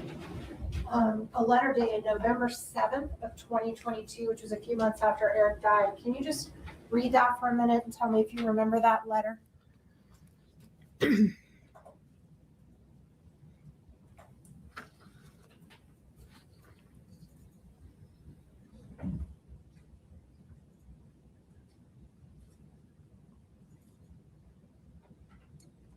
Honestly, I've never seen this before.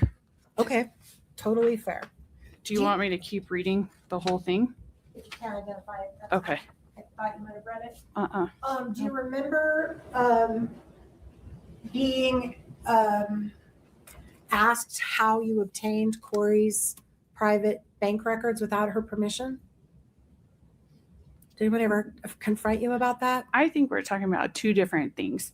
The only bank records or banking that we have received is through the litigation for the civil lawsuit when the trust was granted a constructive trust. And so that's the only thing.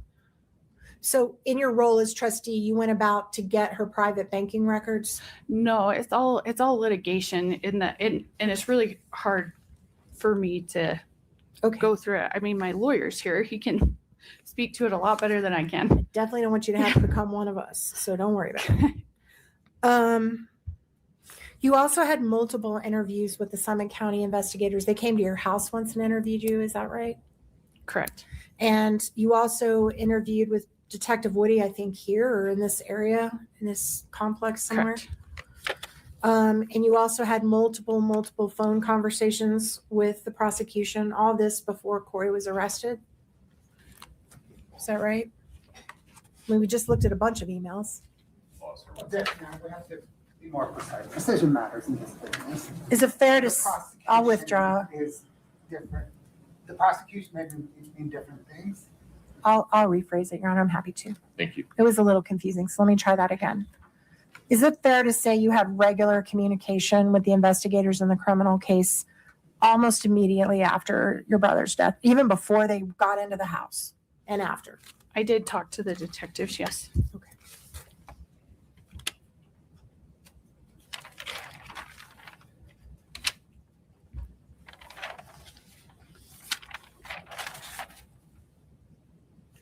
Okay, just a minute.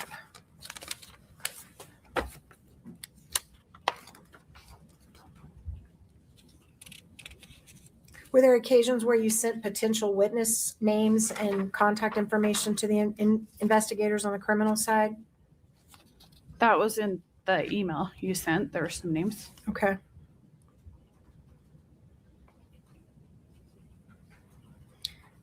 Do you remember, oh, strike that.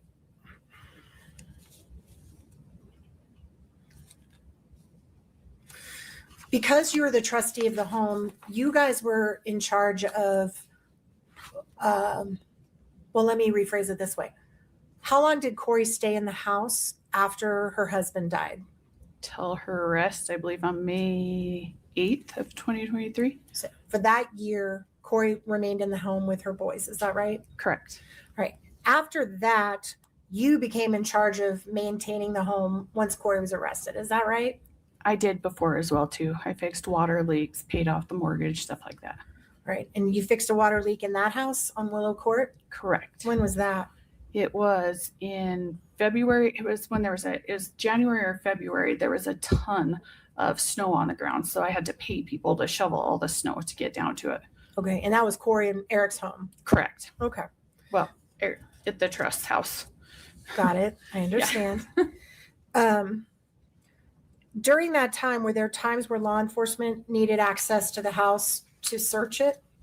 Are you talking after? After Kouri's arrest, sorry. Yes, yes. All right. About how many times did you guys have to provide access to law enforcement to search that house? I don't know off the top of my head. If I were to say around 10, 11 times, does that sound completely out of bounds or does that sound about right? So I put my husband over all of that. So I'm not going to have the best knowledge of that. So that would be your husband. Correct. Right. But the private investigator that you guys hired answered to you, right? Not your husband? He was hired by the estate. So he communicated with you directly? Both me and my husband. Did you give him unfettered access to the house? No. How many times would you say that investigator was in that house? That's going to be better to ask my husband as well too. My husband went with him every time. Totally fair. Did you guys have the video equipment set up inside the house? Like cameras to monitor? Yeah, yeah. When did you guys put that in there? I apologize, but that is also better to ask my husband. He was over all of that. All right.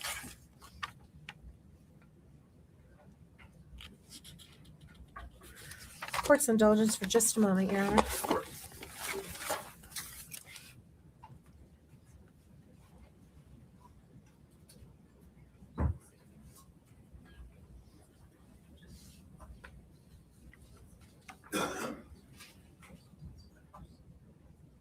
And they're in a huddle. I will hit 2x speed always until she gets back. 2x speed. Who knows how long? Sometimes these things. Oh, hello, sidewalk survivor. What's up? Just in time. Here we go. Back to, oh, still in 2x. Still in 2x. Just to get us through. She's having a drink. Good job. So do you remember when you retained Todd Gabler to investigate 1-Kouri Richins? The exact date, I can't remember. I think it was at the beginning of April of 2022. Could have been in March. I don't have the exact date with me. I'm sorry, I didn't mean to interrupt you. Oh, sorry. No, yeah. Within a couple of weeks of Eric's death. Yeah. Okay. Correct. At some point, did you guys plan a celebration of life for Eric beyond the funeral, like a celebration of life? No. Did I? Yes. No. You weren't involved in that? No, we had the funeral. Okay. And just one moment, I need to check one date. And we're back again. She's walked away from the mic. I'll hit 2x speed. I hear this trial gets more interesting on day 2. Oh, didn't get a chance. I'm really sorry if I'm wrong, but I think it was let's see. I have to see a calendar. I think it's March 11th. So I think within a week or so of his death, probably, give or take. Yeah, it was quick after. And wasn't there a celebration of life on April 1st? Do you remember that? Were you involved in that at all? No. Okay. No. Totally fair. Ms. Richens Benson, that is all we have. I'm sorry for your loss, and thank you for answering our questions. Thank you. Mr. Bloodworth, any redirect within the scope of cross? Yes, Your Honor, thank you. Please.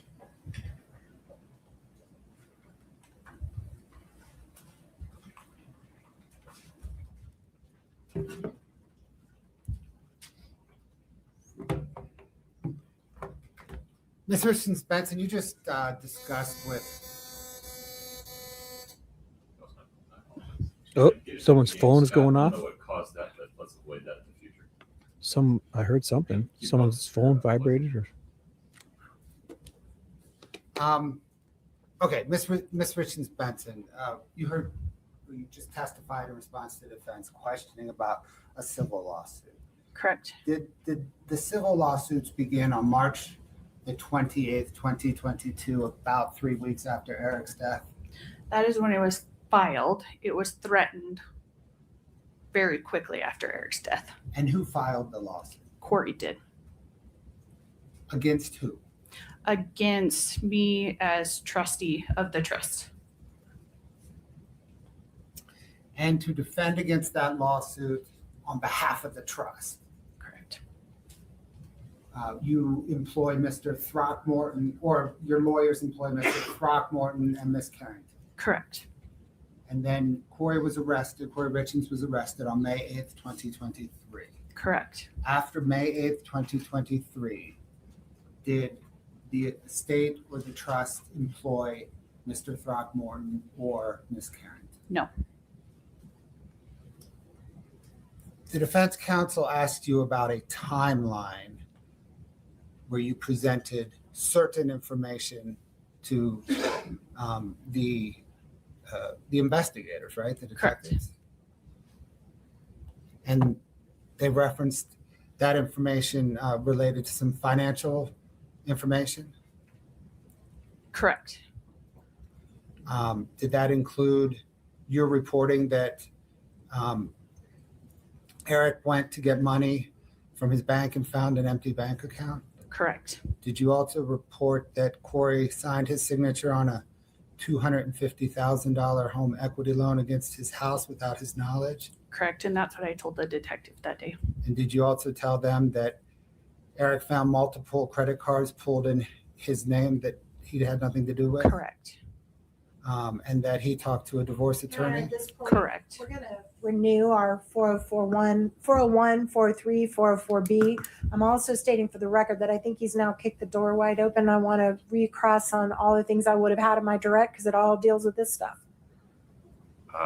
You're going to have a longer conversation about the last piece. Your Okay. 401 and 402 objections are overruled. And 404B. All the financial stuff that we've litigated already. I think I have to do it when he tries to put the evidence in. I know, but just approach for a minute.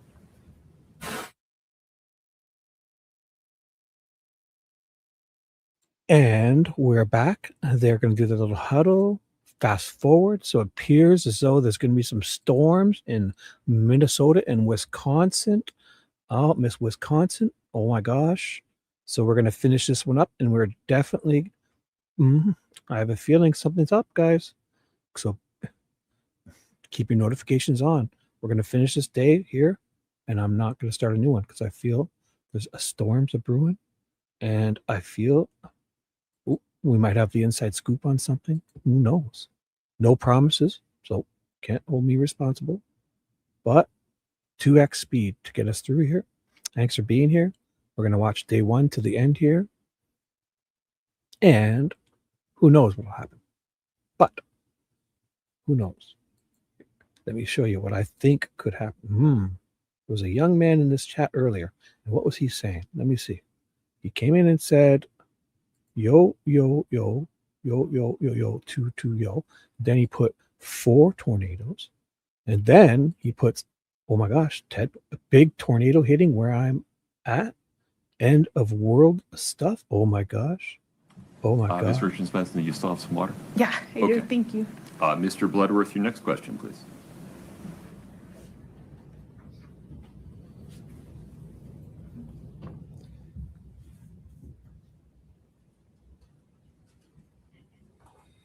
Did you also provide the police with information on Eric meeting with a divorce attorney, Christina Miller, Yes, correct. and Eric meeting with a trust and estates attorney, Crystal Bowman Carter? Yes, I did. And did you provide the police with information about a separate house rented in Oakley, Utah? Yes. Did you provide the police with information about a change in life insurance beneficiaries? Yes, I did.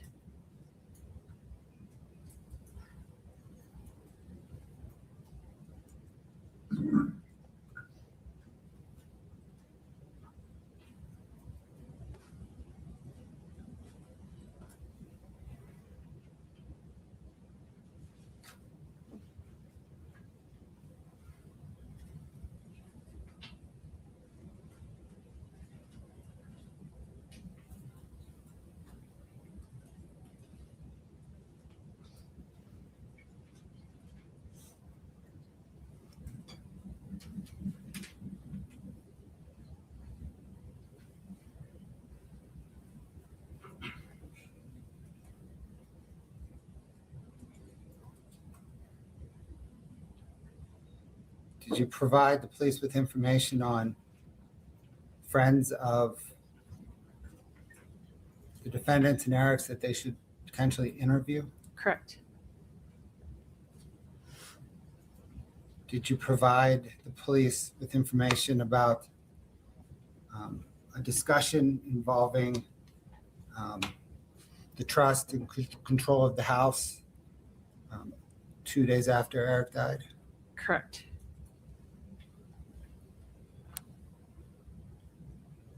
You're referring to the altercation on that, right?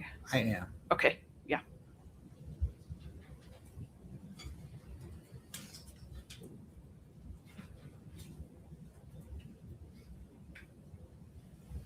And then did you provide some information to the police regarding, I think you mentioned earlier, like a demand notice as it relates to the civil lawsuit? Yes. Thank you. Nothing further, Your Honor. Okay.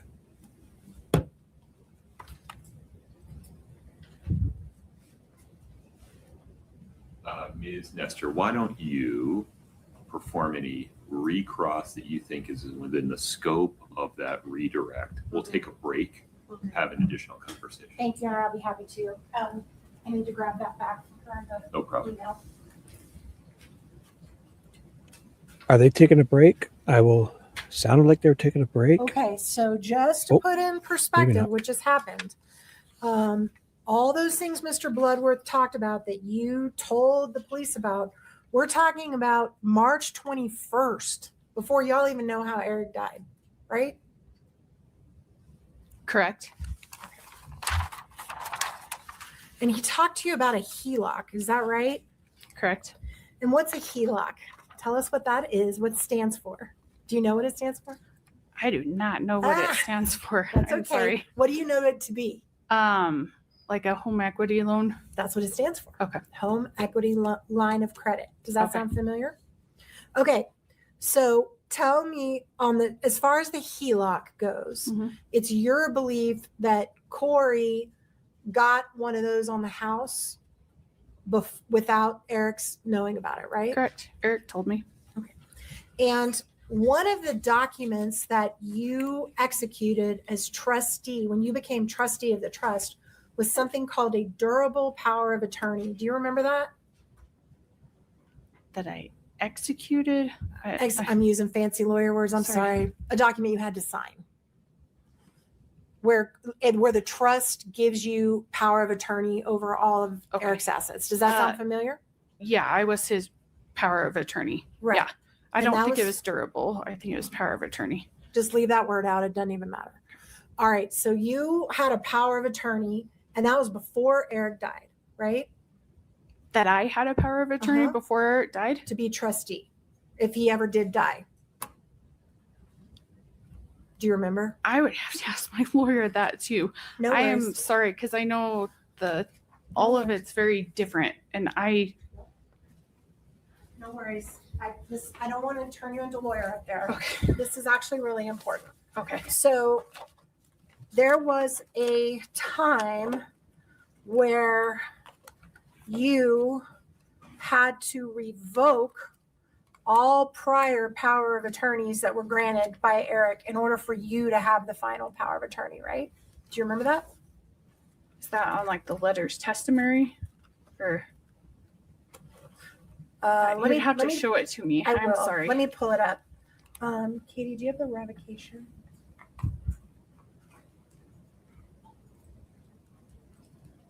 Yeah, just a minute. Let me look at what the number is. It's KRB 5 or 6. This one, it's probably, do you see it? The revocation? Okay, can you pull that up on the screen? Only for, Your Honor, we only want to show this to the witness and counsel Understood. for right now.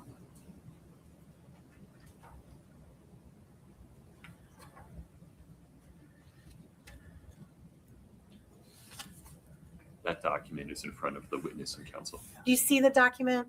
Yeah, so that's something my brother signed to revoke any power of attorneys after he found out that she used his. That's not something I've signed. I'm sorry, objection. The copy don't- I'm looking at is not signed by anybody. Yeah, That's- and this one's That's not okay. signed. We're- Yeah. I can follow up on what you just said because it sounds like you know what I'm talking about. Do you have an objection? I just want to make sure we're looking at the same document. She said signed, and I'm not seeing. Oh, You okay. two are looking at the same document. Yeah, Whether it's the same document. It's not signed, Pause Brad. for- That was my bad. Pause for 1 moment for me, Katie. Whether Ms. Nestor's referring to a different document, I don't know. Understood. I think I can clear all this up, and I don't really care too much about the document itself. I'm trying to refresh your memory. It sounds like it's refreshed. So you remember that Eric had to revoke power of attorneys that Corey had previously had. Yes, Eric did revoke it.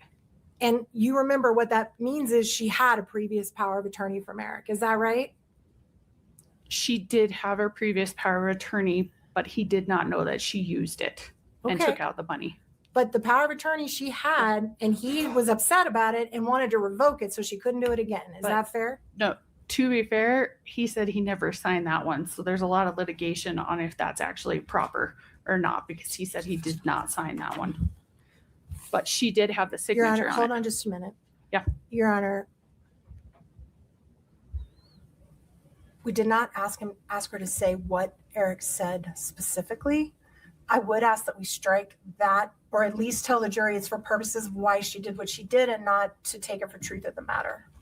So let's be careful here. There have been times when Ms. Richens Benson has given an explanation for why she did or didn't do a thing, and that may have included her recollection of what Eric Richens told her.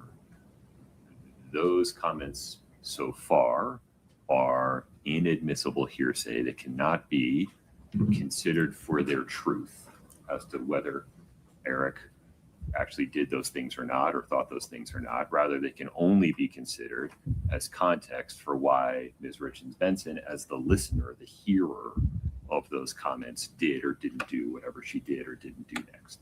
Thank you, Your Honor. I appreciate that clarification. So to go back, it's your understanding.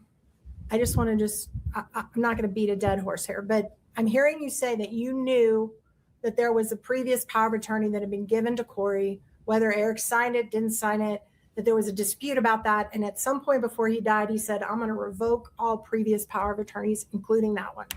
Yes. That's what I needed. Thank you very much. Also, Mr. Bloodworth just asked you about Eric seeing a divorce attorney. Do you remember when that was? The dates and everything, it was in 2020. So it was before he did his will. About 2 years before he passed, he saw a divorce attorney, right? A year and a half. And is it true that you or your husband are the person who set that meeting up with the divorce attorney? Correct. Which one of you? My husband. And did you just know this person? So you're like, hey, use this lady, or why were you involved in that? I wasn't. I just said it was my husband. So you'd have to ask him on that. Totally sorry. Fair. Also, Your Honor, because, may I approach just to be safe? Yep.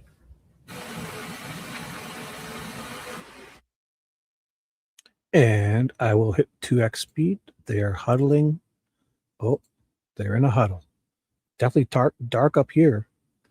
So I'm not sure what's happening up in Wisconsin and Minnesota, but I've got it all ready to look at.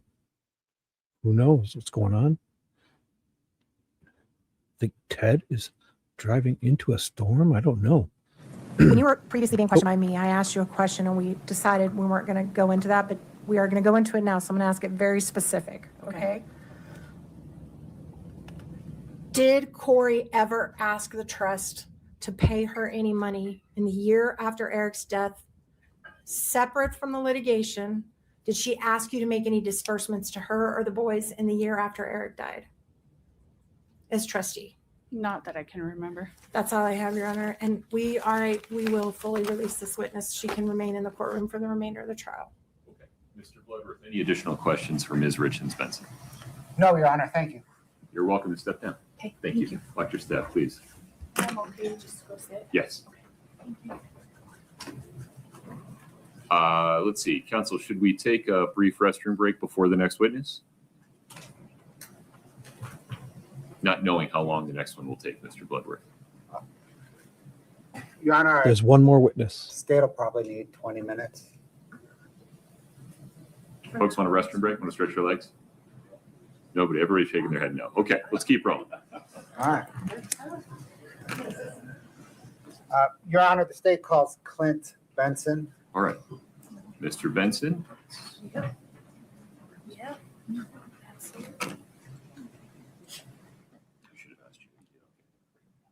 And I will go 2x until they got to get him sworn in and stuff. So they'll walk in. It's 2x. Clint Benson. It was her, that Katie, his sister's hubby. So it'll be the victim's brother-in-law. Mr. Benson, good afternoon. You step in front of Brittany, we'll get you sworn in, sir. Thank you. We're going to swear him in. So I got it 2x. The testimony you're about to give matter before the court to be the truth, the whole truth, and nothing but the truth, subject to the truth and Yes, I won't lie. So here comes 2x, 2x, now 1x. So here we go. Prosecutor, the Bloodworth. Oh, might be someone else. There we go. Might be the alternate. I don't know his name. Thank you. Can you please state your full name and spell your last name? It is. Yes, Clinton. I got to find this guy's name. Benson. Sir, are you employed? I am. How are you employed? I'm employed by Salt Lake County. So just so you know, this sounds like the backup prosecutor, and I'm still learning their names. Okay. So it's the backup, it sounds I'm like. their real estate operations and asset manager. I manage their portfolio of 1,700 parcels and about a $5 billion portfolio. Do you have any other licenses or, licenses? Let's go with that. I do, yes. I'm a licensed realtor as well as licensed appraiser. I see. You are married to Katie Richens Benson. Yes, And did you know Eric I did. and Corey? Yes. Okay. Are you familiar with the address of 282 Willow Court Road? I am. How are you familiar with that? That is one of our prior homes and Eric Richens' home. Okay. So you lived in it beforehand? Yes, we did. And then what happened? We sold the home to Eric Richens. I see.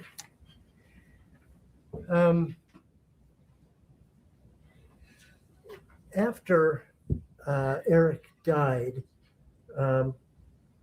where did Corey and the kids live? Corey and the kids lived at Eric's home at the 282 Willow Court address. Okay. And then after May 8th, who was responsible for securing that address? That was me. Okay. And what did you do to secure that home? So on May 8th, I arranged for a locksmith to come and change all the locks. I also arranged for a private security company to come out and watch the home until we could get internet service provided, as well as install cameras around the property. Okay. Once you had the internet, what happened then? That was when we could install the cameras. The cameras require an internet access in order to record. I see. And how long did that take before you got the cameras installed? That was as quickly as possible. So we had private security there. We had private security there for 2 days until we could get that internet up and running. Was there a person there 24/7? There was. Yeah. Okay. Did you take any other efforts to make sure no one entered that home? I also taped doors throughout the property, so then I would know if a door was open and closed. Okay. Now, did you have any real-time notice if there was some disturbance or something? I did. So those cameras would send my cell phone a notice anytime something was tripped. So that included even something as small as bug movement would trigger on the phone. So I'd be watching that. So did you get a lot of notices? It was a lot of notices. Yep. Okay. What did you do upon receiving a notice? Receiving a notice, I would, of course, pull up the footage. I'd review it, make sure there was not a person that was trying to access the home. And at that point, then I would, if there was no one trying to access it, then of course I would close it down. Okay. If there was somebody? I would immediately call law enforcement. Okay. Did you ever have to call law enforcement? I did. Okay. Did they show up? They did within minutes. Are you aware of any entry to the house? Let me back up. Is there a separate garage? There is a separate detached garage. Okay. Are you aware of any unauthorized entry of the home or the detached garage during the time you were in charge of security? No, there was no entry.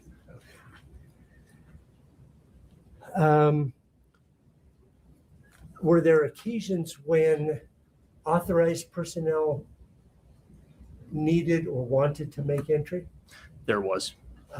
Who would that have been? It would be the sheriff's personnel, and they would arrange through me if they needed to access the home. Were there occasions when you yourself went in? There was. Tell me about that. So I would go in the home if the kids, meaning Carter, Ashton, or Weston, if they had requested a specific item. So they still did have clothing in the home, as well as some sentimental items, trophies, things like that they wanted in the home. And so,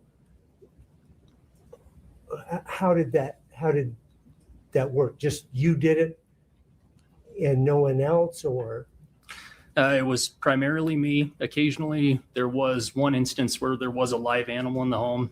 Carter did have a lizard, so I had to have help to carry that out of the home. So I had a family member help me do that.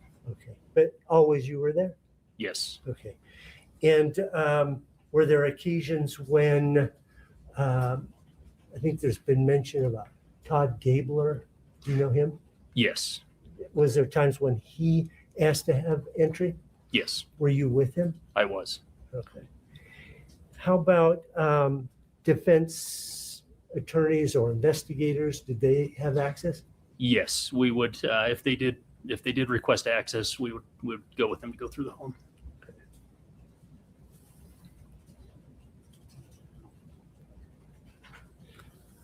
When you were going through the house, did you ever, not through the house, when you were inside the house on any occasion, did you ever see a missionary journal? I do recall a missionary journal. Their master bedroom had a large master closet that was attached. Who's they? Corey and Eric. Okay. Yep. So the master bedroom had a large closet that was attached, and Okay. I believe it was on the right side of that closet. Okay. This journal was? Yes. Okay. Do you know whether Eric went on a mission? He did go on a mission.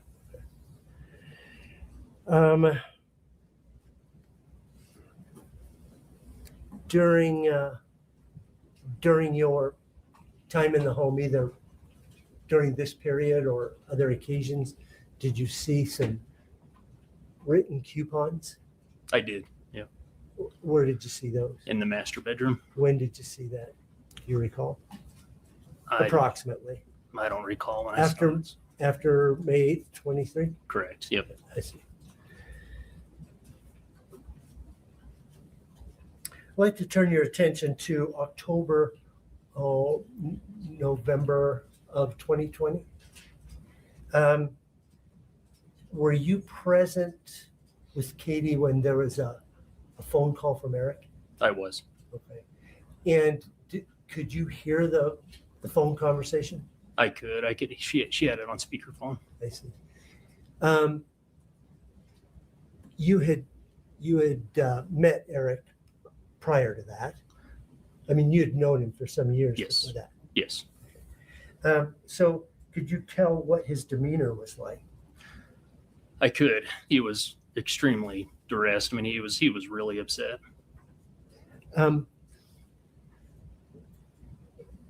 Angry upset or sad upset or a little bit of both? I mean, it was a combination of both. I see. Did he explain to you why he was upset?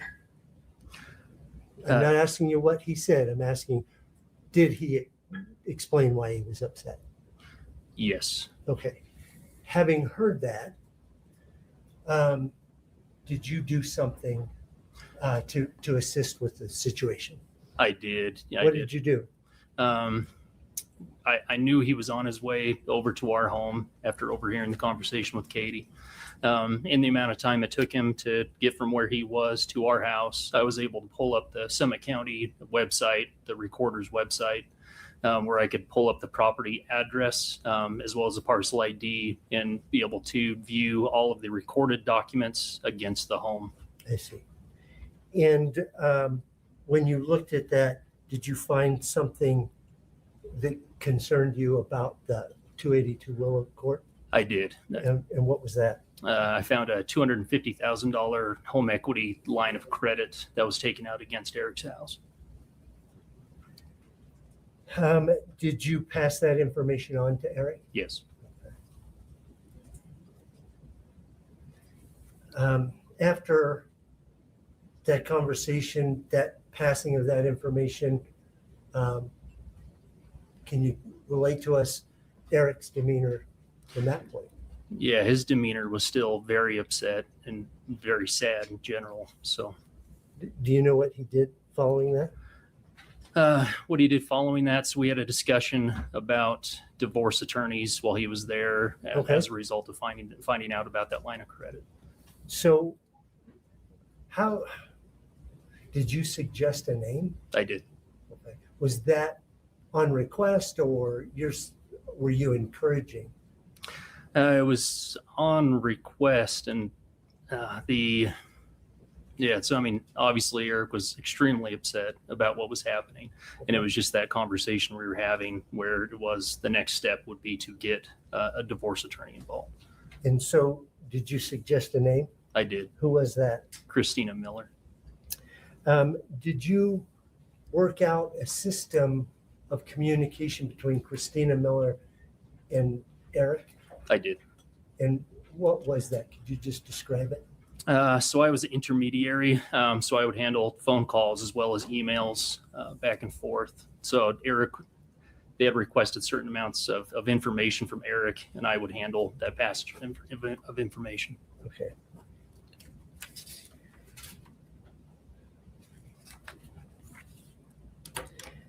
Okay. Holding here, believe we called it 8-49, Your Honor. And I overheard we have continuing permission. Please. Thank you, Your Honor. I'm going to hand the witness State's Exhibit 8-49. I'd like to direct your attention to tab 13.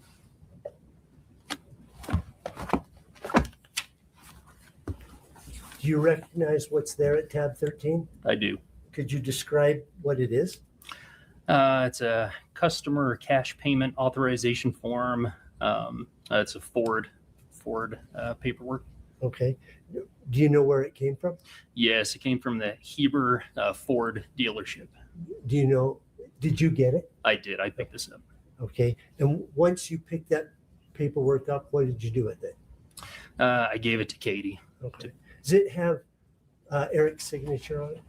It does. Okay. All right. I'd like you to direct your attention to tab 15.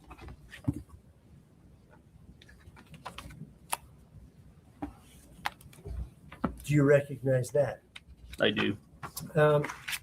Is that a photograph? This is a photograph. Yeah, of that journal you spoke about earlier? Yep. That's that same one that you'd seen in the house. Correct. I saw the front cover of it. It's a much smaller book. Okay. All right, let's turn to tab 16, please.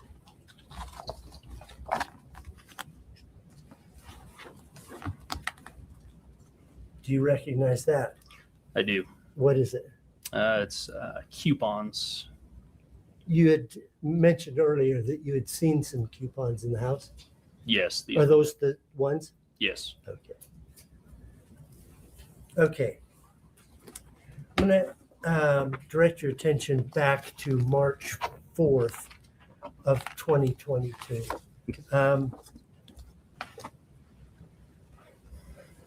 My understanding is that you were at home in the middle of the night and the daughter was sick. Is that correct? Yes. My youngest daughter had the stomach flu. Okay. And you or Katie received a phone call? Yes. Katie received a phone call. What did you do after that? We literally ran out of the house, left the doors open, jumped in the car and drove over, honestly, as quick as we could. So. When you got to the house, what happened? When we got to the house, Katie went in. I stayed outside for a little while just because I had my daughters with me. I have two young daughters, but and then after that point, we ended up going into the home. When you first entered the home, did you see anything unusual? My number one priority was taking care of the kids, my two daughters, as well as the boys. So I noticed some hand movements that Kouri was making, which seemed to me unusual. But had you ever seen those hand movements before? No. Could you demonstrate for the jury what you saw? Simply like that. It didn't seem to me to be an unconscious tremor, but it just almost like just an intentional movement.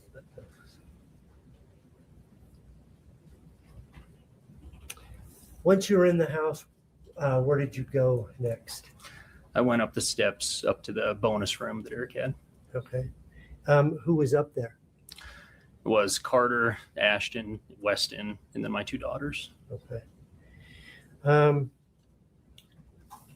Did other adults come in and go out and come in and go out during the course of the morning? They did. At some point, were you aware that the medical personnel, the transportation personnel were moving Eric's body from the house to their truck? We could hear that. Yep. Okay. So what was happening at that moment? So that basically those 4 hours, I was up with the kids. We were watching movies, playing games, doing things like that, trying to keep them occupied. Then we could hear the medical personnel leaving the home. I tried to stop the kids from going to the window, but I mean, given 5 kids up in that room, I mean, it was almost impossible. But Was your daughter still ill at this time? She is. Yeah, she was vomiting on the floor. But Okay. but yeah, so I stopped the kids from going to the window. They went to the window, and I think that was when they first saw their dad being wheeled out of the home and knew that he had passed. Okay. You said they. Yeah. Can you just use names to make sure we understand who it is you're talking I about? apologize. Yep. No, you don't have to apologize. It just So that was Carter and Ashton. Okay. Were the 2 main. All right. And so what did you see? So they saw Eric being wheeled out and put into the ambulance. Did Carter say anything or do anything? Carter's response was, Why don't we focus on do first? Yes. Did Carter do something or not? his response was somewhat just level-headed. He knew at that point his dad was gone. Okay. How about Ashton's response? What was that like? Ashton's his response was totally different. He just broke down and he was extremely upset. Okay. Were you present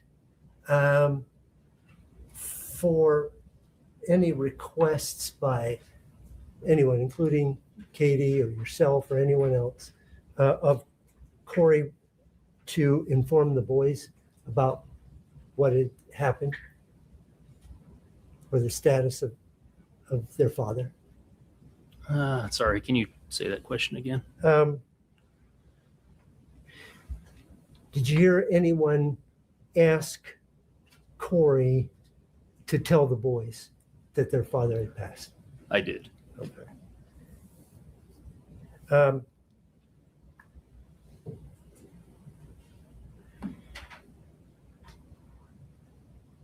That morning, after that, did you hear Kouri Richins talk about her plans with C&E?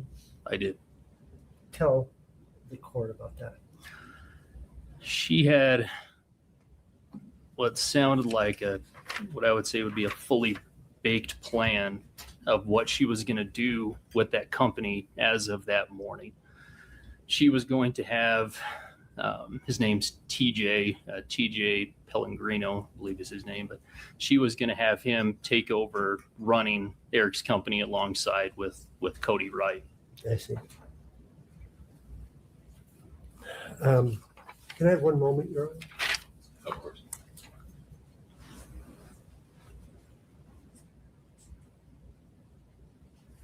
I have nothing further for this witness, Your Honor. Ms. Lewis.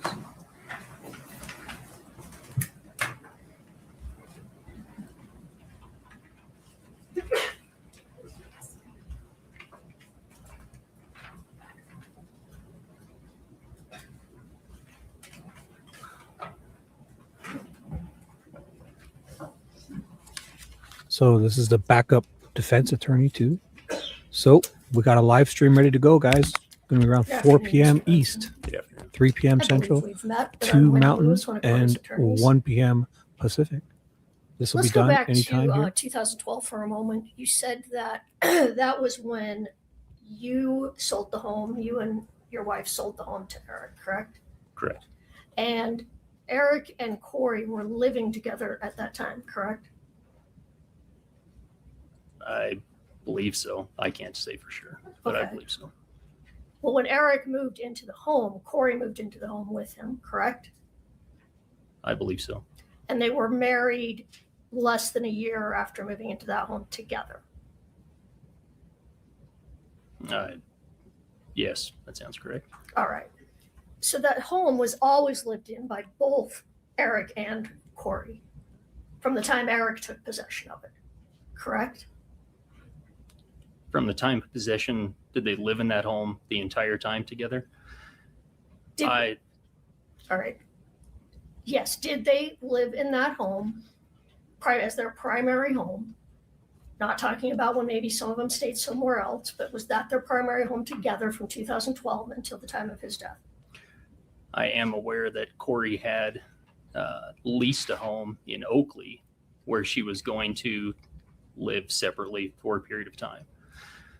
So I can't answer that. I know for certain that they've both lived in that home the entire time.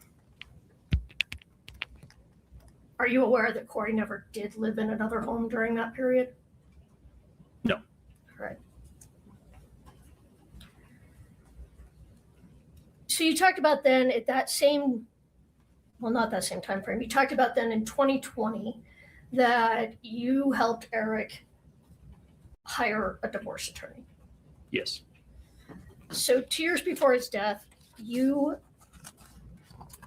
talked about it was that he'd found out some information he was upset about with Corey, correct? Mm-hmm. Correct. And so you reached out to Christina Miller. You sent an email to her, correct? Yes, I did. Asking if she would represent your brother-in-law, correct? I asked if she would be willing to represent him. So, All right. And you set up the appointment for him. yes, Did you attend the appointment with him? I did not. All right. But you described yourself as an intermediary, but wasn't it decided that all correspondence would be between you and the attorney, not between Eric and the attorney? That's incorrect. Eric did attend in-person meetings with Christina that I was not there for. Yeah, I understand. My question was not in-person meetings, all correspondence by email, for example. Yes. And all documentation that the lawyer requested from Eric was sent by you, correct?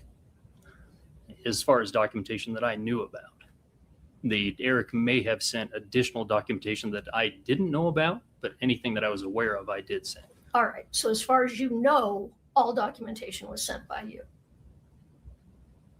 As far as I know of documentation that I was informed about, I did send that correspondence. Understood. And you were the one to gather up the documents from Eric, correct? It would depend on if it was an in-person meeting or not. If Eric did something in person, I do not know what documentation he brought to Christina.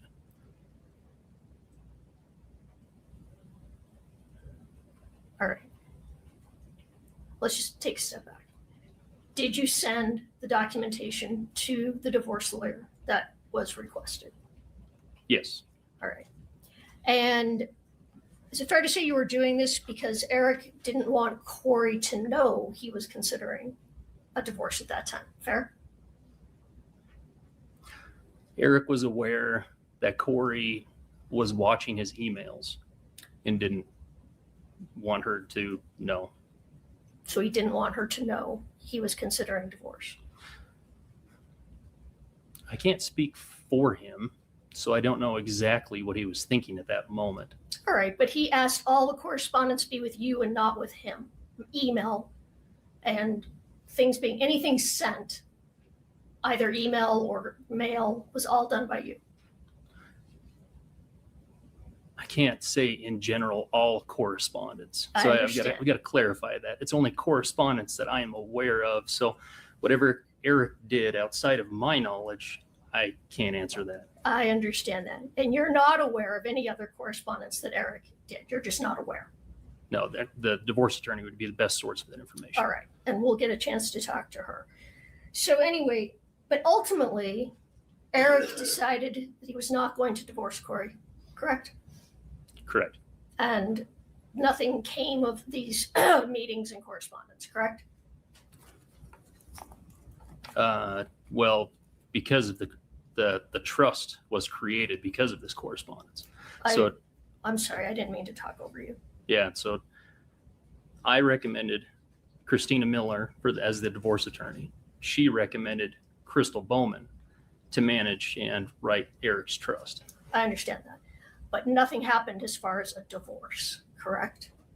They did not get divorced, no. Right.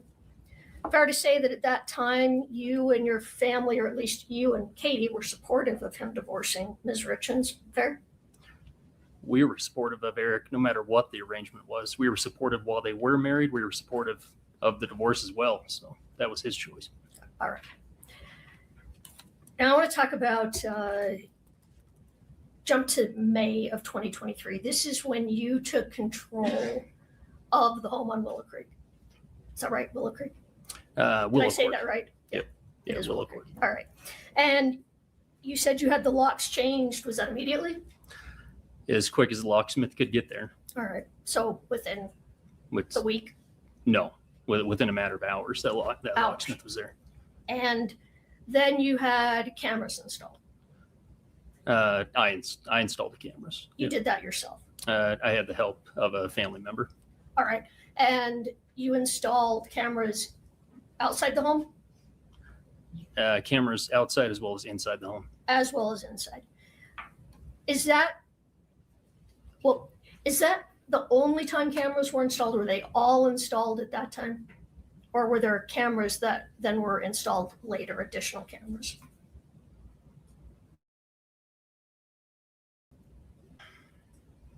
There's a substantial amount of cameras. The cameras, as cameras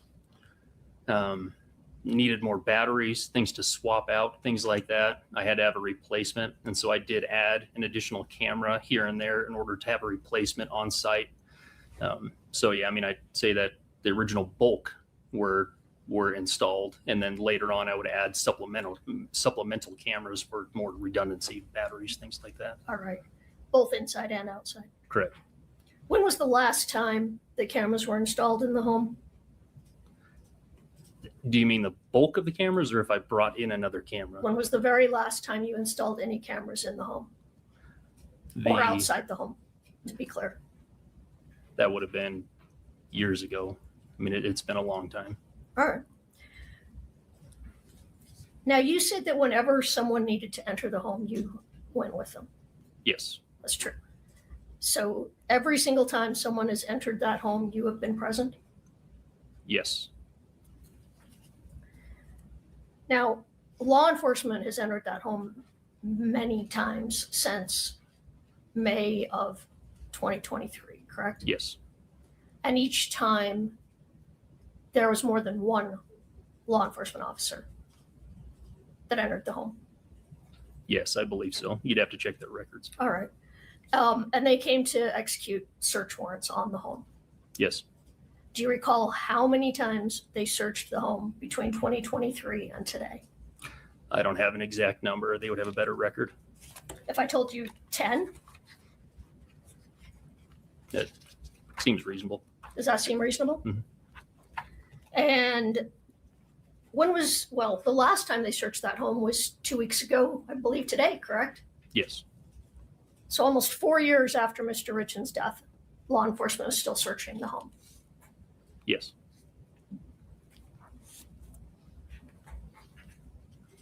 Are you aware if they removed things from the home every time they came into the home? I'm not aware. You'd have to check their records. Yeah, I'm just asking if you were aware. That they removed, typically as a result of a search warrant, I would think they would have removed items each time. All right. And you were there, correct? Yes. All right. So you saw them removing items from the home. I would receive a search warrant and they would write the items that they were there to pick up. Okay. So I can't tell you for sure every time they left if they left with that item. All right, makes sense. Now, there have been other people in the home besides law enforcement. Yes. People have been into the home to collect belongings for the boys, correct? Not people. It would primarily be me, as well as occasionally it would primarily just be me. I believe in one instance I had a family member help me carry some clothing out of the home, but that's it. There was a family friend who came in and early on and removed things from the home, true? Or a distant relative?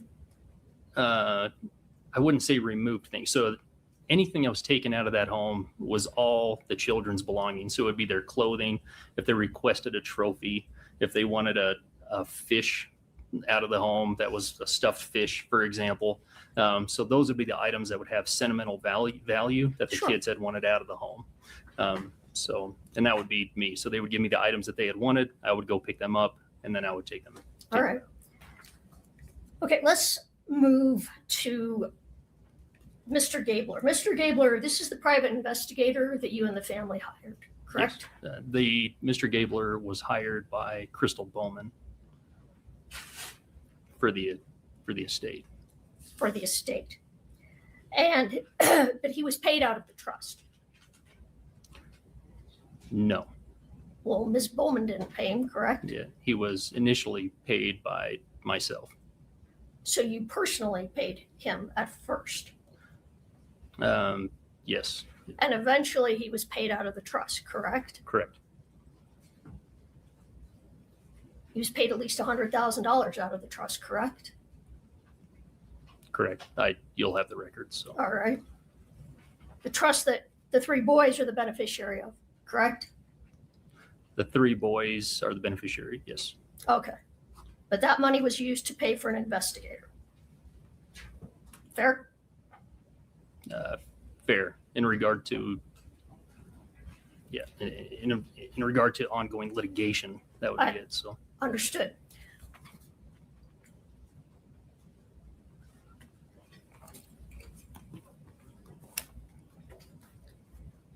Do you recall when Mr. Gabler was hired? How shortly after Eric Richens' death? I believe it was maybe a little over a month after. Around All right. a month. And part of what he did as your private investigator was to look into 1-Kouri Richins' background. True? True. And he looked into everything about her business, correct? Todd did not directly look into her business, but he in general looked into her background. Well, he interviewed people about her business, true? I believe so. I'm not aware. He did his own reporting. Well, you were very involved in what Mr. Gabler was investigating, fair to say? Yes. And you knew that he was investigating 1-Kouri in order to try and come up with something that would result in criminal charges, fair? No, that's not fair. That's not fair. No. Well, Todd, isn't it? Todd investigated for the truth. He made it clear that no matter what, we had to be comfortable with the truth, no matter what that answer is. And the truth that you were looking for was information to charge 1-Kouri Richins. I'll let him answer that. Ask that, then. Excuse me. I'll let him answer that, and then we need to move on. Go ahead, sir. Oh, sorry. You can ask the The question. truth you were looking for was evidence to charge 1-Kouri Richins. That's false. All right. However, Mr. Gabler was supplying evidence to Summit County investigators at least as early as November of 2022, correct? I don't know the exact date. Well, when he would send information to investigators, would he copy you on those emails? I don't recall if I received all correspondence with that. I couldn't tell you exactly. Did you receive correspondence? I did.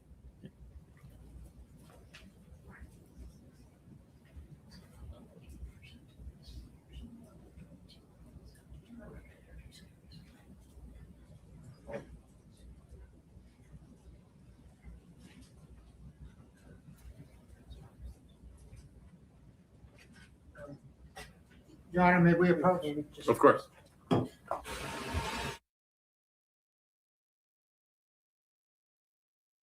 And we're back. I will fast forward this gladly because we're we're skating on, we're really close on time. So this is going to end perfectly for 4 p.m. East, 3 p.m. Central, 2 p.m. Mountain, 1 p.m. Pacific. I'm going live, and Ted is driving into the belly of the beast, I guess. I don't even know if it's just a storm cloud, a bit of a rain, or an actual tornado. Ted's going to go in and check it out. I have no idea what's happening, okay? He's going to call in with his camera pointed forwards. I'm going to put him on the screen, and we're going to see what happens. And we hope he survives. Yep, Ted's here. He's going to brave the storm. So I guess I just put up the live for 4 p.m. So if you guys can go and share that to everyone and come on back here. This is going for another 2 hours. Any objection? No. Okay. Hour and a half at least. Mr. Benson, if you could just take a look at this. Don't Yeah. read it out loud. Just Okay. take a look at it. Okay.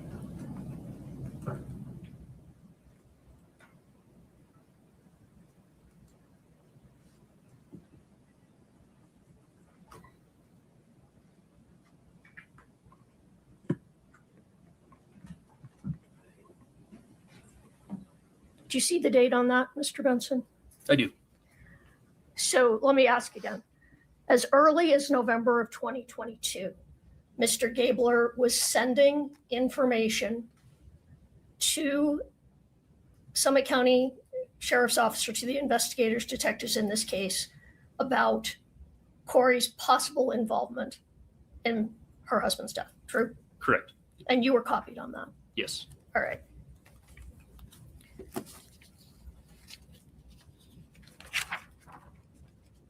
Would now be an appropriate time to take a short restroom break, Ms. Lewis. That would be fine. Okay, Yes. folks, let's stretch our legs. Please rise for the jury. So waiting for the jury. I'll fast forward a little bit again. Playback speed. The jury's coming in. 2x speed. Yeah. Yes. Ted's going to storm chase. Why? You get to pick when a tornado comes, Cap? Come on. Right, have a seat. Why are you Thank so you. critical, bro? You don't have to watch.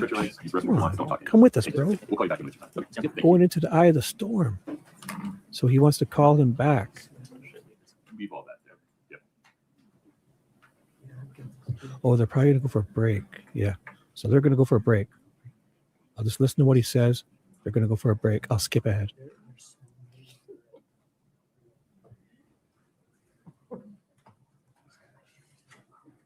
What? All right, we're still on the record. Ms. Lewis, to head off a potential series of objections from the state, would you give me a preview of the categories of information that are left in your outline for Mr. Benson? I think it's all based on what was on direct.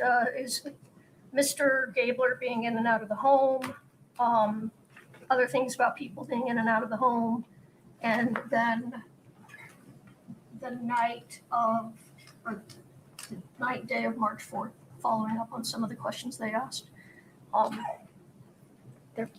What he witness perceived didn't do during that time frame?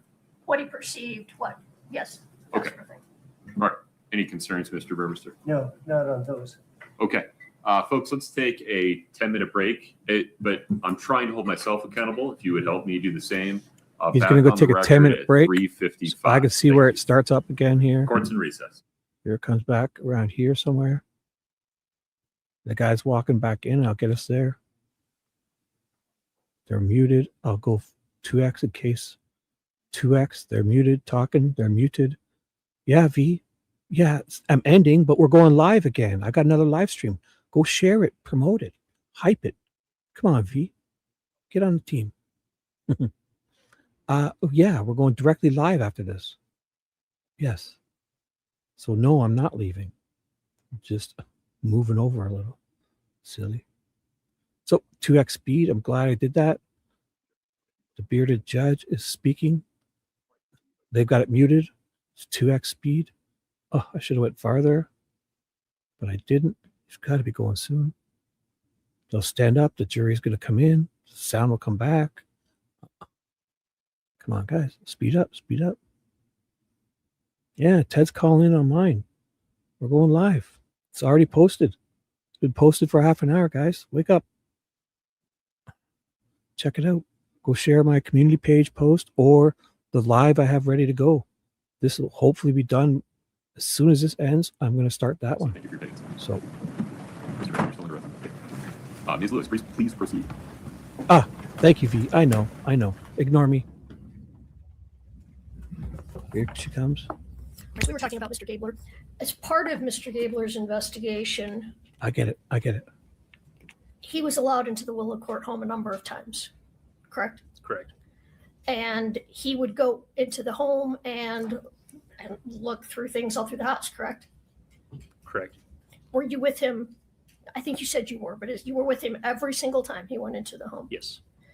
And did you see him move things around the home when he would go in? Yes.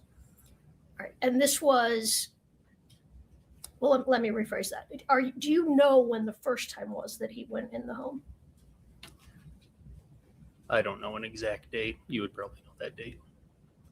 He would know what you said? Or he would most likely. I don't know it. So that's why I was asking. All right. Yeah. Okay. All right. But we talked about there were approximately 10 searches between May of 2023. Well, actually, I think April of 2023 and 2 weeks ago. Mm-hmm. He was in the home in between those searches, right? Correct. And in between those searches, he would find things and put them in different places, correct? Todd documents everything that he does. He records it. I believe he records sound, does everything when he does his own investigation. So he records. I'm sorry. I believe he would record it if he was in the home. So sometime I believe it would be at least an audio. So yeah. I mean, he would audio record what he was doing while he was in the home. Yes, Todd's very specific about recording what he does. Would he ever video record what he was doing? I know that I believe he would audio record. I don't know specifically about a video, but you would have to consult Todd. There were blink cameras in the home, though, or yes. Cameras yes. recording what he was doing, right? Yes. Did you ever turn those cameras, those videos, or those recordings over to the prosecution? Those, they overwrite every 60 days. I believe that you've subpoenaed to get the video recordings, which we've given. You have given those? Yes. To who did you give those to? You. If we were subpoenaed, we provided the video recordings. All right. We'll get back to that in just a minute. All right. So did he ever take things out of the home with him? Mr. Gabler?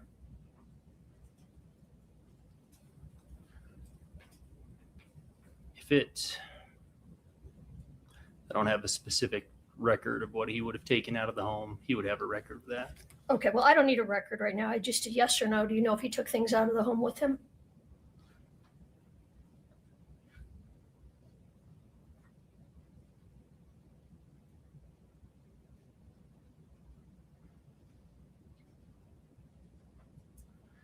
I'm thinking that he may have taken some documents, but I couldn't tell you exactly. He would have a better record. If he took anything out of the home, would he provided that to the detectives or to the prosecution in this case? Yes.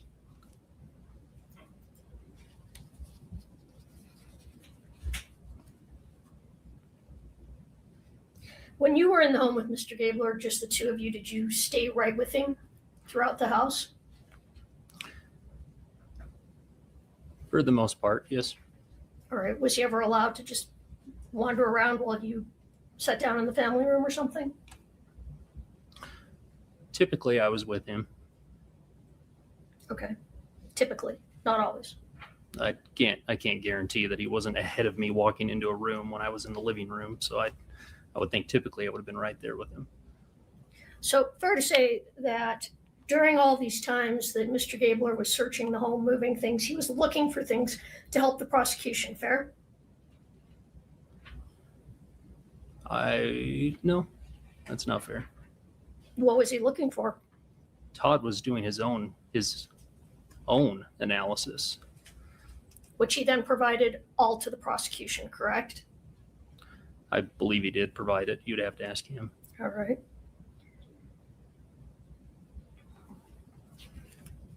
Now, there were times that you were alone in the home, true? True. And what were you doing in the home when you were there by yourself? When I was in the home by myself, it would be property management type things. So it would be flushing toilets, making sure that water would still run, making sure water wasn't leaking, making sure water heaters were turning over so that way they didn't go moldy, things like that. So it was primarily home maintenance type things. Again, if I was requested to pick up an item by the children, then I would go and pick up those items. But that would be the only reason I was in the home. Okay, so you were in and out of the main bedroom, Eric and Cory Richins' bedroom? Yes, there's a bathroom in there. So. And you were in and out of the bathroom? Yes. All right. I have a few more questions, but can I just have one moment, Your Honor? Of course.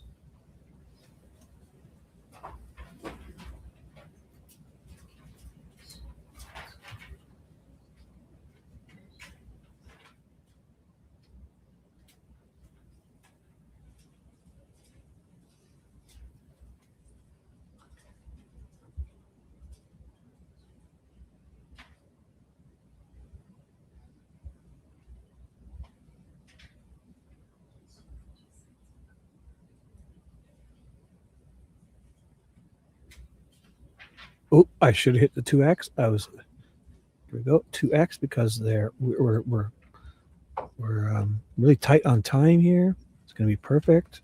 If you guys can find my live, and if you want to be able to share it, I guess there will be a half-hour notification before. But if you guys ever want to share that So stuff the last 6 for days, Ted, who has been in and out of the home? go for it. Last 60 days would be myself. It would be your private detective, or the defense's private detective. It would be the sheriff's officers with the warrant, and that's it. You're providing all of those videos, correct? Yes. All right. Let's go back to the night of March 4th, 2022 for a moment. You said that you got to the house that night, middle of the night, correct? Sorry, say the question again. March 4th, 2022. Okay. Yep. You came to the home as quickly as you could. So about what time was that? It's between 3:30 and 4 o'clock, around there. Okay. And you came in carrying your 2 girls, correct? Yes. And you said that you saw something unusual. Yes. And you said that what was unusual was that Cory was shaking her hands. Mm-hmm. And you found that someone whose husband had just dropped dead in front of her shaking the hands was an unusual reaction, in your opinion? I don't know how personal I can get. So when a person, so I've noticed quite honestly, when your hands tremor. I do have a tremor. That's observant. Okay. It's subconscious, isn't it? So that happens. It's subconscious. And you can see it. You obviously notice it. So there's an obvious difference, in my opinion. I'm not a medical professional, but there's a difference between a subconscious tremor and someone who's doing this. All right. Let me ask you this. Had you ever seen Cory prior to that day, immediately after losing one of the closest people in her life? No. So you've never seen her grieving prior to this? No. So you don't know what was typical or not typical for Cory Richins, right? No, that's correct. Okay. All right. You said you took the boys upstairs into the playroom. I guess it's called the playroom, that sort of loft area. Sure. Yes, correct. All right. And how is that room set up? How many windows are in the room? 1. And aren't there toy shelves in front of that window? There are toy shelves in front of that window, yes. Okay. And the boys were 9 and 7, the 2 older boys? Yes. All right. So did they crawl up on the shelves to look out the window? At the time, I don't believe, so that home's been reorganized. So at the time, there was different furniture up there. So there were couches up there. Currently, there's not couches up there. So I think the toy shelves had been rearranged. So before they could, I believe they could actually access that window. All right. You're not sure though. I'm positive that furniture's been rearranged in that home, But you're not sure what was in front of the window at that time. I can't remember exactly what toy shelves were in front of that window at that time. Okay. And so Eric was brought out on a stretcher. He was covered, correct? Yes. All right. So what was visible was what we see on TV, a body covered in a sheet. Correct. All right. And then you said that people asked Kouri asked Kouri, I'm not sure, that she needed to tell the boys that their father had passed, correct? Actually, I don't think that's what you said. I'm really sorry. I don't mean to put words in your mouth. I think what you said is you never heard Kouri ask anyone to tell the boys that their father had passed. I believe that's what you actually said. Say that again. You testified on direct that at no time did you hear Kouri tell any of the family, you need to tell the boys what's just happened to their father, or to tell the boys their father has passed, correct? No, that's incorrect. So, all right. I'm sorry, then go ahead. What was it you said? Yeah, so I had heard people tell Kouri that we need to tell the boys. Okay. 2 questions. First, were you aware that the boys had already told their grandmother that they knew that their father had passed earlier before, maybe even before you got there? Are you aware of that? I'm not aware of that, and that sounds incorrect. All right. And ultimately, it was Kouri herself who spoke to the boys and told them what had happened, correct? Yes. Were you there when that happened? I was in the home, but I wasn't in the room. You weren't in the room sitting with the boys when she told them that their father had died. No, I believe I was in the room. So if we're talking about, so there was somewhat, I think, some different instances where a boy maybe went back into a room and she talked to one of them there. There was also a time when we were all sitting in the living room, okay, and they were talking about it there. All right, I don't want you to speculate. Just if you know or you don't know. Were you there when she sat the 3 boys down and told them what happened? Yes, I was sitting on the couch with my 2 daughters. Yes. Okay. Could you hear the conversation? Yes, I think she was a few seats down. All right, and she did explain to the boys? Yes. Okay. Just give me one moment. I have nothing further at this time. Mr. Burmester. Yes, just think through the questions.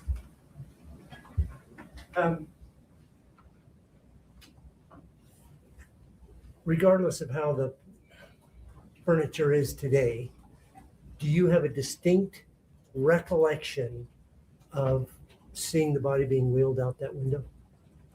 I do.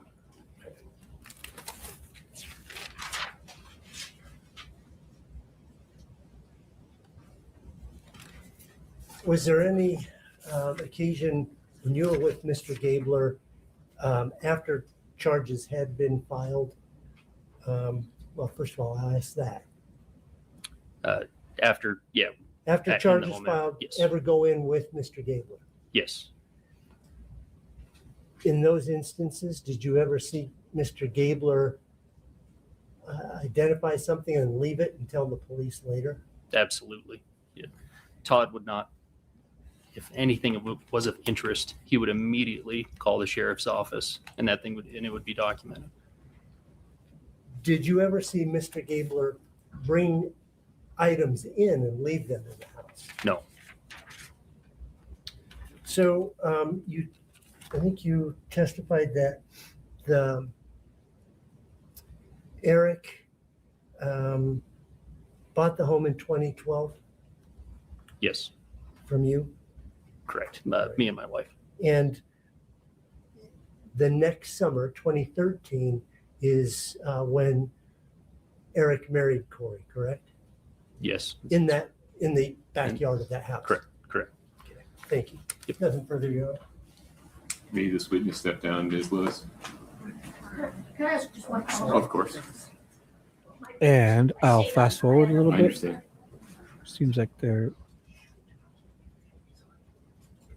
doing a little powwow, huddle. You just said that anytime Mr. Gabler would find something of interest, he would call the Summit County Sheriff's Office? Correct. For proper chain of custody. So as he was looking for evidence against Kouri, he would call them and tell them to get a search warrant? I believe so. Yes. Nothing further. Mr. Burmester, anything further? No, Your Honor. You can step down, sir. Thank you.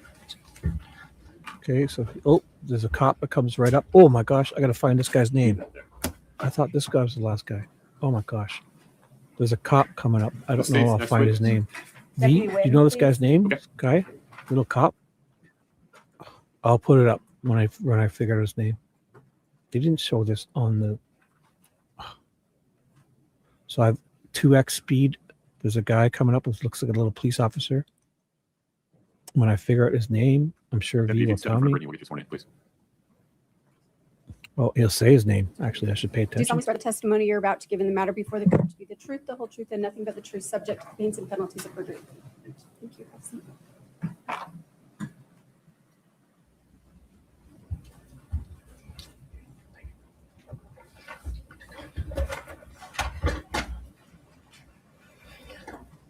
Sir, if you could state your name and spell your last name, please. It's Deputy Vincent Nguyen, Nguyen. Where do you work? Summit County Sheriff's Office How long have you worked there? since 2012. What's your assignment at the sheriff's office? Right now as a patrol deputy, And what about back in 2022? What was your assignment then? patrol deputy. What does a patrol deputy do? Respond to calls and report or document incidents, crimes. What kind of calls does a patrol deputy get called on? It could be citizen complaints, burglaries, anything that a citizen wants to report. Did you have law enforcement experience before coming to the Summit County Sheriff's Office? Yes. What's that? I worked at the Corona Police Department for over 3 years. At the Summit County Sheriff's Office, are you issued a body camera to use? Yes, I was. And tell the jury about what do you do with your body camera when you're on duty? So my body camera is always on until I activate my lights or manually activate it on the body camera itself. Then it starts recording. And was that the same back in 2022? Yes. Were you on duty on March 4th of 2022? Yes. And were you dispatched to 282 Willow Court Drive? Yes, I was. If we could have Exhibit 1-1, please. This has already been admitted.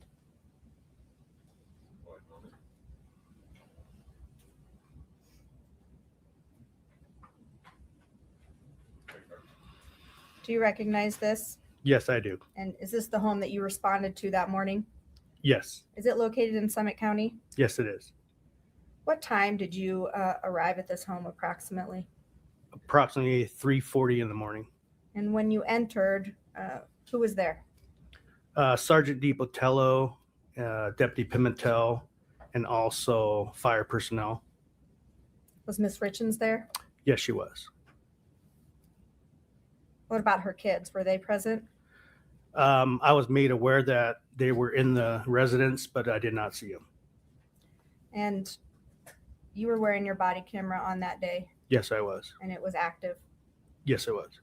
All right. If we could show the witness exhibit 1-4T, please. Go ahead, Scott. He can see it, counsel can see it. Do you recognize this? Yes, I do. And Scott, go ahead and scroll through it so he can see to the end. What is it? It's my body camera footage with a blurred spot. I'm sorry, Scott. Can we put up 1-4T?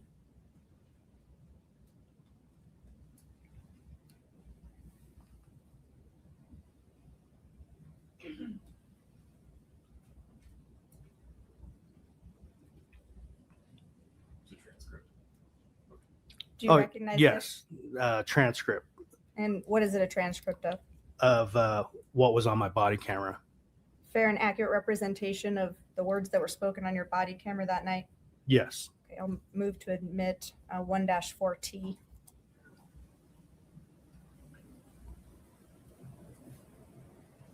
I think you're going the same place I'm going, Judge. But There are multiple speakers here. Would you folks approach for 1 minute?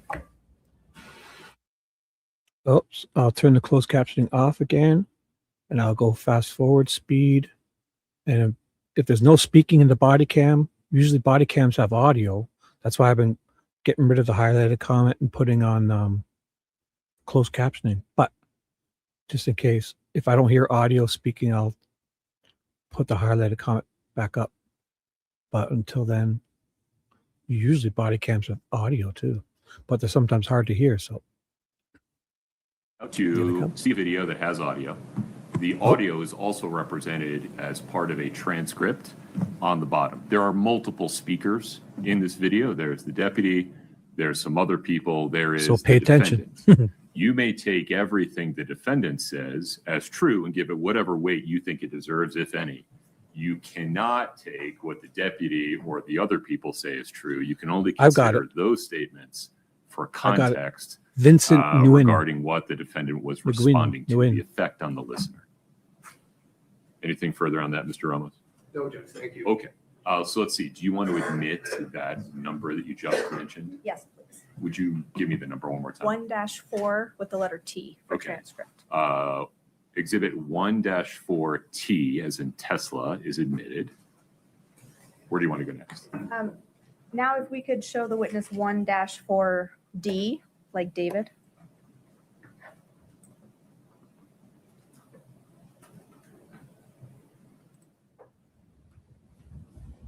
Do you see it on your screen there? Yes, I Do you do. recognize this? Yes, I do. What is it? It's my body camera. And is it fair and accurate representation of your body camera that night? Yes. Are there any changes to it? Yes, there's a blur in the middle. And with the exception of that blur, everything else is the same? Yes. And has this clip been cut down from your original video? Not this clip. 1-4D? Okay. I'll move to admit 1-4D. No, Judge. Okay. 1-4D, as in David, is admitted. And publish to the jury, please. Scott, is this in a spot you want to start? I'll restart it, and it does have audio, Your Honor. Understood.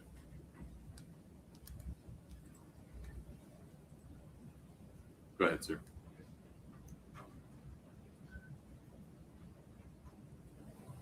I don't have the audio. Is the audio instantaneous or is it a delay? No. Okay. It should be right away. I think I know how to fix this. Give me just a moment. We'll need If to you restart it. pause, yeah.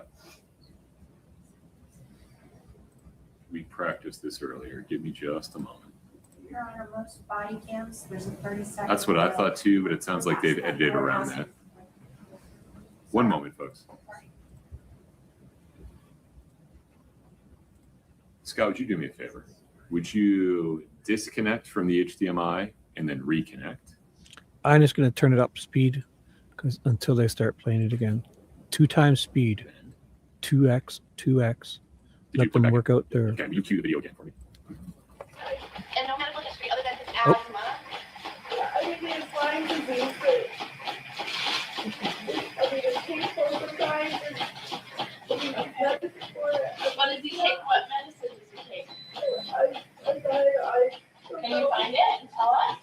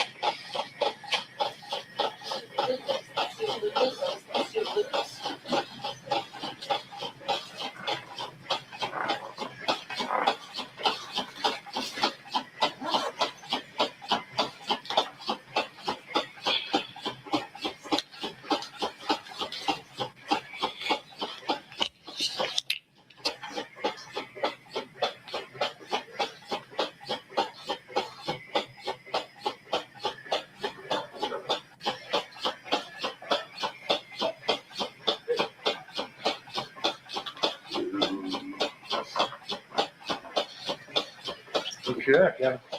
Hey guys, as on downtime, the least since we got here, he's had 2 Eppies, a Narcan, 2 Eppies, 1 Narcan, blood sugar is 458. Cam, you want to come out?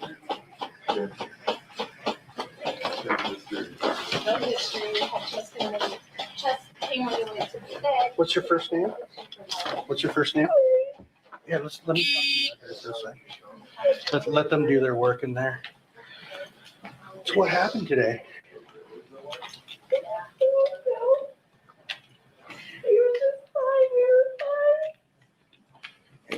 When you say we were fine, what time did you see him when he was alert?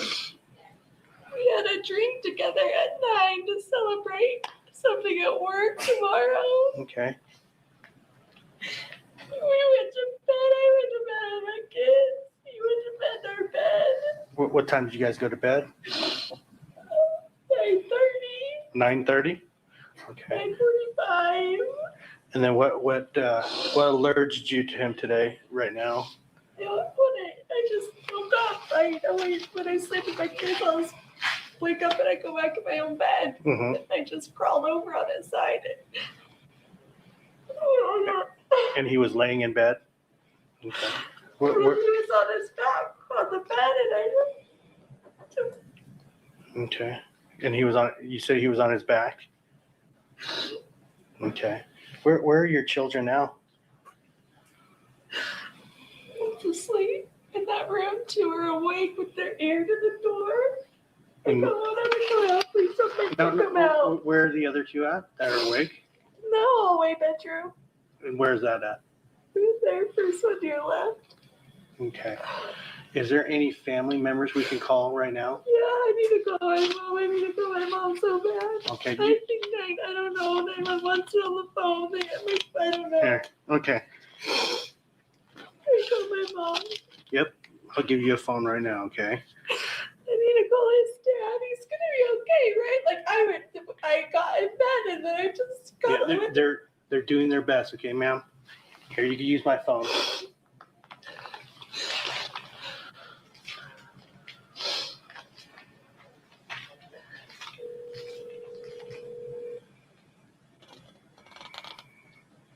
Mom.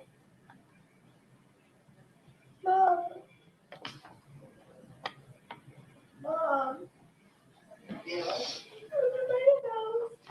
Go to my house. What's going on? I don't know. Something's wrong with Eric. The police have girls are here. I don't know what's happening. He wasn't breathing. I don't know. Who? Eric. Where's he at?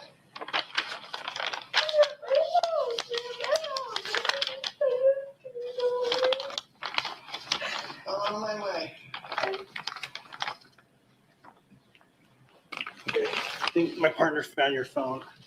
Is this it right here? Does he have any medical conditions or anything like that? He has Lyme's disease. Lyme's disease? Nothing major. Like, Okay. So no heart problems or anything like that?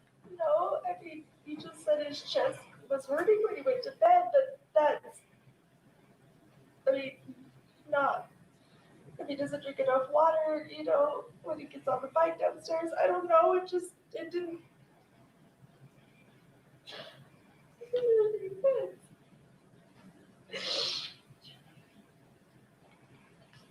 And then he just said he was really tired because he got his allergy shots yesterday morning Okay. with my son. They still went to bed. And then when did you discover him? What time? I got my phone. It was maybe 3. About 3. 3:15. Did you immediately call the 911? Yeah, well, I got up and, as soon as I turned over and he was cold. Mm-hmm. I just felt like something was wrong. So, I mean, I just put the blanket on it because I just thought it was cold. So I just, and then I sat there for a minute and I just didn't feel like it's like breathing or anything. And so I just like that. Okay. All right. And it just felt so heavy. Mm-hmm. Any COVID or anything like that? We all just got over COVID. Okay. We all And when was that? a couple weeks ago. Okay, so not recently. Well, they had like had a negative test. So I was the last positive and then he had it. So his last negative test was a week ago. Okay.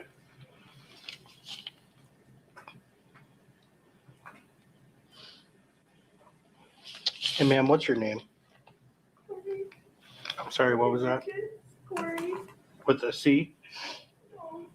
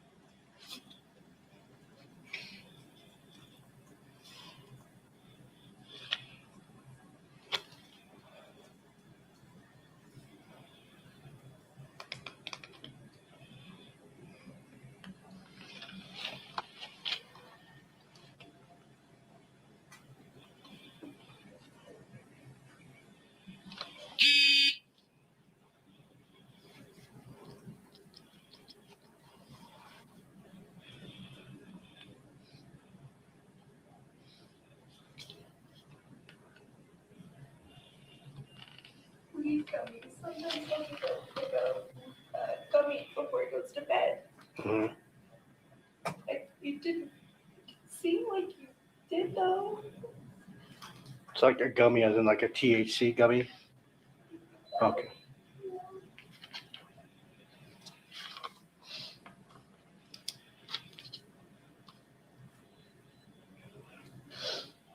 And who is his primary care physician?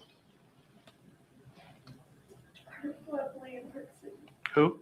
Herb Webley. How do you spell it? How's P-L-E-Y. Lepley?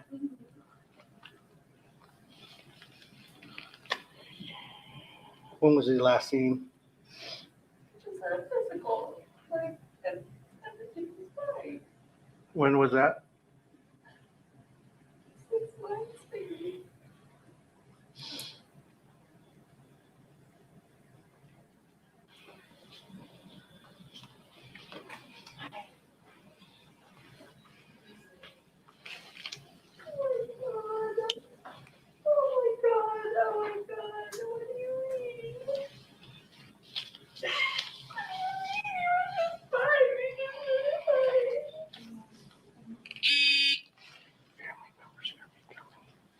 His dad.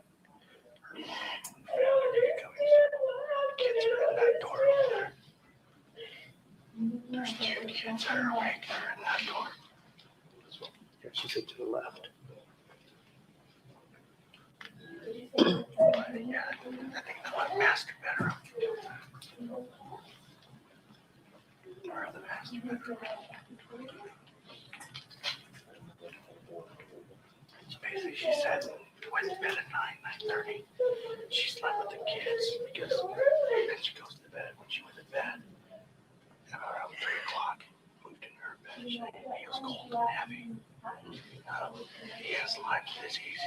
He got an allergy shot yesterday.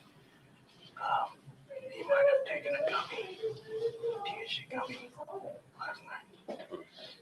So, other than that, just Lyme disease. I already had dispatch call Emmy and Dix. It's probably gonna be bigger here.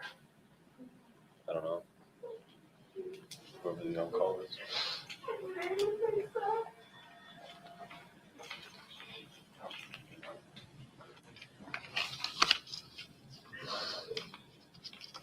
understand. Like he wasn't safe. Like he.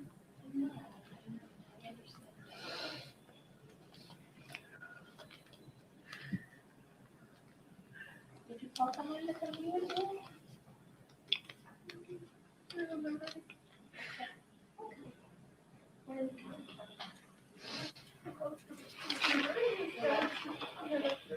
1K32. What's my case number?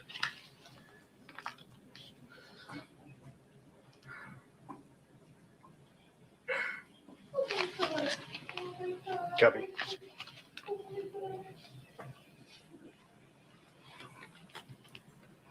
Yeah, firm.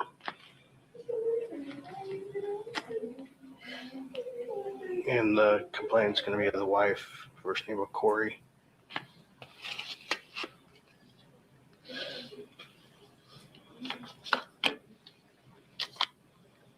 Oh my God. Oh my God.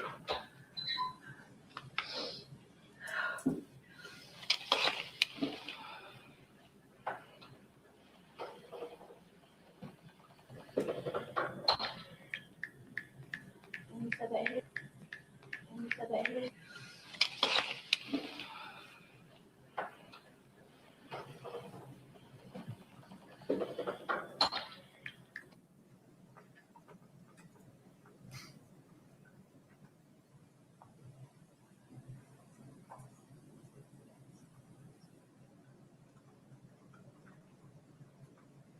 I can't tell. You just lost the sound.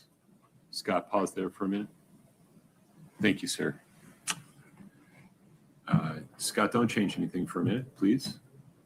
Sorry, one more time, Your Honor. Yeah, don't change anything for a moment. Let me see if I can fix this from my end.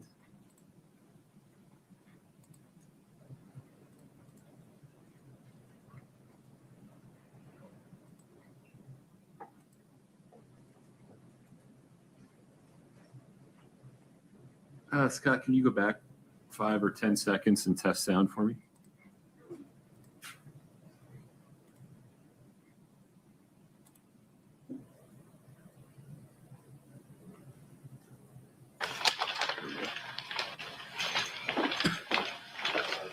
We're good.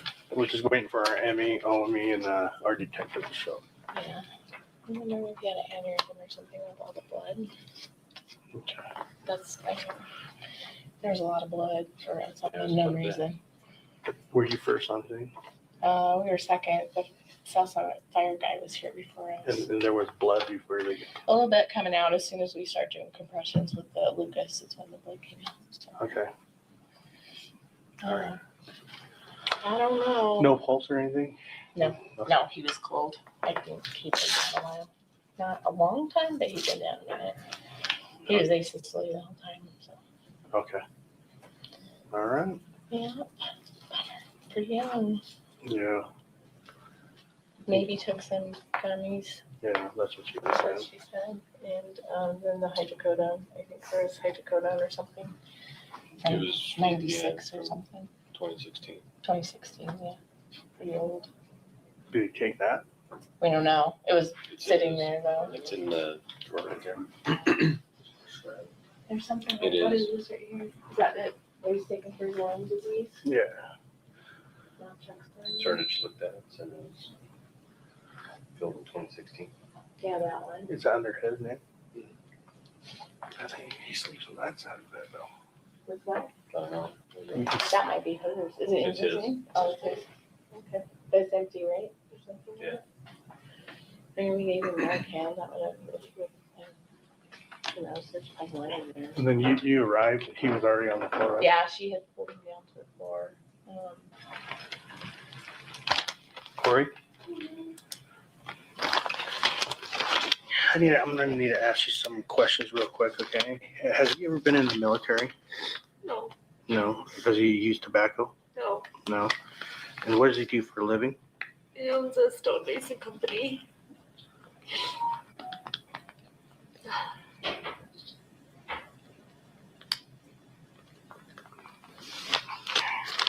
And then when you discovered him, was he on the bed?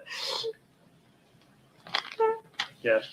He was laying on his side like normal. Okay. I just thought he was cold. It was cold in there, so I put the blanket on him. Yeah. But his body just felt like heavy, and And which way was he facing? Was he facing towards? no, he was just up, just facing up. Oh, so he's laying on his back. Facing on his Okay. back. And then did you pull him to the ground? Yeah, that's what the lady on the phone told me to do, Okay. was to take the sheet and pull the sheet Okay. to the ground so I could do CPR. Okay. What's his highest level of education? It's a bachelor's degree. Okay. Makes my husband active. He didn't just die in his sleep. This is insane. Any mental health conditions? No. Okay. No. How about any suicidal No, history? No. Never. Okay. No.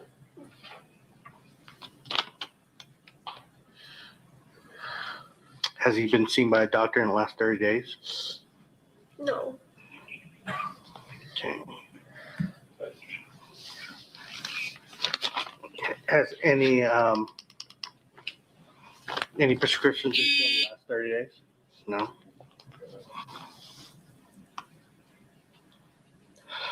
Has he had a history of falling or anything? No. Any history of prescription abuse? No. I mean, when he was in high school and stuff, yeah. Okay. Pain pills, I think.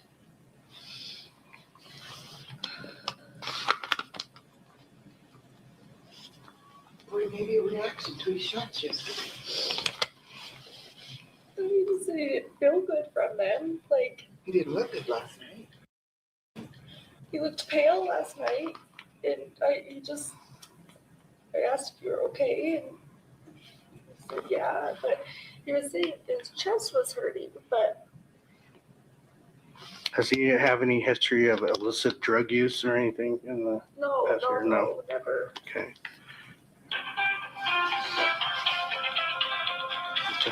Do you have the phone number to Herb, his doctor? I can't.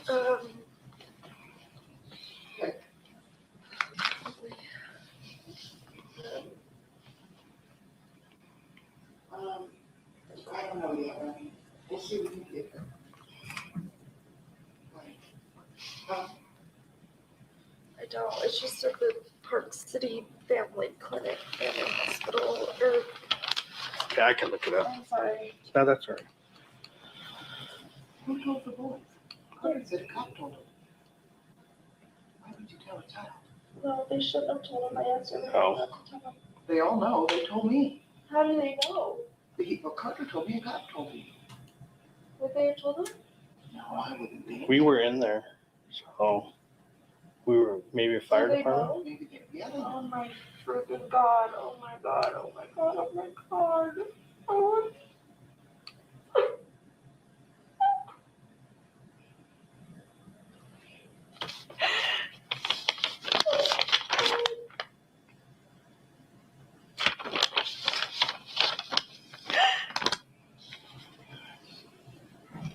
Oh my God. God, that number just kept ringing this morning, and I'm like, Yeah, because we couldn't find her phone. I thought somebody called from his cell phone, and then when you Google it, it says it's a spoof number. I'm gonna go up here to these people. Mom, is the door closed, my room? Yeah. Yes, we- They won't let me. Is he still in there? So I'll explain to you what the process is right now. Because he was in good health and his age and everything like that. Okay, our medical examiner is going to come and do their investigation real quick, and then also our detective, just to make sure that everything's documented, correctly. And then from there, they'll explain to you what's going to happen. Most likely, what I'm thinking, because, you know, he has no serious health problems or anything like that. His age, most likely they're going to take his body to the Oh my God. medical examiner's office just to make sure that, you know, there wasn't anything else. Okay. All right. Do you have any questions for me right now? No, he had allergy shots yesterday. Yeah, and then and that's what she was Feeling saying. good last night when I was here. What kind of allergy shots? Do you know? He gets weekly shots. Him and his boy get weekly shots. So they're both just feeling good. Like seasonal allergies? Yeah. Okay. Season. And where was that at? Park City. Park City. Family Medical? No. Jeremy Ranch, Granger Medical. Granger? Okay. Oh my God.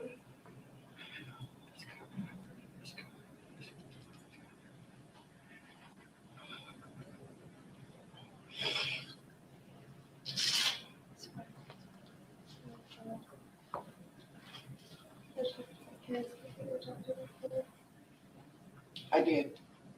They're all watching TV. I said, you guys got to go back to sleep. It's 4:00 in the morning.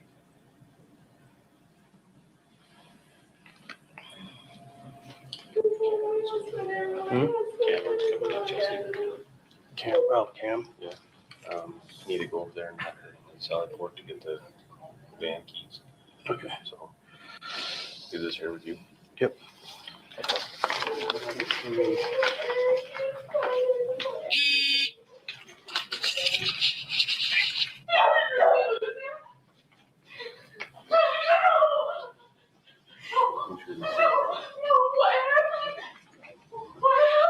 We don't know. We went to bed.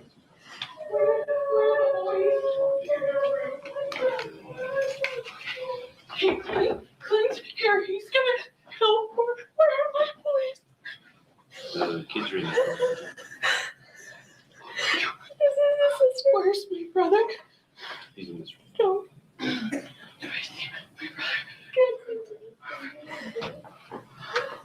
Baby.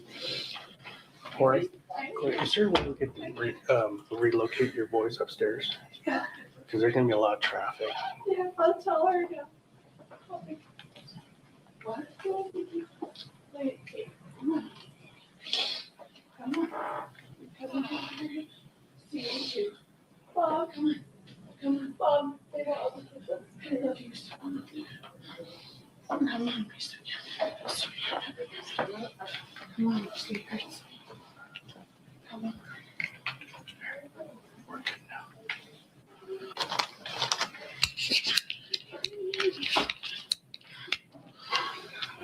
I can explain to her if you want to go. I miss everything. I miss Chris Will, everything. I miss Perfect Attorney. I miss everything. We don't have to Go worry about upstairs. that kind of stuff right now. Upstairs with the boys. Go upstairs with the boys.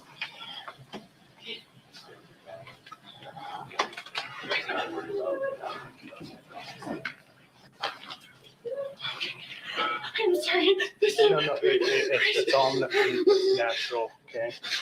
Just take a deep breath. Take a deep breath.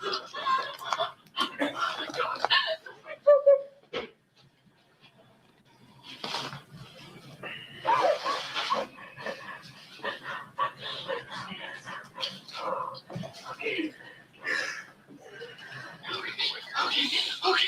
I gotta breathe. Oh my God, I gotta breathe. I just talked to him like a couple hours ago.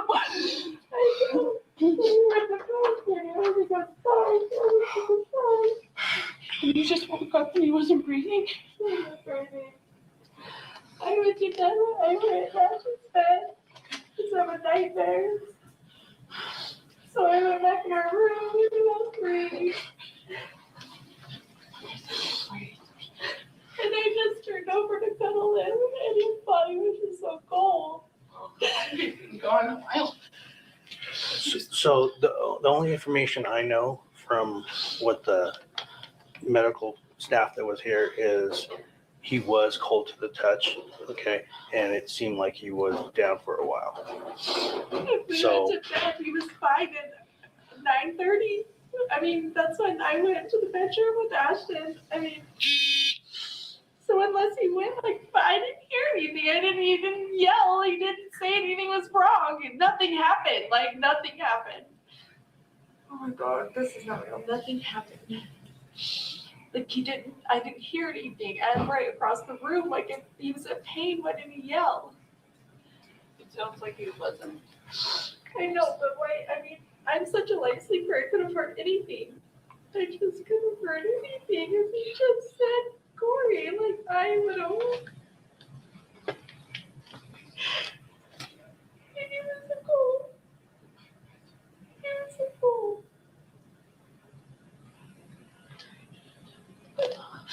And I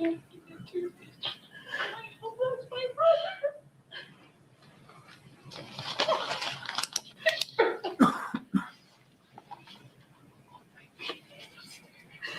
Can I go talk to my boss over there? He knows how advice. Wait, I'm here for you though. See? We can make it through this. No, I don't know, but we're gonna make it through it. After for those boys. Okay. For the thing where I doesn't think you know it. Yeah.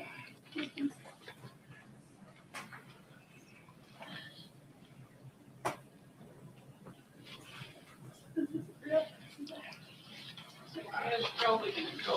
I can't see your back. I can't talk to your back. I'm sorry, I can't. I couldn't tell you. I can't. Okay, so what do we? We just have to look it up. What do we have to do? What's that? Is there anything that we need to do? So we're just going to document some. So there's some protocols we have to document.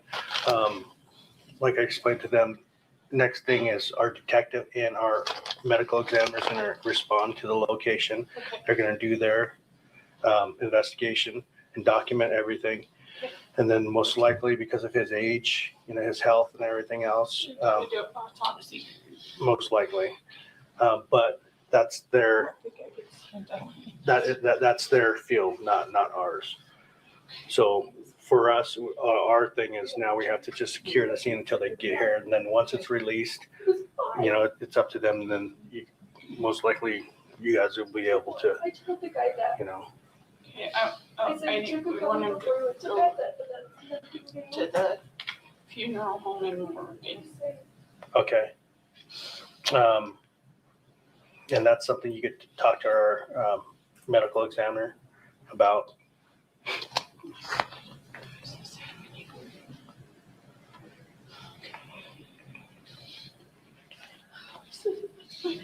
I mean, no, they take so all the time.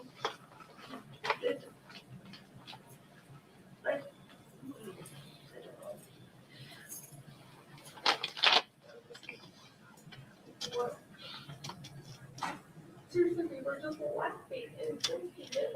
I don't talk about tomorrow. We were celebrating. We were just celebrating you guys all for tomorrow.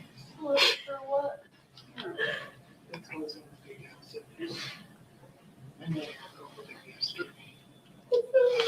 So excited.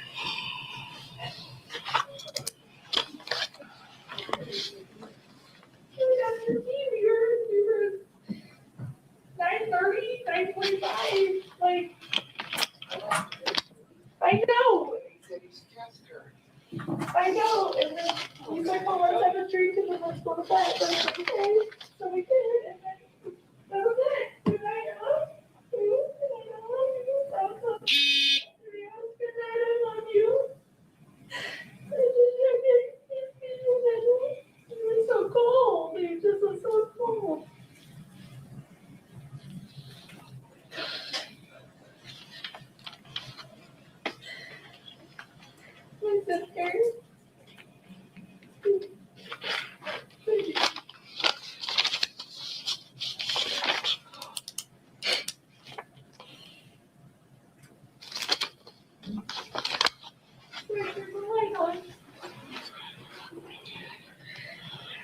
Is there any like animals that sleep in the bedroom with him? Yeah, my dog. Your dog on the bed with him? Yeah, he's like a 10-pound little sleepy. Okay. Was he With Eric every day. was he on the bed when you came in? Was he on the bed? No, he wasn't in there when I came in. Okay.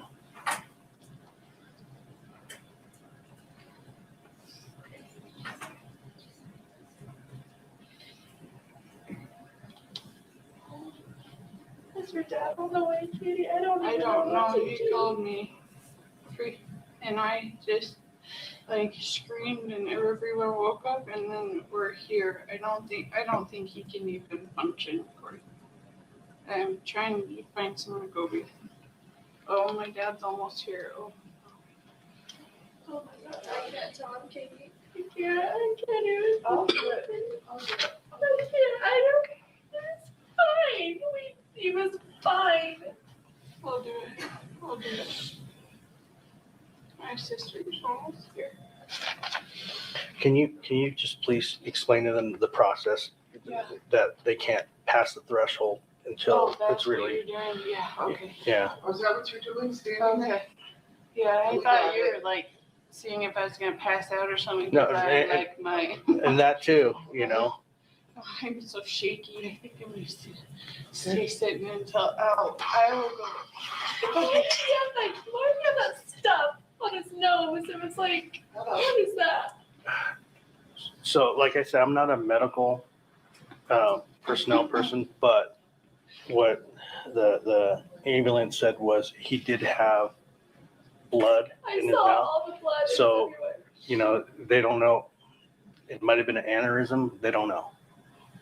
His dad has blood clots. I mean, he had blood in the stuff. It was like, looked like snot or something. Yeah, because when they do the CPR, it gets the blood flowing and gets moving. And if it's not pumping, it'll. Oh my God. I gotta. When I was trying to just do the chest compressions, it just.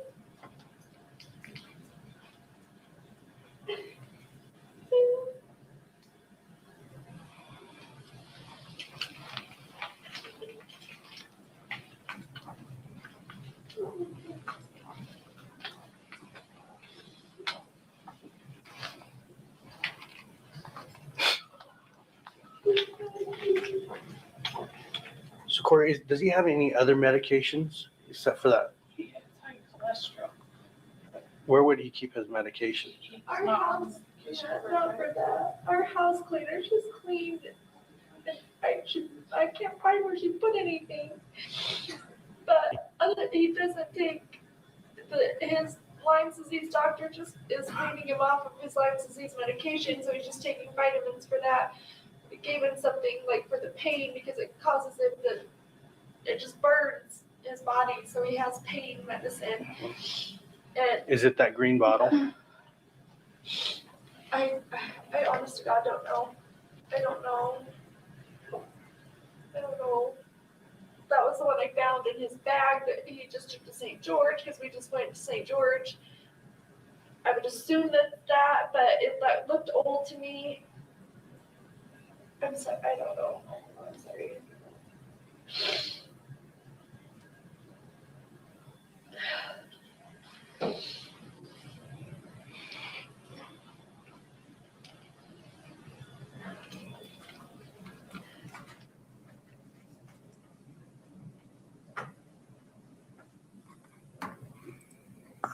All right, so Deputy Wynn, I want to show you a couple other exhibits. They'll pop up on your screen there and we'll kind of move through them. So first we'll do exhibit 1-4S1. And let's do 1-4S2. I'll ask you all the same questions about these. 1-4S3. 1-4S4. And 1-4S5. You recognize all of those photographs? Yes, I do. And Are those still shots or screen grabs from the body camera we just watched? Yes, it is. I'll move to admit those 5. Objection, Judge. 1-4S1 through 5 are admitted. Are we publishing to the jury? If we could, please.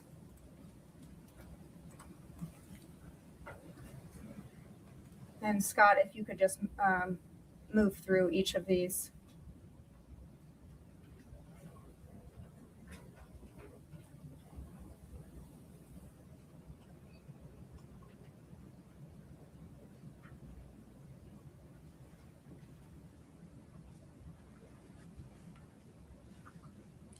Now, if we could bring up Exhibit 2-41 for the witness. Do you recognize what kind of document this is? Yes, I do. What is it? It's a voluntary written statement that we provide. And whose name and signature is at the bottom? Miss 1-Kouri Richins. Okay, I'll move to admit Exhibit 2-41. No objection, Judge. 241 is admitted. And if you could publish that, please. And maybe zoom in on the text for a moment. It's a little small.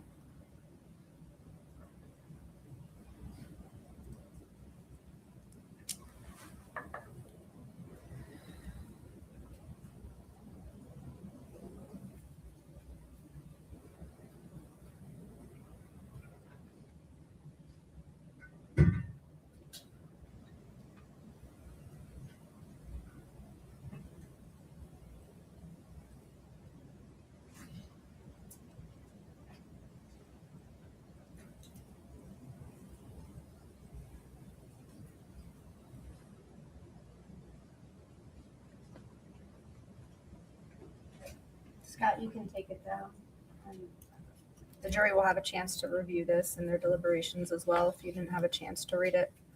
So Deputy Wynn, other than what we saw on that body camera footage, what were your other responsibilities that night at the home? Also a crime scene log, and a I'm sorry, Your Honor, could you ask him to move the Just move the mic up. Yeah. Move it closer to your face. Like you can hold the mic towards you if you like. so a crime scene log and also a death checklist. As part of that death checklist, are you looking for anything that might have explained Eric Richens' death? Yes, there's certain questions that we ask and we just fill in the answers. So you mentioned on the video that you were securing the scene. Was that something else that you were doing? Yes, I was. So we also saw in the video that 1-Kouri Richins volunteered THC gummies to you. Did Yes. you see any THC gummies in the home? No, I did not. What would you have done if you had seen them? I would document where they were at and advise the detectives and CSI upon their arrival of where it was at. As you're looking for things that might have explained Eric Richens' death, did you see any illicit drugs in the home? I did not. What would you have done if you had? Again, document where they were at and relay that to investigations. And same question for drug paraphernalia. Did you see any drug paraphernalia in the home? I did not. And what would you have done if you had? Document where it was and relay it to investigations. Give me just a moment.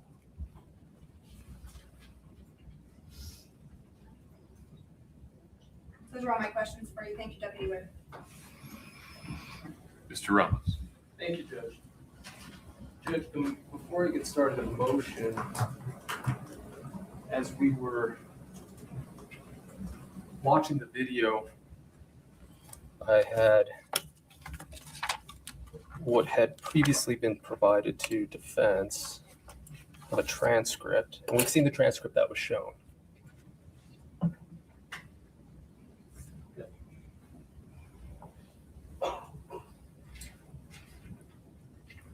Mr. Ramos, is this the same or different than 1-4T?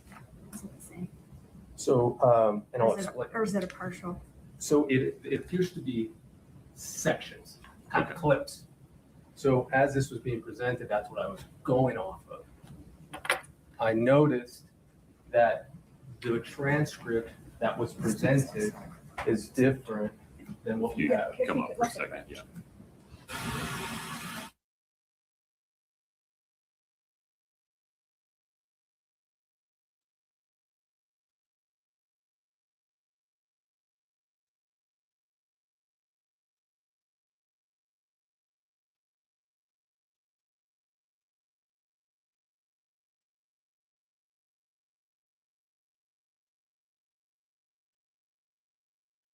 And we're back.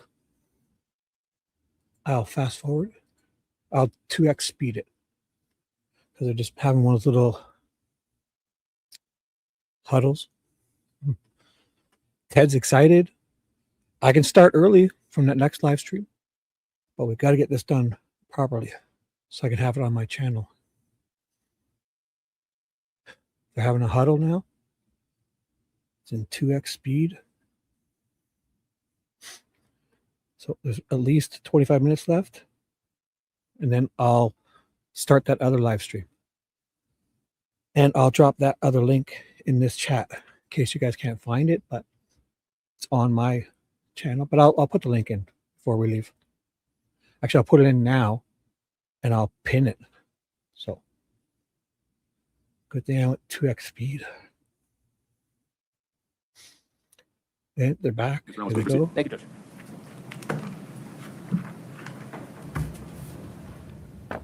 Mr. Nguyen, good afternoon. I don't even know what time it is. Good afternoon. Let's start off where we just left off. Ms. Shervanak was asking you questions about what it is that you did or what you would have done had you found certain things. Fair? Yes. Okay. Now, when you arrived, what we just saw, the videos we saw, that's from your body cam. Yes. You indicated that it is always off unless you turn it on, I think is what you meant. I think you said it's always on until you turn it on, but what you meant was it's always off until you turn it on. Is that correct? Yes. Okay. Now, in this case, we saw clips of it. Would you agree that's correct? That is correct. That is not from the beginning to the end, correct? Correct. Now, you didn't participate in which clips were shown, correct? I was not. Okay. Now, at one point, you do turn off your body cam. Do you recall? I don't recall. You don't recall doing that? I don't recall. Okay. If you had turned it off, when would you have turned it off? When the call was over. Okay. So if you were still inside the house doing the investigation, the camera would remain on. Yes. Okay. And if you had turned it on or off, you would have indicated that in your report, correct? Yes. For any other reason other than the call was over. Excuse me. Yes. Okay. Now, you indicated that you arrived around 3:40. Is that correct? Correct. Now, you left, I believe it's Officer Deputy Pimentel. You let him get out, check out. Is that correct? When it was time for him to go off duty? I think so. Okay. How long were you there? I don't recall. 2 hours? I don't recall. Were you there when the Mr. Richens' body was removed? I was not. You were not. So it was before then? Yes. Okay. Was it before or after Mr. Gene Richens arrived? It was after. Okay. Do you recall anything about when you left? I don't. Okay. Do you recall seeing Deputy Woody, Detective Woody? I don't recall. Would looking at your report refresh your recollection? Do you have a copy of it? Yes, I do. Okay. Could you go ahead and pull that up, and I'm going to see what you have.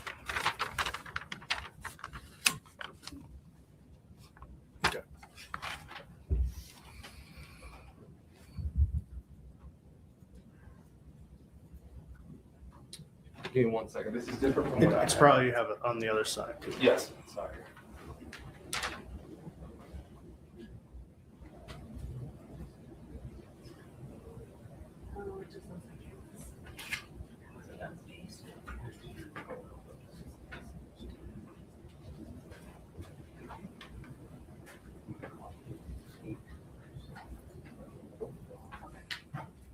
Give me 1 second. I just want to make sure there's different formats.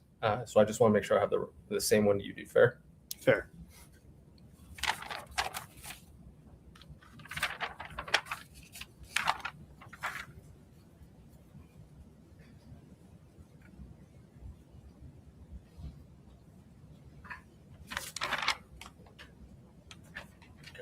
I'm going to give this back to you. Okay. Go ahead and take a look at that or any other reports you have. Let me know what time you left. It's not time stamped. So probably at the last paragraph where it says, upon their arrival, I released the scene to Deputy Orgel and I responded to the sheriff's office to book in the photos from the incident and uploaded the death investigation checklist. Okay. So then if you go to the paragraph before that, does that give you a better idea of who was present when you were still there?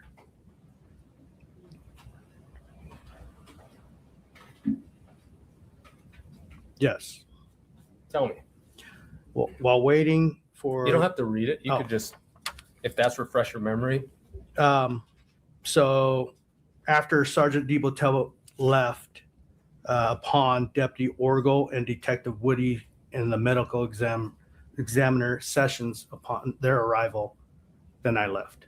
Okay. So then at some point after you let DiBotello go off watch, you then waited for those three individuals, correct? Yes. Orgel? Orgel, yes. Orgel, apologies. Sessions? Yes. And Woody? Yes. So they arrived and then you left, correct? Yes. Did you speak with Woody? I think, no, I don't recall. I don't recall. Okay. I don't recall. Would you have put it in your notes? Yes. Okay. And it's not in your notes? No. And your body cam, based on what you just said earlier, would have still been on while Woody, while Orgel, while Sessions was there, right? Yes. Unless you would have shut it off. Yes. Which you didn't. Yes. Now, I'm going to put up just a still in just a minute of your body cam, okay? But before I do that, I want to ask you about your body cam. What software or what hardware does your body cam use? I don't know. You're not familiar with Axon? It wasn't an Axon. It wasn't an Axon. No, it was not. So what is it? It was at the time WatchGuard. WatchGuard. Now, those WatchGuard that you use, does that have an audit trail system? I don't recall. Okay. When you're done with a call, what happens to that video? It gets uploaded. Automatically? Upon, I think that system, when we stop it and we go to the station, it uploads. Okay. And did you do that here? Do it where? In this case? Yeah. Okay. I'm pretty sure. And where did you do that? I don't recall. Now, this wasn't the first time you were wearing that body cam, was it? It was not. Okay. How many times had you worn that body cam before March 4th? A lot. 5? More. 20? More. 100? More. Thousands? Possibly. And in those thousands, you've uploaded videos of your body cam, correct? Correct. You're familiar with the footage and how to upload it. At this time, I don't remember because we changed systems and I don't remember how that system worked. Does it have a little USB cord? No, I think it automatically Wi-Fi at that system was a Wi-Fi. Perfect. So now we have Wi-Fi. Which Wi-Fi? At your home? No, Where? a secured Wi-Fi at the office. Okay. So you would have come back here, just across the ways here, correct? Yes. And would it have been in your desk? No. A separate room? No. Where? In my car. In your car. Yes. So you connect to the Wi-Fi in your car or to the station? Station. Okay. So you come back and you do a Wi-Fi upload, correct? Correct. Now, at one point, you're told that it's been uploaded successfully. I don't get notification that it's been complete. So you just show up and it just automatically goes? Yes. You don't press a button saying upload? No. Okay, so now the software system it's an automatic Wi-Fi connection without you having to do anything to your body cam. Is that correct? Correct. Okay. And at one point, you did review what we just saw, or the full length of the body cam we just saw, correct? Correct. And you made sure that it was complete, correct? Correct. Okay. So if there's, actually, let me ask you this. In your report, since you don't remember, in your report, can you please look to see if you indicate that you shut off the body cam for any reason? I did not. So you did not shut it off? No, I did not put that in my report that I shut it off. Okay. Now, sitting here right now, you don't know if you shut it off before Mr. Orgel, Miss Sessions, or Miss Woody arrived, correct? Correct. Okay.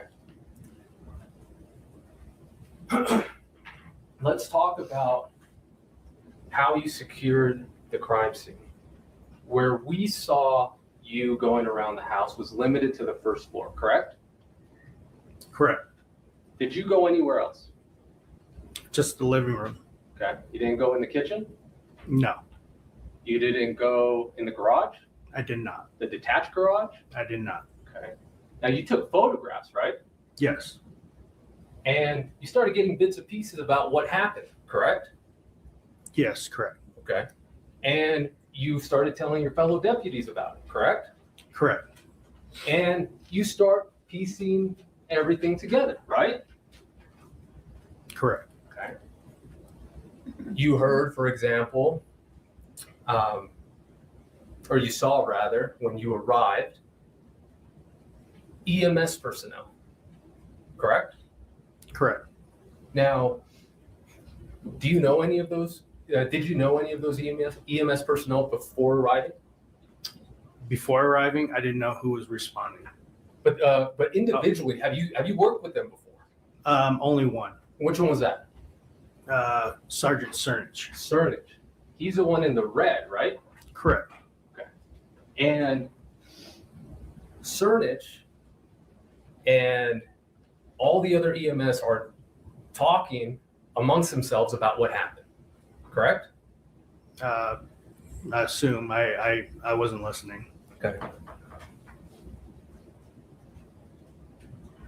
When Detective Woody appears, shows up to relieve you, you don't recall whether you gave Woody any information about what you have learned? I do not. Okay. You would have put that in your notes. That I would pass on information. Correct. Possibly. If not, I would just tell her, explain her a brief of what I observed and to pass on information. Right, because this is a case where there is a dead body, right? Yes. And a detective is coming, right? Yes. You yourself told the family, told Kouri, hey, this is the protocol. This is what's going to happen, right? Correct. Because of his young age, right? Correct. Because he didn't have any mental health problems, Correct. Because he wasn't suicidal. Correct. All of these questions that you were asking Kouri were important, correct? Correct. And you were using it not only to fill out a form, right? It was to gather information. On the form. But for yourself. On the form, so that we're required to ask. Okay, so you weren't trying to get any information to pass it on to any other detective coming in to see what happened to Mr. Richens? Yeah, Yes. I was getting additional information. Of course, because Yes. this is important, Yes. right? Just like as counsel had indicated earlier, precision in this profession matters, and it matters even more in your profession, correct? Correct. So, you're there, you're gathering information for whatever's to come, correct? Correct. Because you don't know what's going to happen to this case that you were dispatched to, correct? Correct. You don't know if somebody's going to be charged, correct? Correct. You are a fact gatherer, correct? Correct. More importantly, you're a truth seeker, correct? Correct. Because you don't care or shouldn't care what this piece of evidence here means, correct? I do care if it's evidence.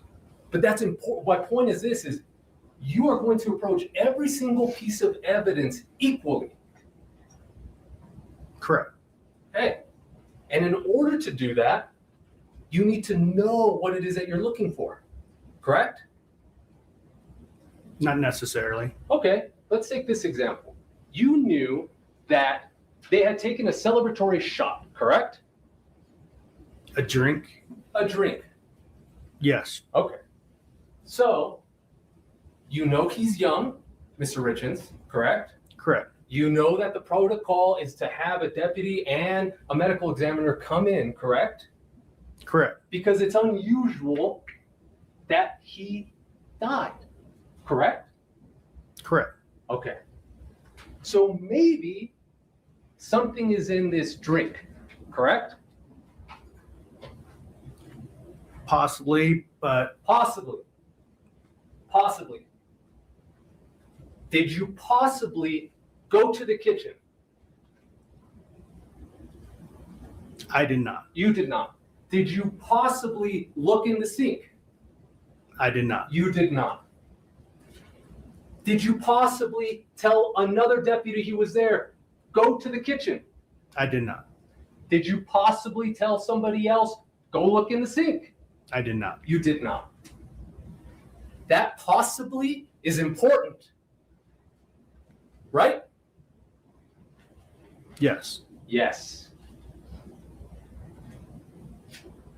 When somebody loses their life, it's important, right? Yes.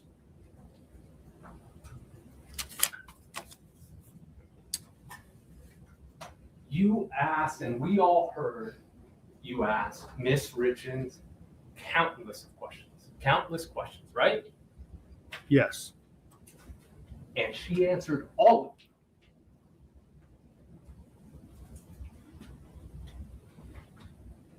Yes. Yes. You asked her questions that were on your sheet, right?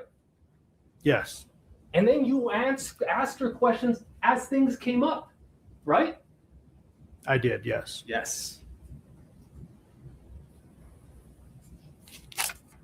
Now, we saw you standing in the hall, and you were preventing people from going into her master bedroom, correct? Correct. To preserve the scene. Correct? Correct. Okay. Now, the reason you're doing that is because of all of these possiblies, correct? Correct. So, one of those possibilities was that hydrocodone bottle, correct? Correct. Now, you took a picture of it. I don't recall taking a picture of it. Do you recall somebody taking a picture of it? Yes. Do you recall somebody opening it? I don't recall. Do you recall somebody taking a picture of the inside of it? I don't recall. Do you recall getting that hydrocodone bottle and putting it in an evidence bag? I did not do that. You did not. Did anybody do that? I don't recall.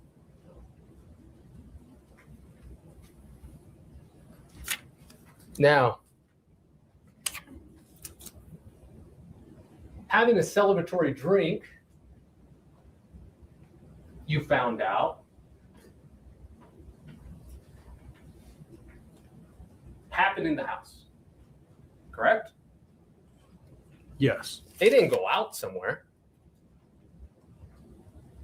correct? Correct. And you knew that Miss Richens' mother was also there, right? I didn't know. You didn't know? I didn't know she was there. Really? I may have 1 second there.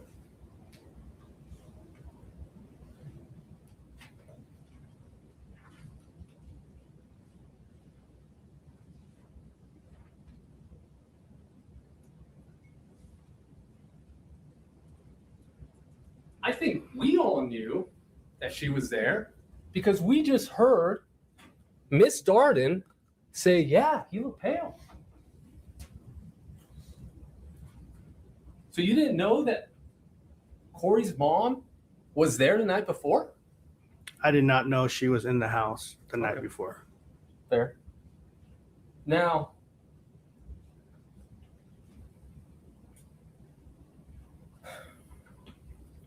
you were told, and you do know, that Corey said, maybe he took some gummies? You remember that, right? Yes. And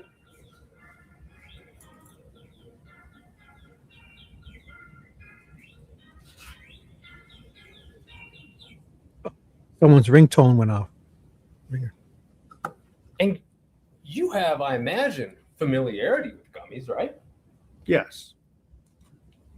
Now, to be clear, I'm not saying you take them. I'm just saying you're familiar with them, correct? Yes. You know how big they are. They're not that big, No. right? Yes. You didn't search for those. No, I did not specifically search for those. Not specifically. Please elaborate.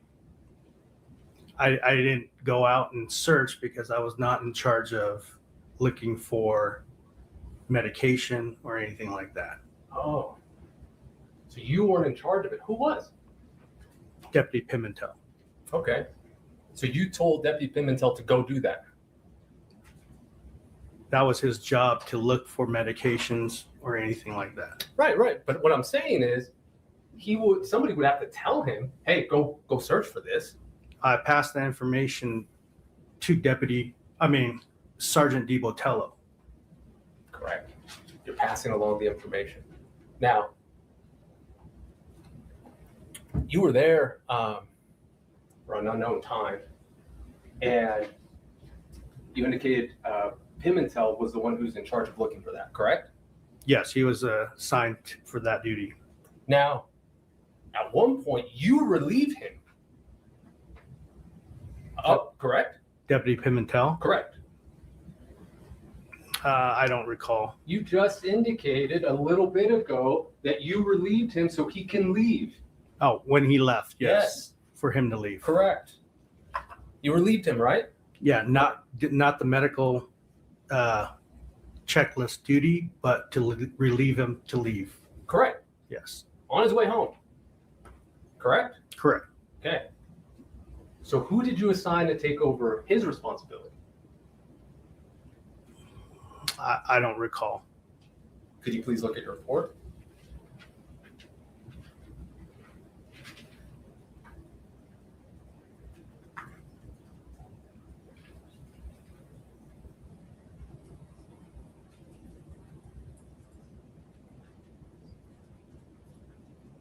I don't indicate that. I did not indicate that in my report. So how would we know if that was even done?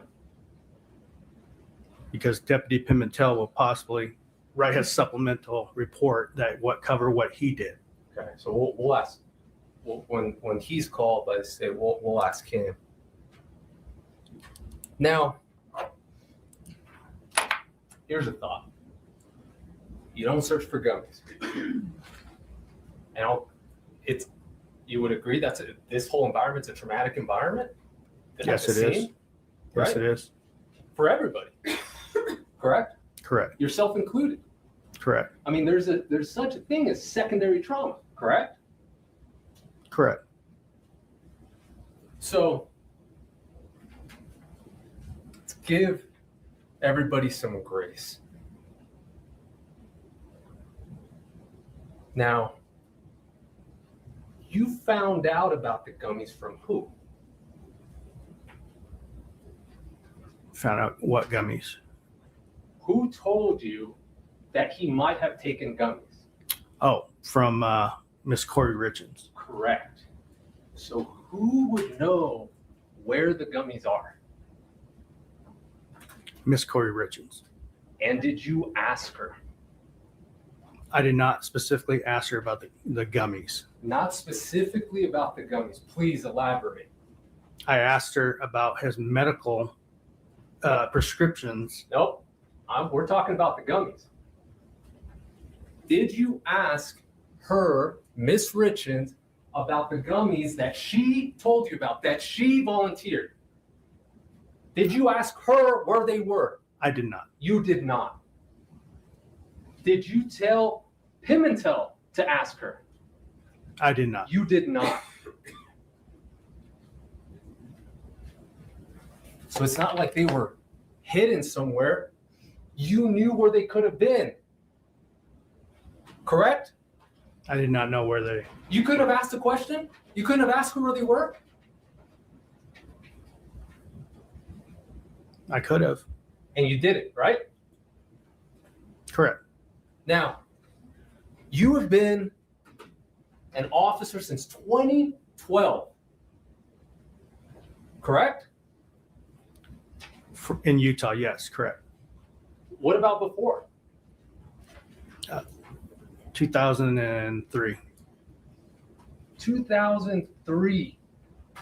In that time, you've learned quite a bit of things. Correct? Correct. How to investigate. Correct? Correct. How to document. Correct? Correct. How to interview. Correct? Correct. How important each case is. Correct? Correct. Because everybody counts or nobody counts. Correct? Correct.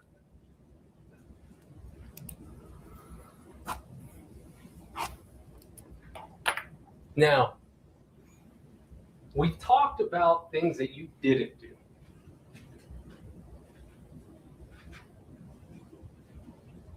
Let's talk about one thing you did do. Miss Richens